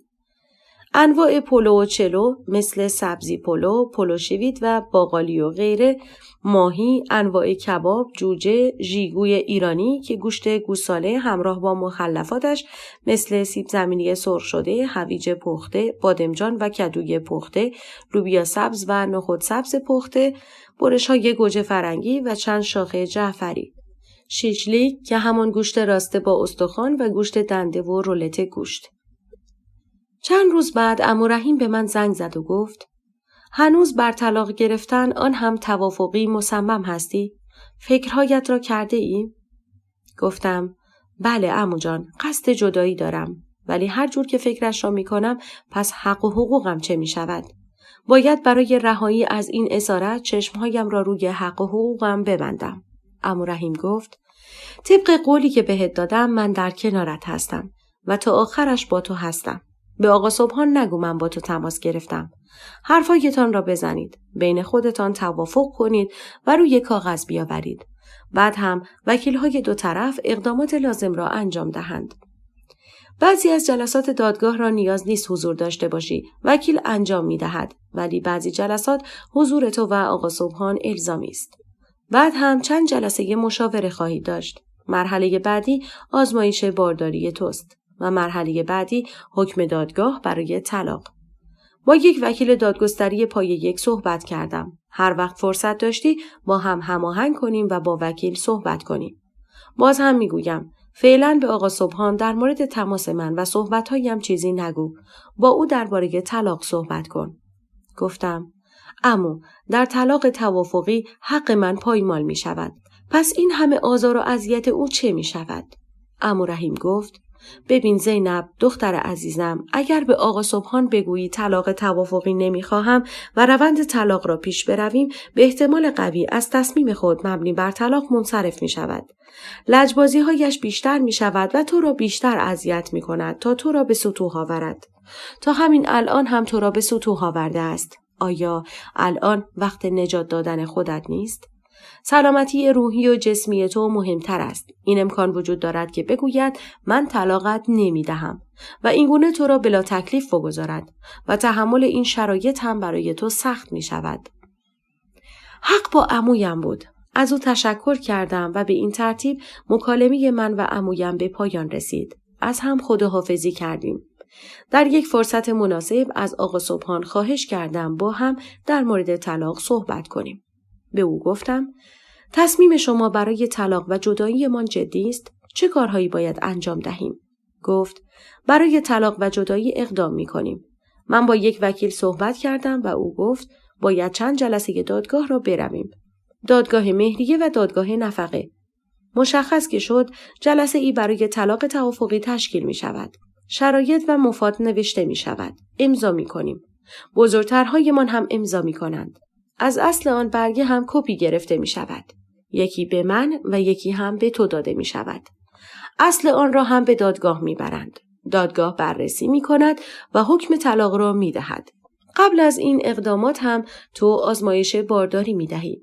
راستی، اگر مهریه‌ات را ببخشی و یا کمتر از مهریه‌ای که قید شده در توافق باشد، در همان برگه هم اشاره می کند که خانم زینب السادات بنی حکیم هیچ گونه اعتراضی مبنی بر مهریه و نفقه نخواهد داشت و در صورت اعتراض حقی ندارد. گفتم مگر تو نگفتی اندل مطالبه؟ آن همه امضا و تعهد که به هم دادیم چه می شود؟ من که به تعهد خود عمل کردم. تو به آنچه که امضا کردی پشت پا زدی. از طرف دیگر آنچه را که در زندگی مشترک به دست آوردی نصف نصف می شود. گفت من یک همسر دیگر هم دارم. فرزند هم دارم. درآمد من و آنچه را که کسب کردم برای آنها هم هست. گفتم من که نمیگویم آنها سهمی ندارند ولی من همسر اول تو هستم. در این سالها خیلی به من بی‌توجهی کردی. من به اجبار و آن هم برای سلامتی روحی و جسمیم در این سالها از تو طلاق خواستم. به خصوص که دست به زن هم داشتی و مرا در مضیقه و تنگ دستی قرار دادی. اگر هم در دادگاه عنوان کنم مرا در مضیقه و تنگ دستی گذاشتی برای دادگاه مهم نیست. اهمیتی ندارد. فقط تمکین مهم است. اینکه زن در چه شرایطی قرار داشته است اهمیت ندارد. یک چشمم اشک بود و یکی خون. می‌خواهی طلاق توافقی بگیریم؟ من هم قبول کردم. ولی در صورتی راضی می‌شوم که لااقل نصف مهریه مرا بدهی. نمی‌توانی 1/3 آن را بده. به 1/3 آن هم راضی هستم. گفت باشه تا ببینم چی میشه. اما زیاد هم خوشبین نباش. دادگاه‌ها به نفع مردان است. من همین الان هم خیلی از تو جلوتر هستم به خاطر مرد بودنم. با گفتن این حرف یک نیشخند مکارانه‌ای کرد و رفت. من برای مشاوره به یک خانم وکیل مراجعه کردم و او هم مشابه حرفای عمو و بقیه را زد. به عمو رحیم زنگ زدم و از او خواستم با همان وکیلی که صحبت کرده بود قرار ملاقاتی بگذارد و اقدامات لازم را انجام دهیم. مقداری پول خودم داشتم که از کار در مهد به دست آورده بودم ولی کافی نبود. در این راه و مسیر طلاق گرفتن مادرم، برادرم محمد سعید، عمو رحیم و عمو حبیب، دایی علی، عمه سعیده، خاله زری، خواهرانم معصومه و کوثر و حتی زنداداشم نیلوفر هر طوری که توانستند به من کمک کردند. حامی مالی و عاطفی من شدند. در اینجا لازم است از این طریق از محبت و لطف تک تکشان تشکر کنم. دادگاه همه موارد مهریه مرا حساب کرده بود. هزینه آینه و شمعدان، هزینه قرآن عروس، 12 سکه طلا و 110 مثقال طلای ساخته شده. دادگاه مهریه مرا 630 میلیون تومان تعیین کرده بود. جلسه ای برای طلاق توافقی برگزار شد. آقا سبحان به همراه پدر، مادر، عمو و وکیلش و از طرف ما هم من، مادرم، عمو رحیم، عمو حبیب و وکیلمان. در مورد مهریه، نفقه و استرداد جهیزیه صحبت کردیم. البته به من اجازه صحبت کردن ندادند و وکیل و عموهایم صحبت کردند. من گفتم میشه خصوصی با عموهایم و وکیلم گفتگوی کوتاهی داشته باشم؟ به آنها گفتم من به کمتر از نصف مهریه و حتی 1/3 راضی نیستم. گفتند ما هرچه گفتیم قبول نکردند. اگر هم بیشتر اصرار و پافشاری کنیم ممکن است لجبازی کند و طلاقت ندهد.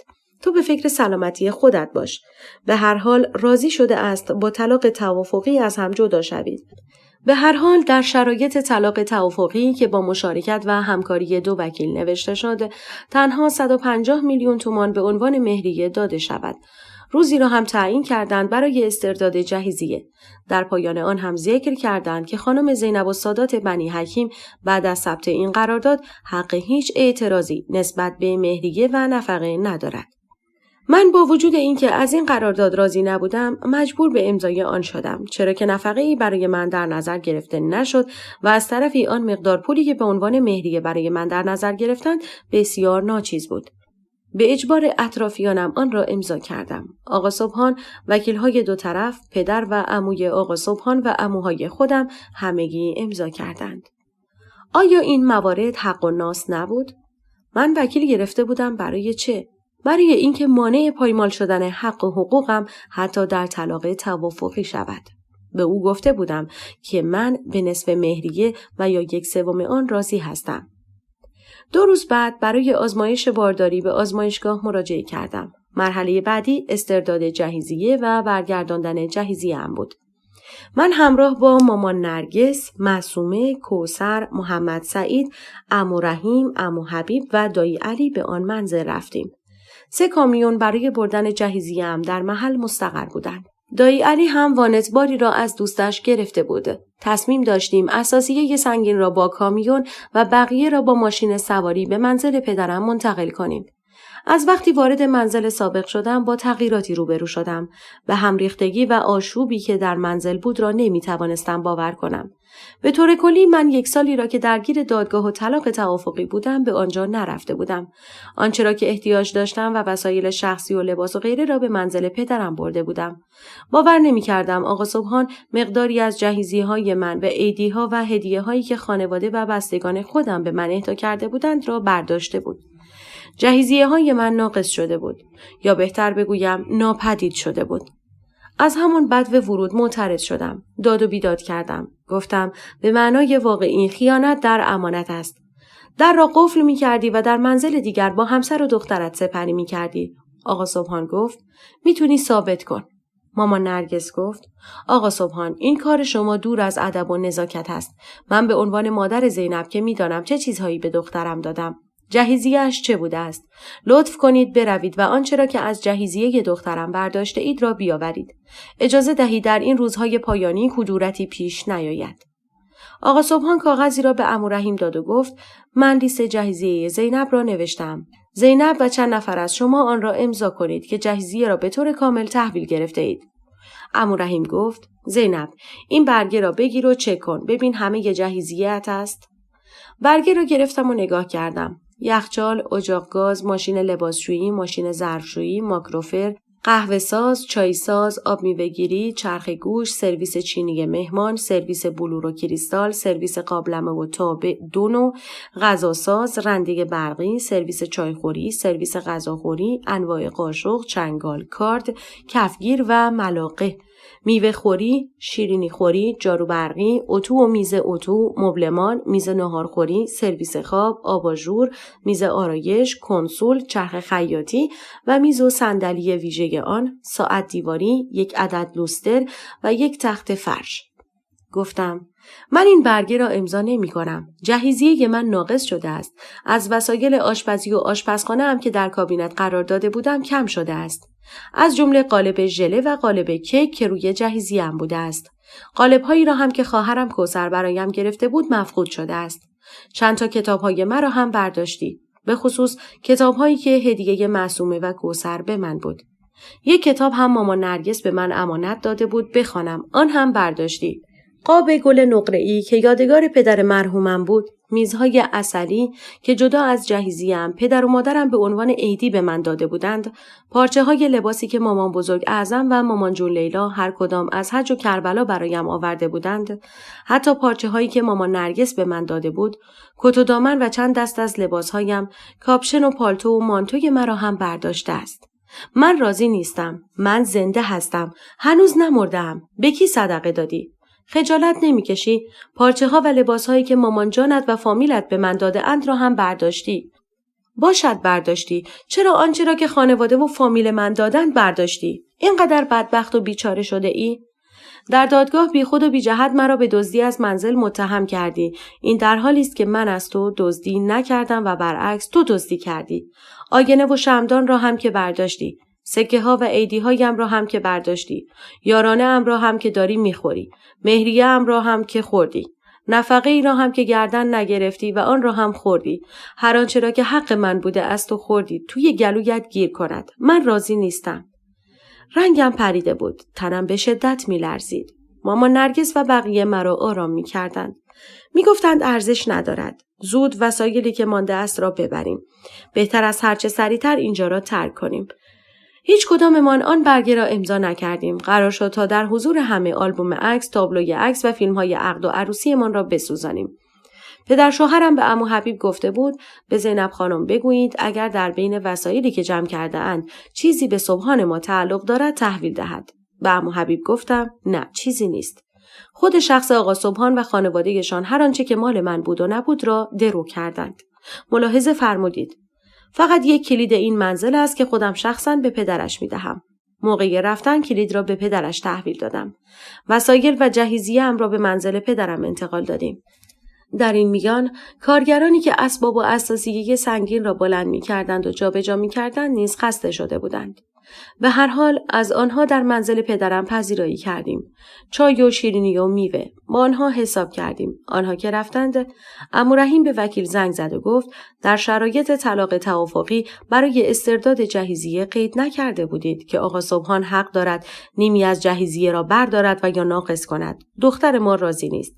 جهیزیه، عیدی‌ها و هدیه‌های این دختر را برداشته است. پشتش به چی گرم است؟ به مرد بودنش یا نر بودنش؟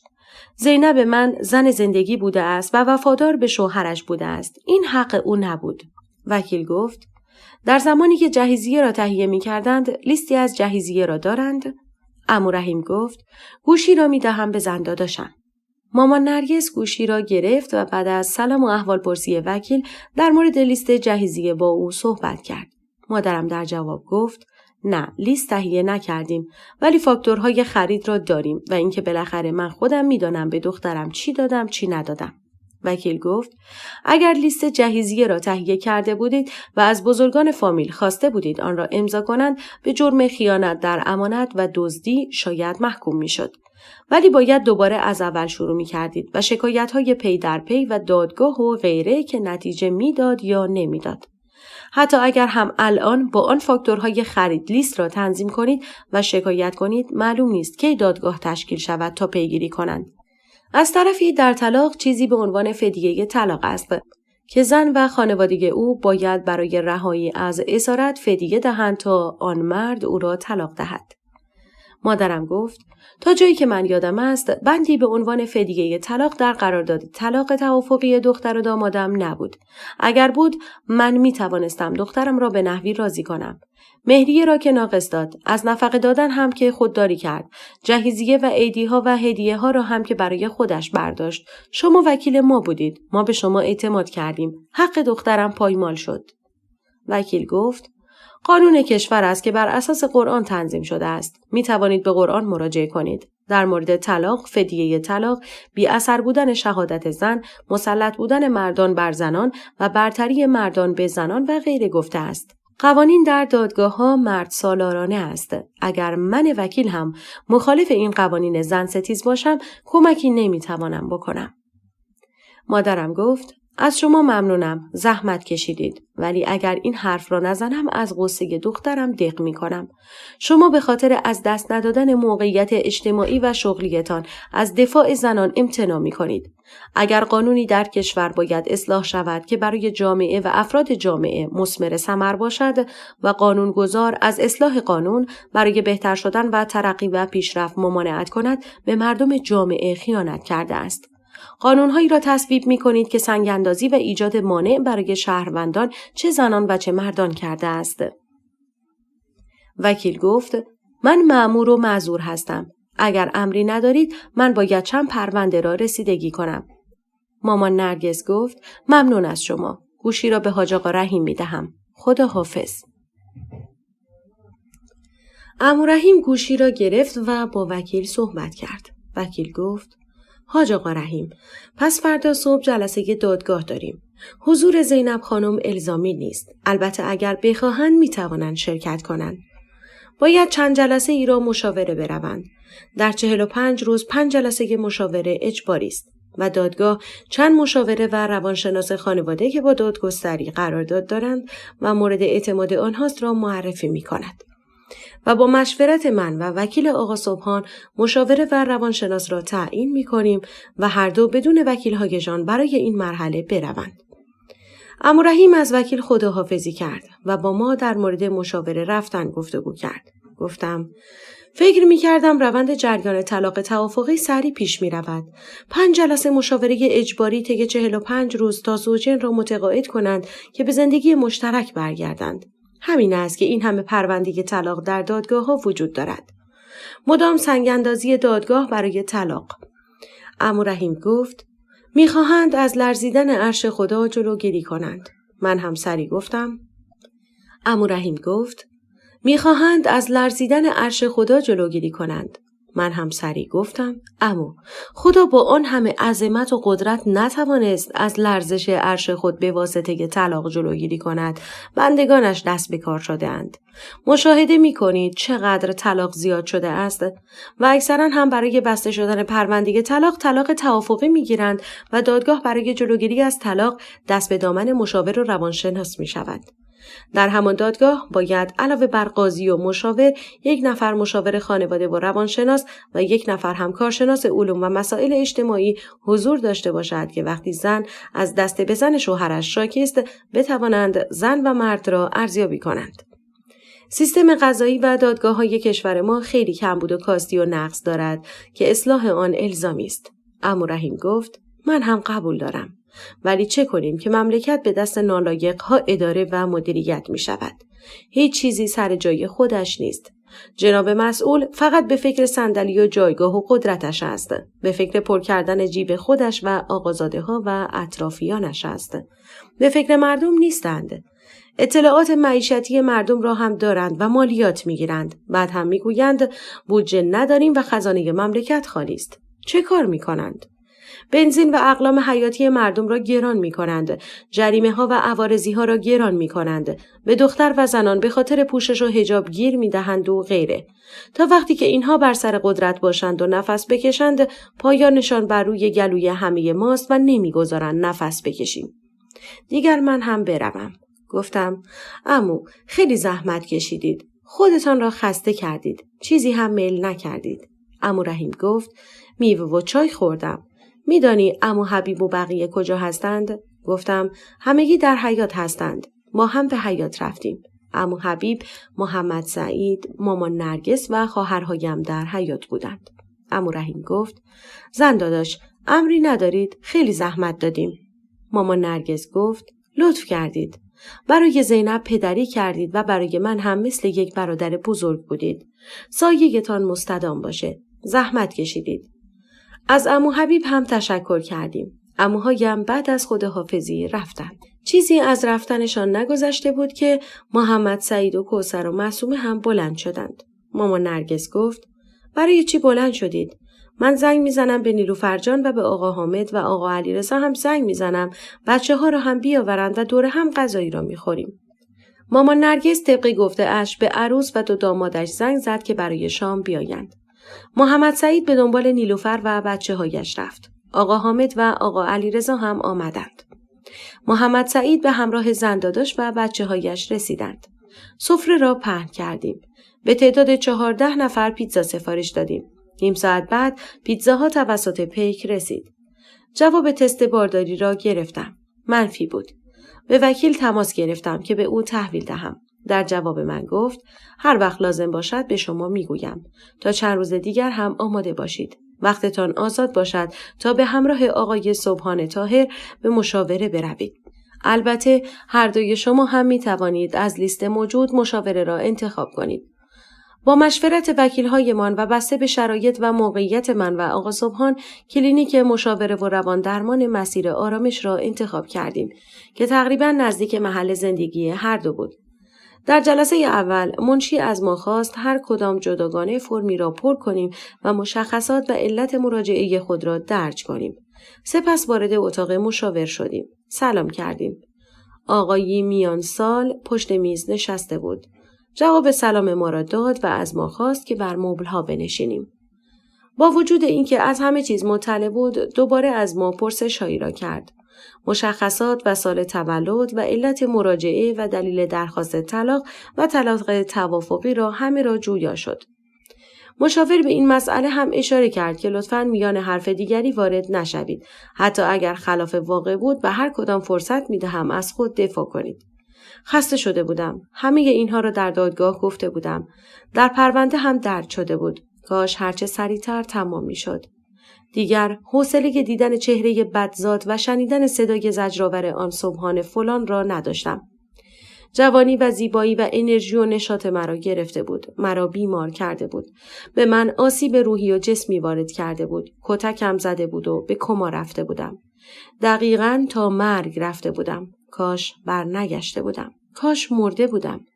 به خواب ابدی رفته بودم و این همه دردسر نمی کشیدم. برای ازدواج همه چیز سریع پیش می رود ولی برای طلاق پوست من یکی کنده شد. چقدر روند طلاق را طول می دهند. انواع خیانت ها را از او دیده بودم. ازدواج دوم و هوو آوردنش برای من. بی‌توجهی نسبت به من و زندگی مشترک. همه اینها را با خود گفتم. مشاور با هر دوی ما صحبت کرد. قرار شد یک نفر ما بیرون رود تا مشاور جداگانه با آن فرد صحبت کند و بعد نفر بعدی داخل شود و با او هم جداگانه گفتگو کند. آقا سبحان بیرون رفت و من و مشاور تنها شدیم.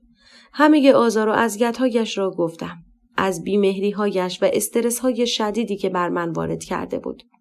گفتم خانواده‌اش هم در زندگی ما دخالت کردند و او را نسبت به من سرد کردند تا جایی که از هم فاصله گرفتیم.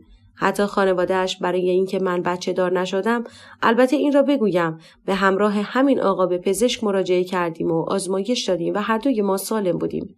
پزشک مامایی و متخصص زنان و زایمان گفت من سالم هستم و فقط استرس‌های ناشی از زندگی مشترک نگذاشته است بچه دار شوم.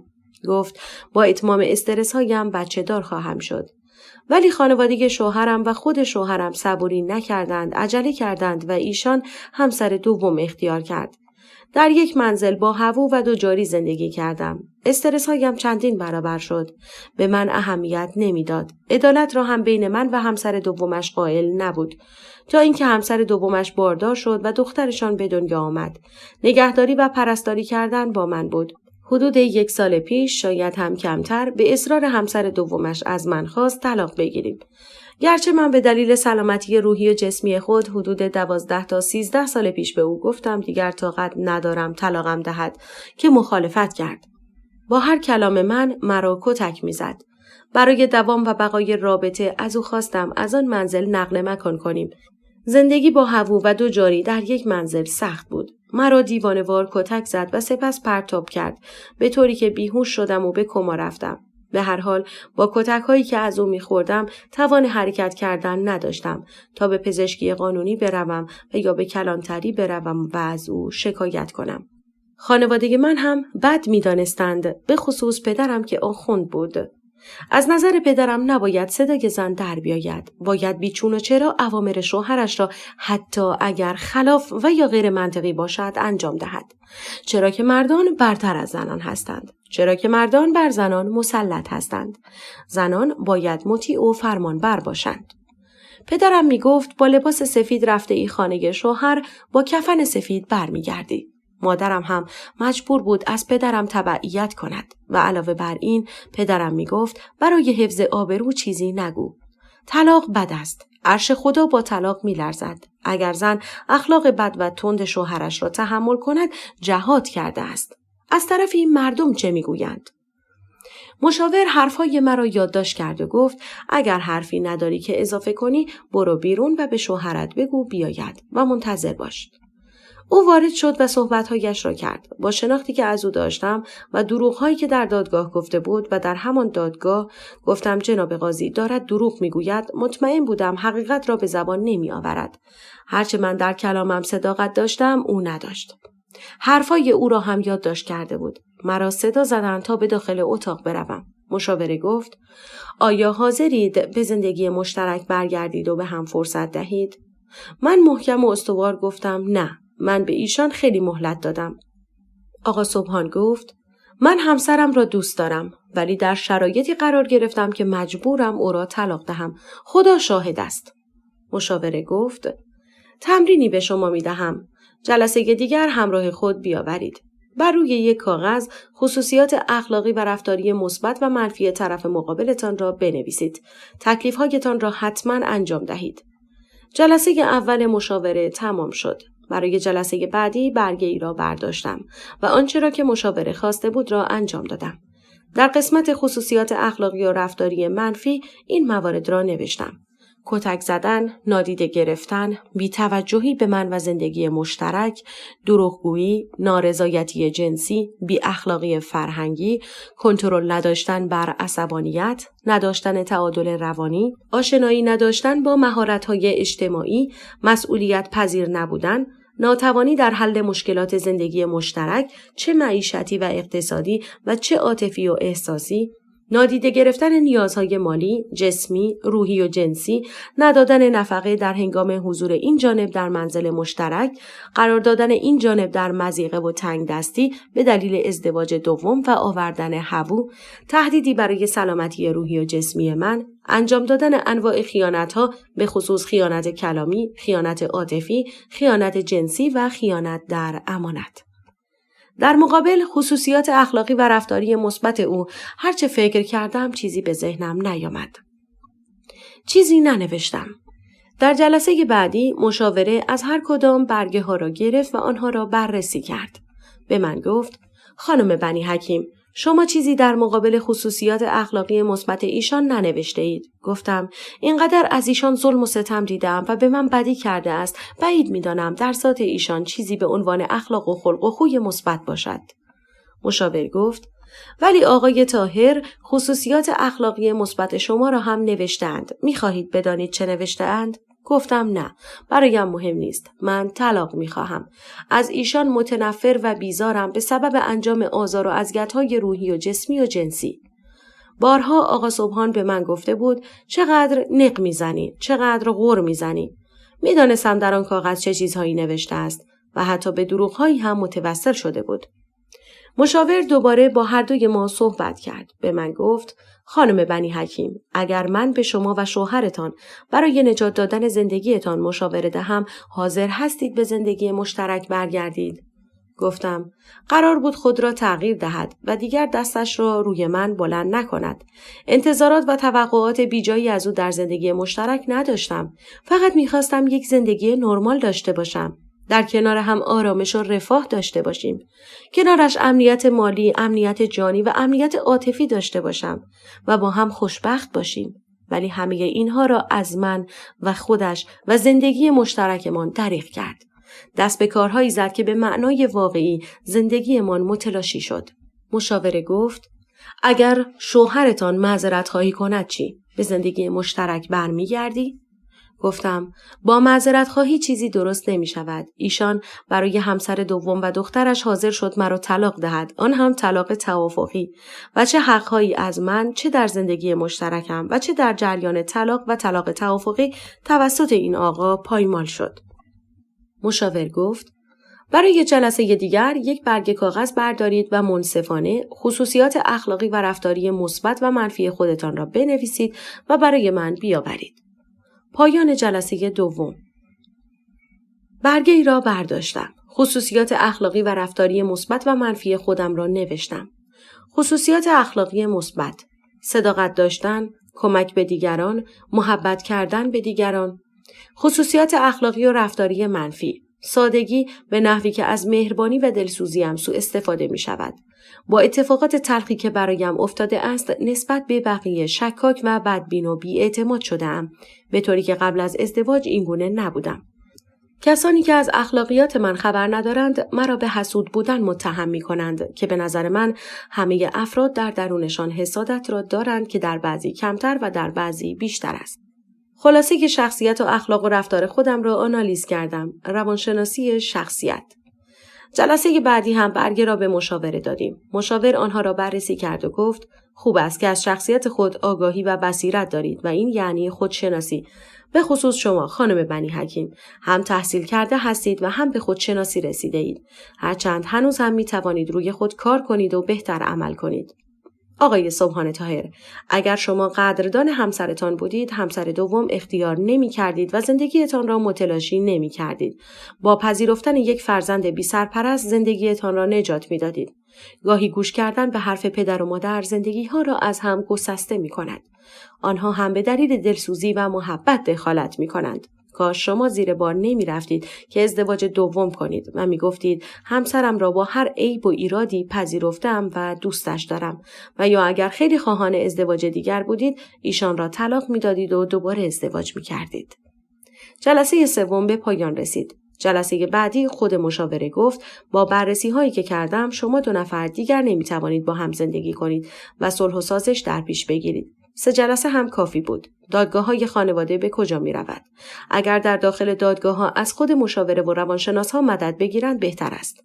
کمی دوباره با هر دوی ما صحبت کرد. از من پرسید: شما بعد از طلاق چه می‌کنی؟ گفتم در منزل پدر مرحومم زندگی می‌کنم و در مهد کودکم مربی هستم. مشاور گفت قصد ازدواج مجدد داری؟ گفتم نه، دیگر نمی‌توانم به مردی اعتماد کنم و به ازدواج فکر کنم. از آقا سبحان هم پرسید. او در جواب گفت من که همسر دیگرم در زندگیم حضور دارد. اگر او نبود بله، البته، چرا که نه. اتفاقا برای مشاوره قبل از ازدواج به شما مراجعه می کردم. جلسه 4 هم به اتمام رسید. جلسه پایانی و 5 مشاوره نتیجه بررسی ها را در برگه این نوشت و اعلام کرد در پاکت قرار می دهد و برای دادگاه می فرستد. روزی که حکم نهایی دادگاه برای طلاق تعیین می شد، حضور من و آقا سبحان به همراه وکیل هایمان الزامی بود. آزمایش بارداریم را هم با خود برده بودم. همه اسناد و همه حکم‌های بدوی دادگاه‌های تشکیل شده، مفاد طلاق توافقی، نتیجه مشاوره مبنی بر ممکن نبودن سازش و صلح بین زوجین به دلیل نارضایتی دو طرف و آزمایش بارداریم را قاضی شعبه بررسی کرد. از من پرسید استرداد جهیزیه انجام شده است؟ گفتم بله. سپس از من و آقا سبحان و وکیل‌هایمان خواست برگه را امضا کنیم. بعد از آن تعیین روزی از طرف 2 وکیل برای رفتن به محضر برای اجرای طلاق بود. چند شاهد هم لازم بود. پدر و مادر و عموی آقا سبحان و عمو رحیم، عمو حبیب و مادرم. حاج آقایی که قرار بود صیغه طلاق را جاری کند گفت خانمی که قصد طلاق دارد باید پاک باشد و عادت ماهانه نباشد. بعد از جاری شدن صیغه هم 3 ماه عده نگه دارد. من از احکام طلاق مطلع بودم و بارها از مادرم و وکیلم شنیده بودم. سرانجام آنچه را که ماها منتظرش بودم محقق می شد. صیغه طلاق جاری شد. در شناسنامه های من هم ثبت شد. برگه ای را هم من و عموهایم و آقا سبحان و پدر و عمویش هر کدام امضا کردیم و قسمت‌هایی از آن را هم اثر انگشتمان لازم بود. از اینکه طلاق گرفته بودم راضی و خوشنود بودم، ولی از اینکه آقا سبحان و خانواده اش حق و حقوق مرا در همه موقعیت‌ها و شرایط پایمال کرده بودند از آنها ناراضی بودم. به خودم گفتم چه خدایی وجود داشته باشد و چه خدایی وجود نداشته باشد، چه قیامت و دادگاه عدل الهی باشد و چه نباشد، من هرگز آقا سبحان و خانواده اش را نمی بخشم. 3 ماه عده من به اتمام رسید و من تمایلی به ازدواج مجدد نداشتم. مردم مدام حرف میزنند تا وقتی ازدواج نکردیم چرا ازدواج نمی کنیم؟ ازدواج می کنیم چرا بچه دار نمی شوید؟ مشکلی دارید؟ اوضاع رو به راه است؟ بچه دار می شویم، بچه همبازی می خواهد. دختر باشد، یک پسر هم بیاید، جنستان جور شود یا برعکس. طلاق می گیریم، چرا طلاق گرفتید؟ مرد خوبی که بود. چرا ازدواج مجدد نمی کنی؟ در جواب می گفتم فعلا تصمیم ندارم. اگر کیس مناسب باشد ازدواج می کنم و اگر نه تنهایی را به ازدواج با آدم اشتباه ترجیح می دهم. کوثر هم دوست داشت طلاق بگیرد. دیگر نمی توانست تحمل کند. به مامان نرگس و عموهایم التماس می کرد. به او گفتند با آقا علیرضا صحبت کن. کوثر با شوهرش صحبت کرد. شوهرش علیرضا گفته بود اگر طلاق می خواهد طلاق توافقی. عادل پسر آنها دیگر پسری 15 ساله بود. طبق قانون سن بلوغ دختران 9 سال و سن بلوغ پسران 15 سال است و پدر تا رسیدن دختران به 9 سال و پسران به 15 سال در اولویت حضانت است و پس از آن فرزندان می توانند مشخص کنند که تمایل دارند با کدام یک از والدین خود زندگی کنند.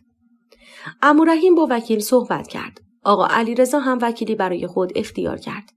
مراحل دادگاه و طلاق توافقی همانند من انجام شد. مهریه کوثر جمعاً با هزینه آینه و شمعدان و بقیه اقلام از سوی دادگاه 961 میلیون مشخص شد. کوثر شوهرش را می شناخت، می دانست که آقا علیرضا مسئولیت پذیر در قبال فرزندشان عادل نیست و به کارهای غیر اخلاقی مشغول است.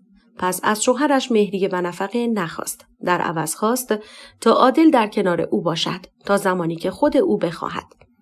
تصمیم عادل هم بر این بود که در نزد مادرش باشد، چرا که پدرش به بهانه مداحی و تبلیغ دین و مذهب مدام در سفر بود. دادگاه نفقه ای را برای عادل تعیین کرد که آقا علیرضا باید ماه به ماه پرداخت می‌کرد.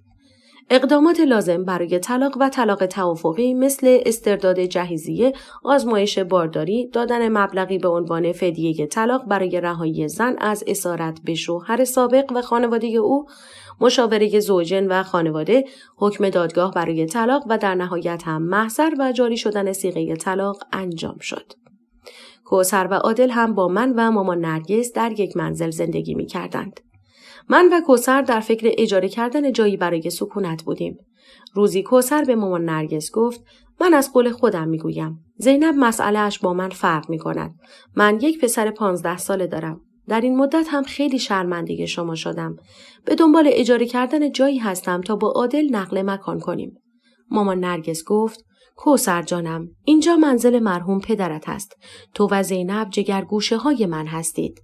عادل هم که قربون آن قد و قامتش شوم مغز بادام است و برایم خیلی عزیز است. این خانه هم که به اندازه کافی بزرگ است. چرا می‌خواهید نقل مکان کنید؟ من هم از تنهایی در آمدم. کاش پدرت تا زمانی که زنده بود شما 2 نفر را از آن نامردها نجات می‌داد. چقدر به او گفتم. 6 ماهی گذشت. من برای کاری به شرکت محمد سعید رفتم. آقای جوانی به نام کامبیز خردپسند که از همکاران برادرم بود مرا پسندیده بود. او مجرد و همسن خودم بود. از محمد سعید در مورد من پرسجو کرده بود و به عبارتی مرا خواستگاری کرده بود.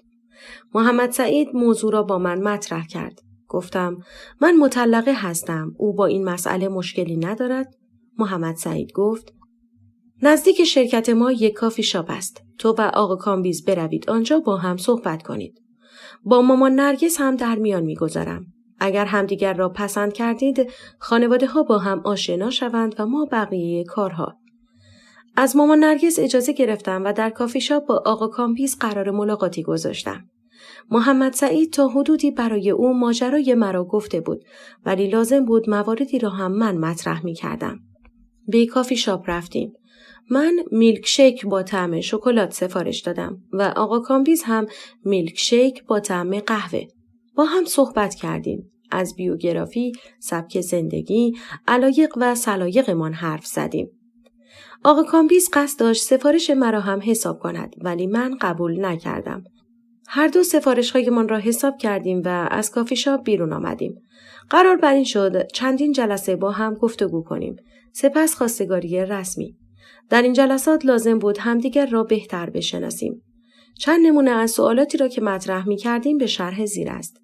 هدف شما از ازدواج چیست؟ بهترین و بدترین ویژگی اخلاقیتان چیست؟ در صورت عصبانی شدن واکنش شما چیست؟ چه چیزی خوشحالتان می کند و چه چیزی ناراحتتان؟ تعریف شما از خوشبختی چیست؟ جایگاه زن از نظر شما چیست؟ جایگاه زن از دید خانواده شما چیست؟ نظرتان در مورد دین و مذهب چیست؟ نظرتان در مورد حجاب و پوشش زنان چیست؟ اگر همسرتان از شما درخواستی داشته باشد که در توانتان نباشد، واکنش شما چیست؟ نظر شما در مورد شاغل بودن همسرتان چیست؟ نظرتان در مورد کارهای منزل و خانه‌داری همسرتان چیست؟ اگر بین شما و همسرتان اختلافی پیش بیاید چه می‌کنید؟ اگر همسرتان روزی با شما سرد برخورد کند شما چه می‌کنید؟ در ابراز عشق و احساساتتان معمولاً از چه روشی استفاده می‌کنید؟ تفریحات شما چیست و اوقات فراغتتان را چگونه سپری می‌کنید؟ رابطه شما با دوستانتان چیست؟ بعد از ازدواج اهل معاشرت با دوستانتان خواهید بود؟ نظرتان در مورد مرد سالاری و زن سالاری چیست؟ برونگرا هستید یا درونگرا؟ برای تصمیم گیری های مهم زندگی فردیتان چگونه عمل می کنید؟ اهل مشورت کردن هستید یا خیر؟ اهل مسافرت هستید؟ چگونه؟ میزان داراییتان را با همسرتان در میان می گذارید یا خیر؟ اهل پسنداز کردن هستید؟ چگونه؟ دوست دارید صاحب فرزند شوید؟ چند فرزند و چند سال بعد از ازدواج؟ در صورت بچه دار نشدن به هر دلیلی واکنش شما چیست؟ بزرگترین نقطه ضعف شما چیست؟ بزرگترین ترس شما چیست؟ خط قرمزهای شما در زندگی چیست؟ چه انتظاری از همسرتان دارید؟ در چه مسائلی سختگیر هستید؟ اهل فعالیت‌های مذهبی و رفتن به مسجد و روضه و هیئت هستید؟ اگر همسرتان تمایلی به رفتن به این مکانها را نداشت چگونه رفتار می‌کنید؟ در صورت اختلاف بین همسر و مادر گرامیتان حق را به کدام یک می دهید؟ همسرتان چقدر برای شما مهم است؟ ارتباط با خانواده همسرتان چگونه خواهد بود؟ اگر کسی پشت سر همسرتان حرف بدی بزند، واکنش شما چیست؟ 5 تا 10 سال آینده خودتان را چگونه می بینید؟ با مهمانی رفتن و مهمانی دادن چگونه هستید؟ نظرتان در مورد فضای مجازی چیست؟ چقدر از زمانتان را به آن اختصاص می دهید؟ نظرتان در مورد مهریه و حق طلاق چیست؟ با گرفتن جشن عروسی موافقید؟ تمایل دارید چگونه برگزار شود؟ بعد از ازدواج با همسرتان کجا ساکن می شوید؟ و غیره. هر کدام پاسخهایی را ارائه دادیم. به آقا کامبیز گفتم با تجربه تلخی که از ازدواج قبلیم دارم به این شناخت آگاهی رسیدم که برای داشتن ازدواج موفق وجود چندین عامل ضروری است. متکی بودن زوجین به خود، توانایی حل مشکلات، جا نزدن، شناخت و آگاهی از نیازهای اساسی، پذیرش طرف مقابل همان گونه که هست، احترام و درک متقابل، حامی بودن، همدل بودن، شنونده بودن، اعتماد داشتن، عزت نفس داشتن، متعهد بودن، ابراز احساسات و علاقه، کنترل داشتن بر روی هیجانات و احساسات، شناخت مهارت‌های اجتماعی و فردی، داشتن شعور و آگاهی فردی و اجتماعی، مسئولیت پذیر بودن، مشورت کردن، صداقت داشتن، قدردانی کردن از طرف مقابل، کمک به رشد و پیشرفت یکدیگر، توجه به نیازها و خواسته‌های طرف مقابل، توجه به سلامتی جسم، روان و جنسی طرف مقابل، توانایی مدیریت کردن، داشتن استقلال فکری، برنامه‌ریزی بر روی نیازها و درآمدهایشان، آگاهی از بدن و تغییرات فیزیولوژیکی، دوری از رفتارهای مخرب، درک بالا داشتن، شناخت یکدیگر، ثبات اخلاقی و رفتاری، داشتن بلوغ فکری، عاطفی، اقتصادی، جنسی، تعامل و همکاری و اهمیت به ظاهر و آراستگی. جلسه خواستگاری با حضور خانواده‌های من و آقا کامبیز خردپسند در منزل مرحوم پدرم انجام شد و در طی 2 هفته کمتر جلسه برای تعیین مهریه و بله برون انجام شد. با وجود اینکه خودم به شخصه علاقه ای به داشتن مهریه نداشتم که دادن و ندادن و گرفتن و نگرفتن آن مایه عذاب و دردسر برای 2 خانواده است. به هر حال آینه و شمعدان کلام الله مجید، یک سکه بهار آزادی، به نام کردن ملک یا بهای منزل مسکونی و 220 مثقال طلای ساخته شده عناوین لیست مهریه من بود. آقا کامبیز ازدواج اولش بود و ازدواج مجدد من. باید جشنی را برگزار می کردیم که 2 طرف راضی باشند. گفته مامان نرگس را هیچ وقت فراموش نمی کنم. گفت زینب جان به خودت نگاه نکن که ازدواج دوم توست. آقا کامبیز ازدواج اولش است و مسلماً خانواده و فامیل او به خصوص مادر و پدرش برای آقا کامبیز آرزوها دارند. قرار بر این شد صیغه محرمیت در محضری انجام شود و چند ماه بعد جشن عقد و عروسی برگزار شود. برای محضر کت و شلوار سفید به همراه شال سفید و آرایشی کم. چند روز بعد آقا کامبیز آپارتمانی را خریداری کرد و تصمیم بر این شد که وسایل و مایحتاج منزل را با هم خریداری کنیم. وسایل خریداری شده را با همکاری هم چیدیم. از جهیزیه‌های زندگی سابق هیچ کدام را به منزل جدید نبردم، چرا که خاطرات گذشته برایم زنده می‌شد. تصمیم گرفتیم یا بفروشیم و یا فعلا کاری به آنها نداشته باشیم. 6 ماه بعد جشن عقد و عروسی در بهترین و مجلل‌ترین باغ تالار برگزار شد. لباس عروس زیبایی به تن داشتم. در کنار مردی بودم که احساس آرامش و خوشبختی داشتم. مطمئن بودم کامبیز و من خوشبخت می‌شویم. حقیقتاً اندوه و رنج‌های سالهای گذشته با وجود کامبیز در زندگیم به شادی و نشاط مبدل شده بود. 6 ماه بعد اتفاقی که سالها در حسرتش بودم افتاد. حامل شده بودم و قرار بود مادر شوم و فرزند خود را به آغوش بکشم. وقتی برای تعیین جنسیت به همراه کامبیز به دکتر مراجعه کردم، متوجه شدم 4 قلو حامل هستم، 2 پسر و 2 دختر. دکتر توصیه‌های لازم را برای بارداری چند قلو به من داد. در طول بارداری هم به دلیل بارداری خارج از رحم و سقط جنین که در سالهای گذشته داشتم و هم به دلیل سابقه سقط جنین در خانواده و سنی که در آن قرار داشتم تحت نظر بودم. دوران بارداری سختی بود ولی ارزش آن را داشت. چند ماهی را هم استراحت مطلق داشتم. کامبیز جان در همه لحظات خوب و بد، تلخ و شیرین در کنارم بود و هست. همه اطرافیانم، کامبیز شوهرم، خانواده او و خانواده خودم همگی مرا یاری دادند. مینا خانم مادر شوهرم، آقا بهروز پدر شوهرم و مینو جان خواهر شوهرم. قدردان لطف همگیشان هستم. لحظه موعود رسید. فرزندانم به دنیا آمدم. نامهای آنها را زیبا، بیتا، بهرام و باربد گذاشتم. عمو رحیم در گوش آنها از آن گفت. 3 هفته بعد به اصرار مامان نرگس عقیقه و آداب عقیقه را به جا آوردیم. از گوشت عقیقه کباب تهیه کردیم. مینو جان برای من و کامبیز رول سوخاری مرغ و ژامبون، دلمه و مرغ پرتقالی آماده کرده بود. خیلی زحمت کشیده بود و به قدری درست کرده بود که همه مهمانان نیز میل کردند و باز هم اضافه آمد. دستپخت او بسیار عالی است. مدتی گذشت. مامان نرگس گفت: زینبم، هر وقت فرصت کردی باید نذری که کرده ای را ادا کنی. با تعجب گفتم: مامان، کدام نذر؟ من کی نذر کرده بودم که یادم نمی آید؟ مامان نرگس گفت: نذر 8 شیشه گلاب را می گویم.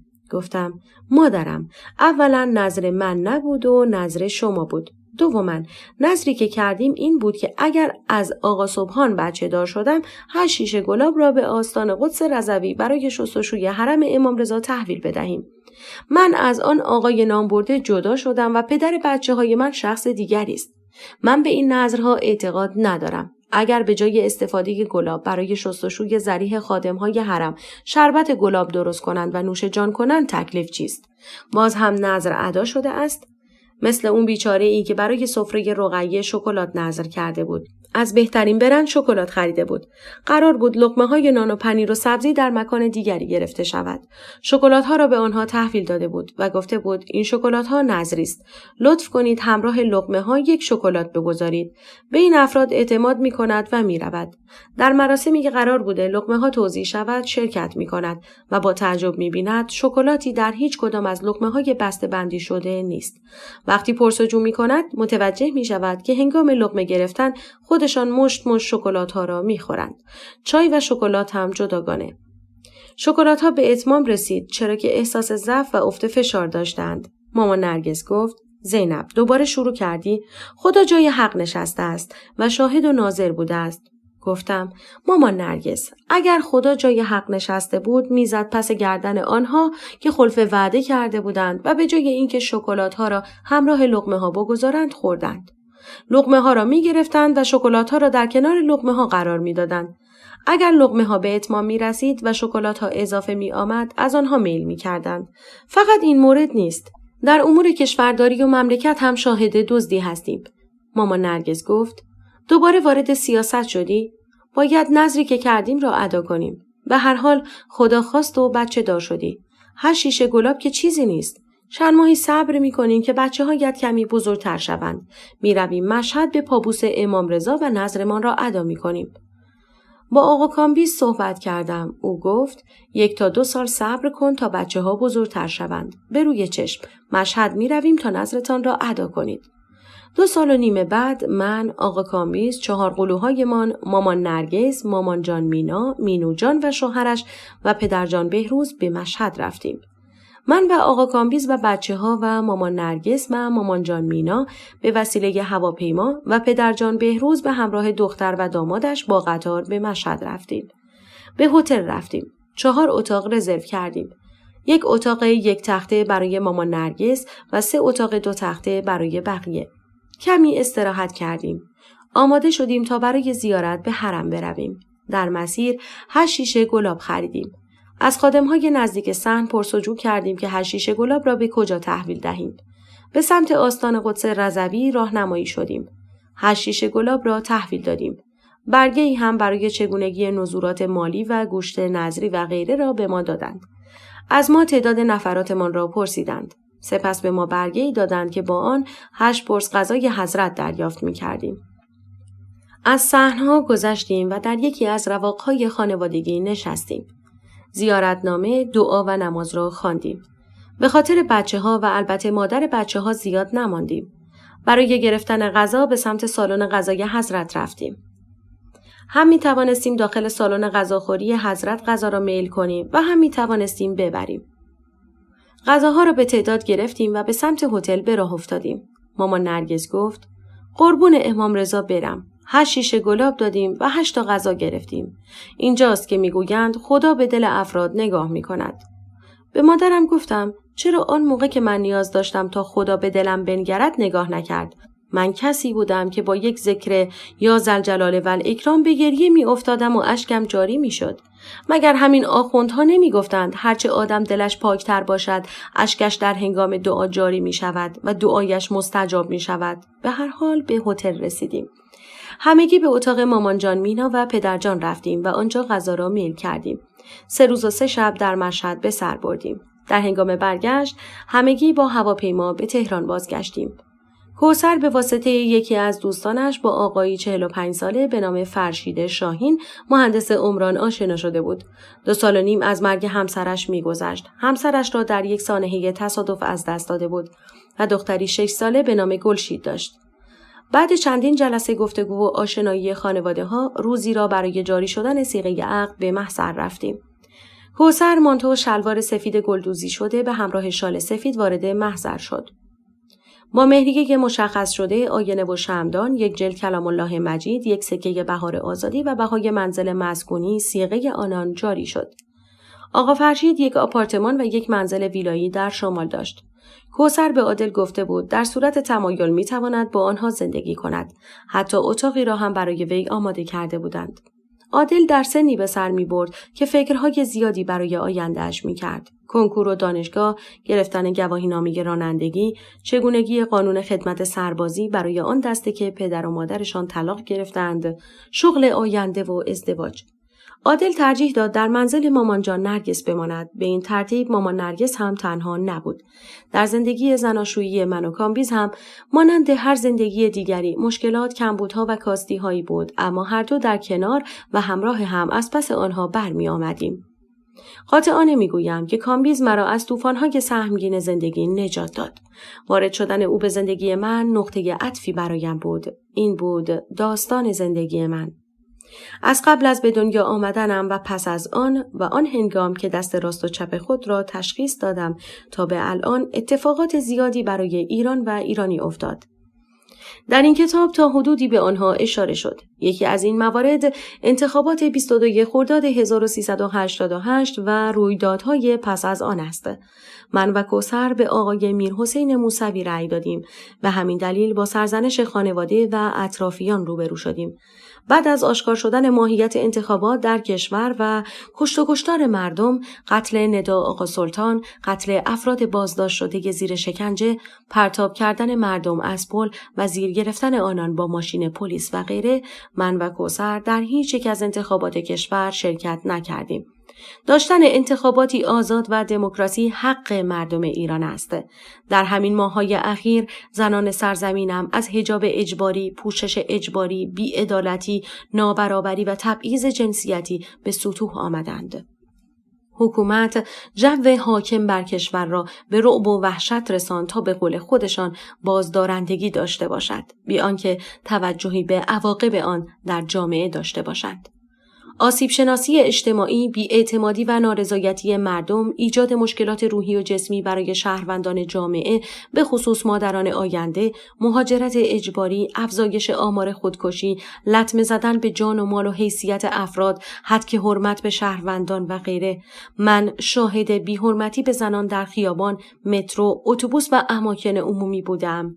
احترام به شهروندان و توجه به معیشت آنان، توجه به نیازهای اساسی افراد جامعه مثل مسکن، خوراک، پوشاک، بهداشت و درمان، آموزش و پرورش، رعایت حقوق فردی و آزادی‌های اجتماعی، آزادی اندیشه و آزادی بیان بی آنکه مجازات و عواقبی در انتظار افراد باشد، آزادی رسانه و مطبوعات، وجود داشتن امنیت فردی، امنیت جانی، امنیت مالی، امنیت شغلی، حق برخورداری از عدالت قانونی و قضایی، حق دادخواهی، حق انتخاب وکیل، ممنوعیت هتک حرمت فرد بازداشتی و زندانی، ممنوعیت از شکنجه و اعتراف اجباری و دروغین با رعب و وحشت و تهدید، حق برخورداری برخورداری از امکانات و رفاه اجتماعی، حق مشارکت سیاسی، آزادی تشکیل اجتماعات و راهپیمایی، حقوق فرهنگی، رشد و ترقی افراد جامعه، حقوق زنان، رشد شخصیت زن و احیاء حقوق مادی و معنوی زنان،